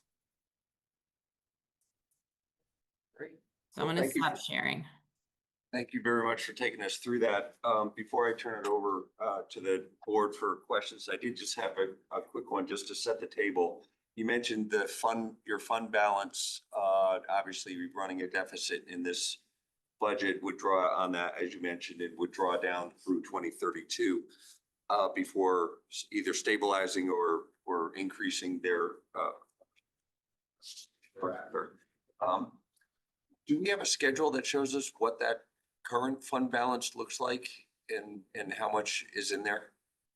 We do, and that's in our financial model. I don't have that readily available to pull up this evening, but I'm happy to share that with this That'd be board. helpful. Yeah, we don't need it for tonight, but that would be helpful if you could just provide it as part of our backup. That would be great. Sure. All right, so opening it up, Mr. Matola. Can you, I thought you mentioned this, maybe I misheard it. You have outstanding accounts that haven't been paid. What amount of money is that? What are you doing to collect those outstanding amounts? So those go to collections is handled, collections of unpaid sewer user bills is handled by the Office of the Tax Collector. And we do utilize a collections agency to do so. And then if we're not able to, if we're not successful in collecting through that means, then we do work through, I believe it's like property seizures. I'm probably not using the correct terminology. David would, but Liens. Yeah, okay. All right, you don't know sitting here. putting today liens what- on properties, right? Correct. Do you know what that amount of money is today? Well, I know that the tax collector aims to collect down to at least $500,000 of our net receivables annually out of the total. So it's over $500,000 of outstanding unpaid fees? We look to collect down to at least 500,000 or, so it's $500,000 or less. Yeah, maybe we can get some support from the tax collector on that because if I heard you correctly, Michelle, you're hoping to collect some amount of money so that you have outstanding past due amounts of less than $500,000, but it could be above that now, and I'm curious what the collection of, like, is it 800,000 going down to 450, whatever that might be, but that we can get that. So where we are at this current point in time in the calendar year, is that what you're asking? I guess I'm asking, or I think I'm we just all asking, are. what is, How much are we owed? the amount? How much are we owed? Currently, you want to know how much are we owed? Right. Okay, yes, I could easily get that data because David does provide me reports to that effect. So I'll get an update on that. Yes, Ms. Ruggieri. Hi, Michelle. How are you? Amy Ruggiero. Hi, Amy. The question for you on the revenue for the infiltration, it's going down to 460, but we're already at approximately 1.5 million. Yeah. So if you explained it, I missed it, but what's going on there? Yeah, no, that's an excellent question and you're spot on, Amy. So it's very challenging to predict what we'll be receiving in I&I fees for any given year. I would say this is contingent upon a few different factors. One of the reasons is that under WPCA's existing I&I abatement policy, our I&I abatement fees are conditional, the way that policy is written. They're non-recurring and they're also assumption-based. We're also making community development projections when we're looking at those fees. I know last year I really dug into the projection, talking with our economic development director and Pat Mahoney to see building permit outlooks. And it was still way off. We had this $1 million+ check show up at the sewer department one day. I think Pat even had touched upon this when he presented this evening about, the projecting revenue for certain types of building permits. It could be challenging. These permits could be held up in litigation for some time, especially the larger ones. It's a reason why building permits don't necessarily equal I&I fee collections, which are connected to the issuance of sewer user connection permits. The fees are only triggered if the projects actually proceed in a given year, connect, and then discharge to our system. Well, can I just have a follow-up question on that? So if I heard you correctly, there's a lot of variability on this line. You can't necessarily base there's or forecast or proposed number based on historicals or trends or anything like that. So how did you come up with the 460? The 460 is based on previous year's actuals. So can So, I wasn't. I want to stick with wasn't- you for a second, yeah. So building department took their revenue up. So when you reference that Pat spoke earlier, I Yeah. know that a lot of that is Not- also. not- Yeah, not every building permit means there's a sewer connection. Yeah, I definitely understand that because I'm on a septic, which I Sure. regularly complain about. But this just seems like it's our second lowest year in, out of a 5-year window. And we're at 1.5 million for 7 months. Like it just seems. Again, that came in one check. We got over $1 million in one check that came into the sewer department. And I would not feel comfortable in making a prediction that we were going to receive another check of that size within any given year and base our revenue on that. Michelle, where did the check come from? I just don't. No. Okay, I'm just curious. I don't know the model, but like, who pays it? The construction project? A developer, correct. Yes. Mr. Bentley? Amy pretty much asked it. I'm just trying to understand how to make sense of the last. Yeah, it's a tough one. It's a really challenging account to predict because of the variability that we're discussing. Any other questions? I have some myself, but I want to. Mr. Elwanger, you're good at the moment? Well, I guess if you subtract the million, we're still at 480. Yeah, I was just doing the same thing and there's that 7 months, And but We've got 5 more months. And Yeah. it's probably gonna grow. So the 460 might be low or too conservative. if we I guess we gotta look at it because we don't get a dollar for dollar return, obviously, right? On the WPCA, Yeah. because we do this, so it's like and we fund the difference. Right? Well, so that actually kind of dovetails into one of my questions. And I'm gonna lean on Mr. Mottola and Mr. Walsh because you guys are our historians. But this is my 5th budget cycle. My recollection of how we've handled this budget is that we would budget to a balanced budget every year. Yes. If you look at actuals, there are deficits and surpluses, but if you look at the only other budget to compare to in this book, which is last year, the bottom line of both revenue and expenses were offsets. It was balanced.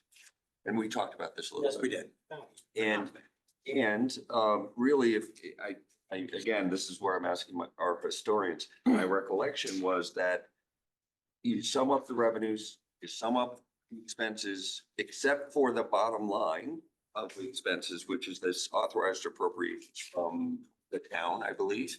And that would be the town's portion that we would pay into the fund to help the WPCA be balanced. Now, this year, we have something in that line, it's 697. But I would have thought that that number would have been derived simply by doing the math to balance the account, which really would take it out another 300,000 so that it would be balanced. Now, if we are but planning to do something different this year, that's fine. Talk about it. But it sounds from your presentation, Michelle, you're expecting a $380,000 deficit, and that would be a draw on your fund balance. I am, and I don't have it's supposed to control be over the balanced. appropriations account. Self-funded. It has to be balanced. Yeah. So if you're gonna have a deficit, you have to put use of fund balance in there to cover the difference.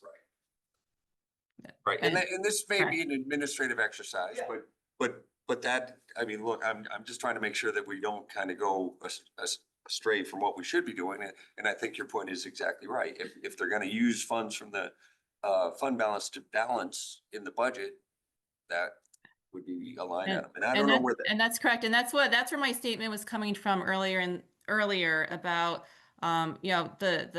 the cost of service study, the financial model, the projection from that financial model for the coming fiscal year was approximately $100,000 more that we would need to draw from fund balance this year. Right. And now to take it a step further, both forward and back, like if we really felt like we wanted to challenge the WPCU on this I&I revenue line, yeah, I would expect that we could take that up. Pick a number, Even if you took it up 250, yeah. it's pretty conservative. Or take it up by 380 and then they're balanced, right? And if they Exactly. turn out the actuals aren't balanced, then it's. Well, then we gotta fund it anyway, Right. That makes sense. but we should be Gonna balanced, Jack. Check up that number. Balance it. That would be my instinct, but that's why we're more. Have we ever, Jim, Or you don't hire 5 people. Well, I mean, I don't have. looks five. like they're having a hard time filling those positions anyway. I don't have 5 vacancies. I have 2. no, I'm saying that in your book, when you compare fiscal year 26, fiscal year 27, you're showing slightly less than, you're showing like at least a 4-person plus increase in FTEs. I added 1 position last year's budget cycle. It was a maintainer 1, a wastewater maintainer 1. Okay. Well, what I'm saying is in your budget book, you see on page 210, I don't have the budget book open right now. it says 206 for fiscal year 26. It says full-time equivalents are 26.95. Fiscal year 27 requested 31.15. That's an increase of 4 positions. I get to go through the line by line and I'll tell you where those increases are. I haven't added any new positions, so I'll need help from finance on reviewing this, figuring this out. The maintainer ones are going from 5 to 8. That's 3. no. That's incorrect. That's incorrect? That's what it says in the budget. Then we might be able to close your budget in. Might be able to get closer to 0. Unless the fiscal year 27 requested is in line with actuals and it's really the fiscal year 26 approved, that's stated. So we may not be able to. We need clarification. Yeah. Well, how many maintainer ones do you guys have? I mean, you should be able to answer that. How many of these positions? In the report chart. Yeah, it's in the org chart. On the, Yeah, they have 5. Bob Angela. I guess just how many maintainers do you have? There's 24 people. So how many of them are? Total maintainers, no matter what level of maintainer. Maintainer one. Maintainer one, sure. Maintainer ones. We have 5 maintainer ones. We reclassified operator position to a maintainer this past year. It should be 6. So that went from 4 to 5 or 5 to 6, Michelle? This is 4 to 5. So But you it don't- wasn't a new position. It was an No, operator understood. vacancy that we, yeah. Yep, understood. So it was 5 total. Before it was 1 of these and 4 of those. Now it's 0 of these and 5 of those, but it was 5 in total.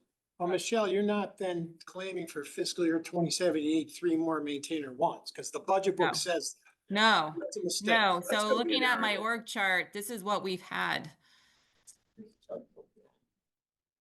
There's also no, you didn't take out the operator. The operators, there's no We still zero. have, we had multiple operator positions vacant. So we still have those 2 vacancies. Yes, you just said that. It's only 3 of them. We reclassified 1 down to a maintainer 3. So wouldn't that change the FTEs?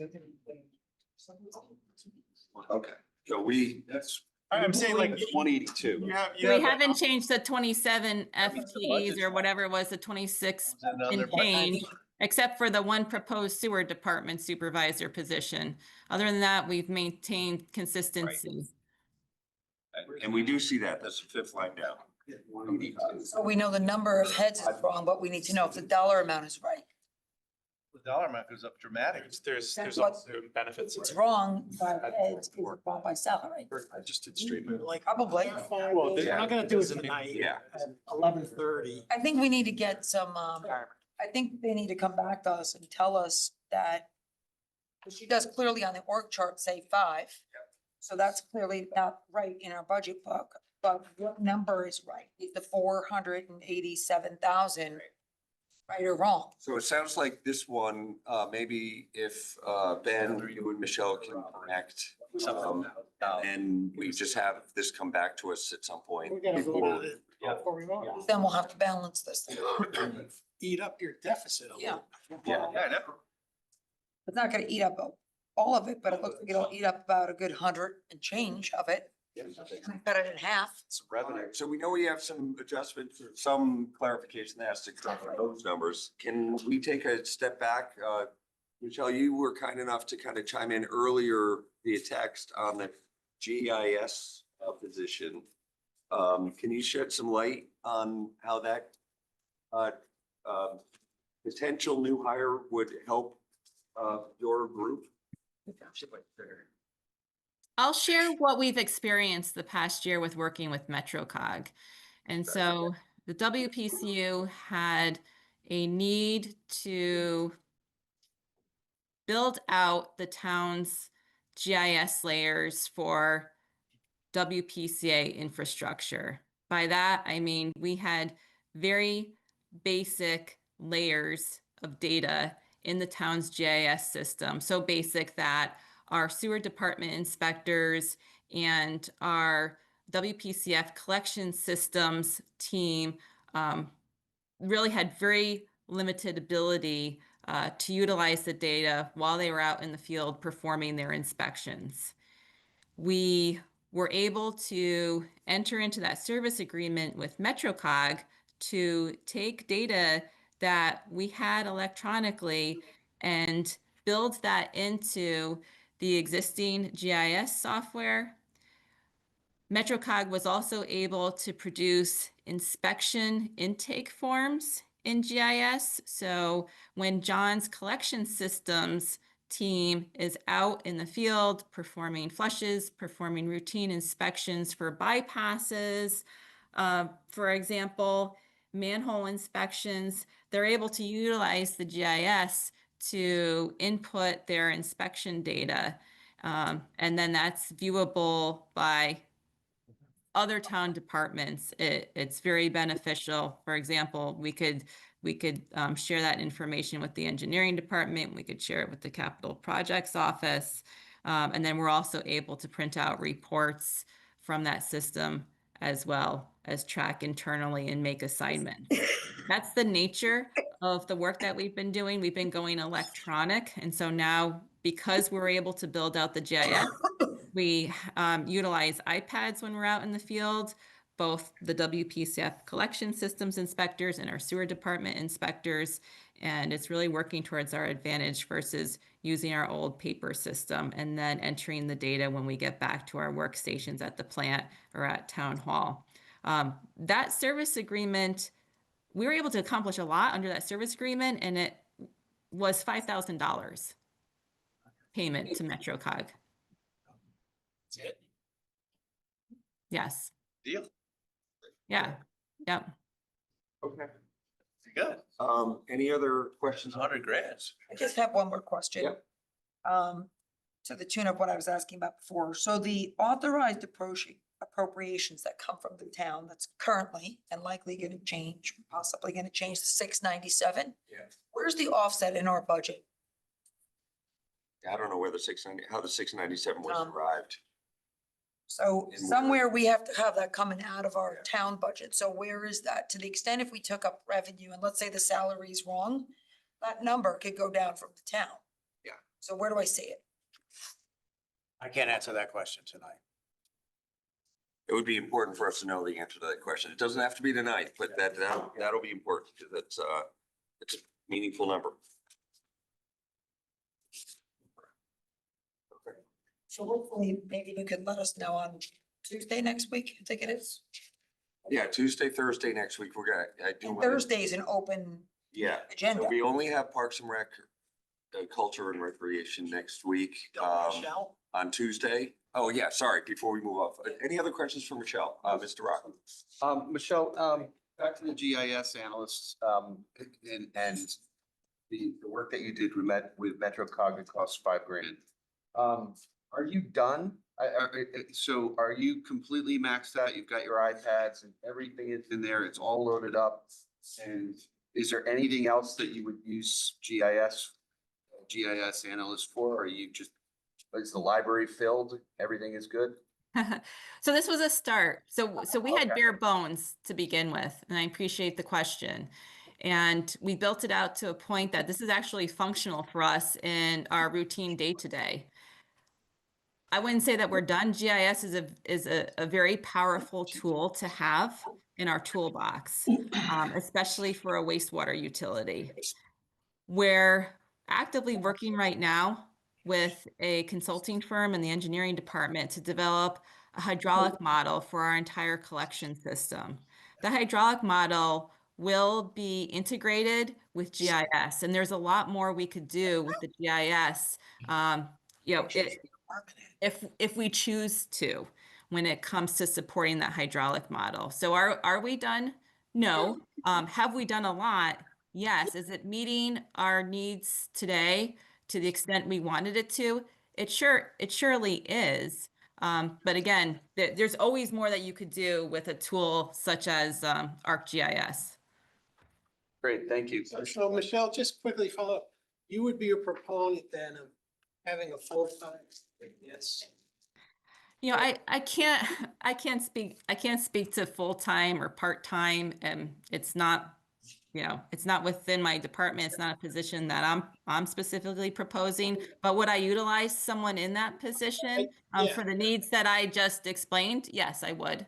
I know you wouldn't be able to utilize that person solely, but that person could be helpful as That support. person could be helpful. That's all we needed. Thank you. Yeah. Anything else for Michelle before we? Yeah, Mr. Walsh. Michelle, do you have any position you can cut back so that we give you some assignment of the GIS person to help pay for it? Pay the 100 grand, 140 grand? You know, I would like to be able to assist in that way. And I know that I hold these two vacancies, and I've been, even reclassifying one, which we expect, John and I expect to be able to fill that maintainer 3 position in the near term, as we have an entry level maintainer taking an exam and being able to move up and qualify to fill that position. But, holding that operator position for so long, I mean, I don't want to, I'm not, and not that I don't want to, but we're not capable of giving that up. Just given the nature of our operations. And if I gave that up, then I'm just going to be eating it on overtime. So it's just Would you be willing to pay the town money out of your funds to pay for that position? I think, a portion of that? not 100%, but I know that, I mean, we'd be paying for it regardless. We pay for all in-town services through fees and pros. So we pay the engineering department, we pay the capital projects department, we pay human resources, we pay finance, we pay IT, everybody who helps us out, we already pay. You pay Public Works? We do. Okay, then why don't you have them do your snow plowing? That you guys do it. I mean, seriously, I mean, I don't understand it. They're passing right by your building. I don't understand why you were talking about that you guys do your own when they're literally their trucks, every single pass, every single truck has to pass by your building.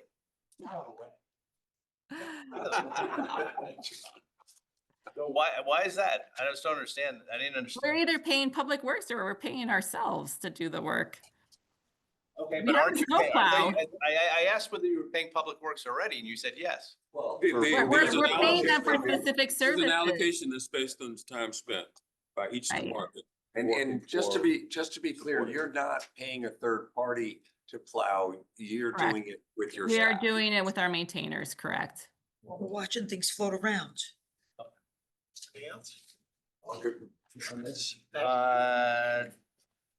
Okay. No, I'm fine. All right, well, thank you both for staying on so late. And remind me before next year's schedule, happy to try and get you on early instead of late. We'll do a reverse alphabetical order. Thank you, that's much appreciated. All right, have a And good I'll night. provide those two sets of data, the financial model and also the report from David's office. Can I just ask you one last question? As the I&I finds that the reductions that you've been doing with I&I that we keep paying money for, have they reduced flow so that our expenses are down? Have we gotten to that point? John, did you want to speak to the actual volume of flow reduction? I can't specifically quantify, but yes, there has been a reduction. All right. A normal 2-inch rainstorm in the past would bring us up to 14, 15, 16 million for 3, 4, 5 days. Now a 2-inch rainstorm is bringing us from 8 to maybe 12 for a couple days. So seat of the pants meter is saying it's working. All right. Is there a way you guys could keep track of that? Because we've gotten requests and bonds to do I&I work, and every time I've got for over the years, no one can ever quantify. For a while I was hearing, oh, well, we're still trying to find the leaks. We're using the money to try to find the leaks. But it now sounds like maybe you found leaks. And I'm trying to quantify, like, We will continue to find leaks in our Like, is there a way- infrastructure, is like there- every other sanitary sewer system. but it would be nice to know when you're finding leaks, like what the volume is going down by. Just figure Yeah. out like what the money, because we've invested, and I think we will be investing millions of dollars into this. Yeah. And to know whether it's working and whether it's The working. rate of decrease that we're on, because when Wright Pierce performed our I&I evaluation back in 2016, 2017 as part of our facilities plan, the data showed that almost half of our influent was due to inflow and infiltration sources. Okay. We will try to quantify. It's hard because of the amount of rainfall this past year, and then the year before, the first 4 months we got 50 inches of rain, which just threw it over the top. So it's going to take a while to get it really a solid number, but we'll do our best. All right, thank you. Yep. Well, again, thank you both. Appreciate it. Thank you very much. And good night. All right, before we wrap up, just a little bit of housekeeping. Can you do public comment? Is there anybody on who wants to provide? Ask. I don't see anybody on. Sustainable Fairfield is still there.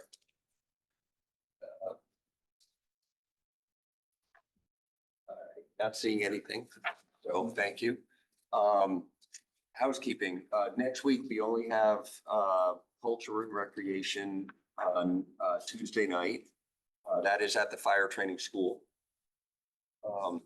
So that's it. And then that's all that we have scheduled. We do have time to, Tuesday night after Parks and Rec to add departments. I know you had mentioned something a while back, so, does anyone, I mean. I have a couple departments I'd like to hear from. One, I talked to you about the nonprofits, and the only nonprofit I'd like to hear from, which has always been our historic policy, you and I spoke about that, is anybody new. So we've never heard from the Norma Freem. That's the one new we have this Yeah, I year. mean, a very well-funded charity. So I'd like to hear from them on their needs, get their documentation, how their funds come in, you know, whatever. So never heard from, to add, you know, just another add on a very tough year, a different new add to our budget. And I'd also like to hear from TPZ.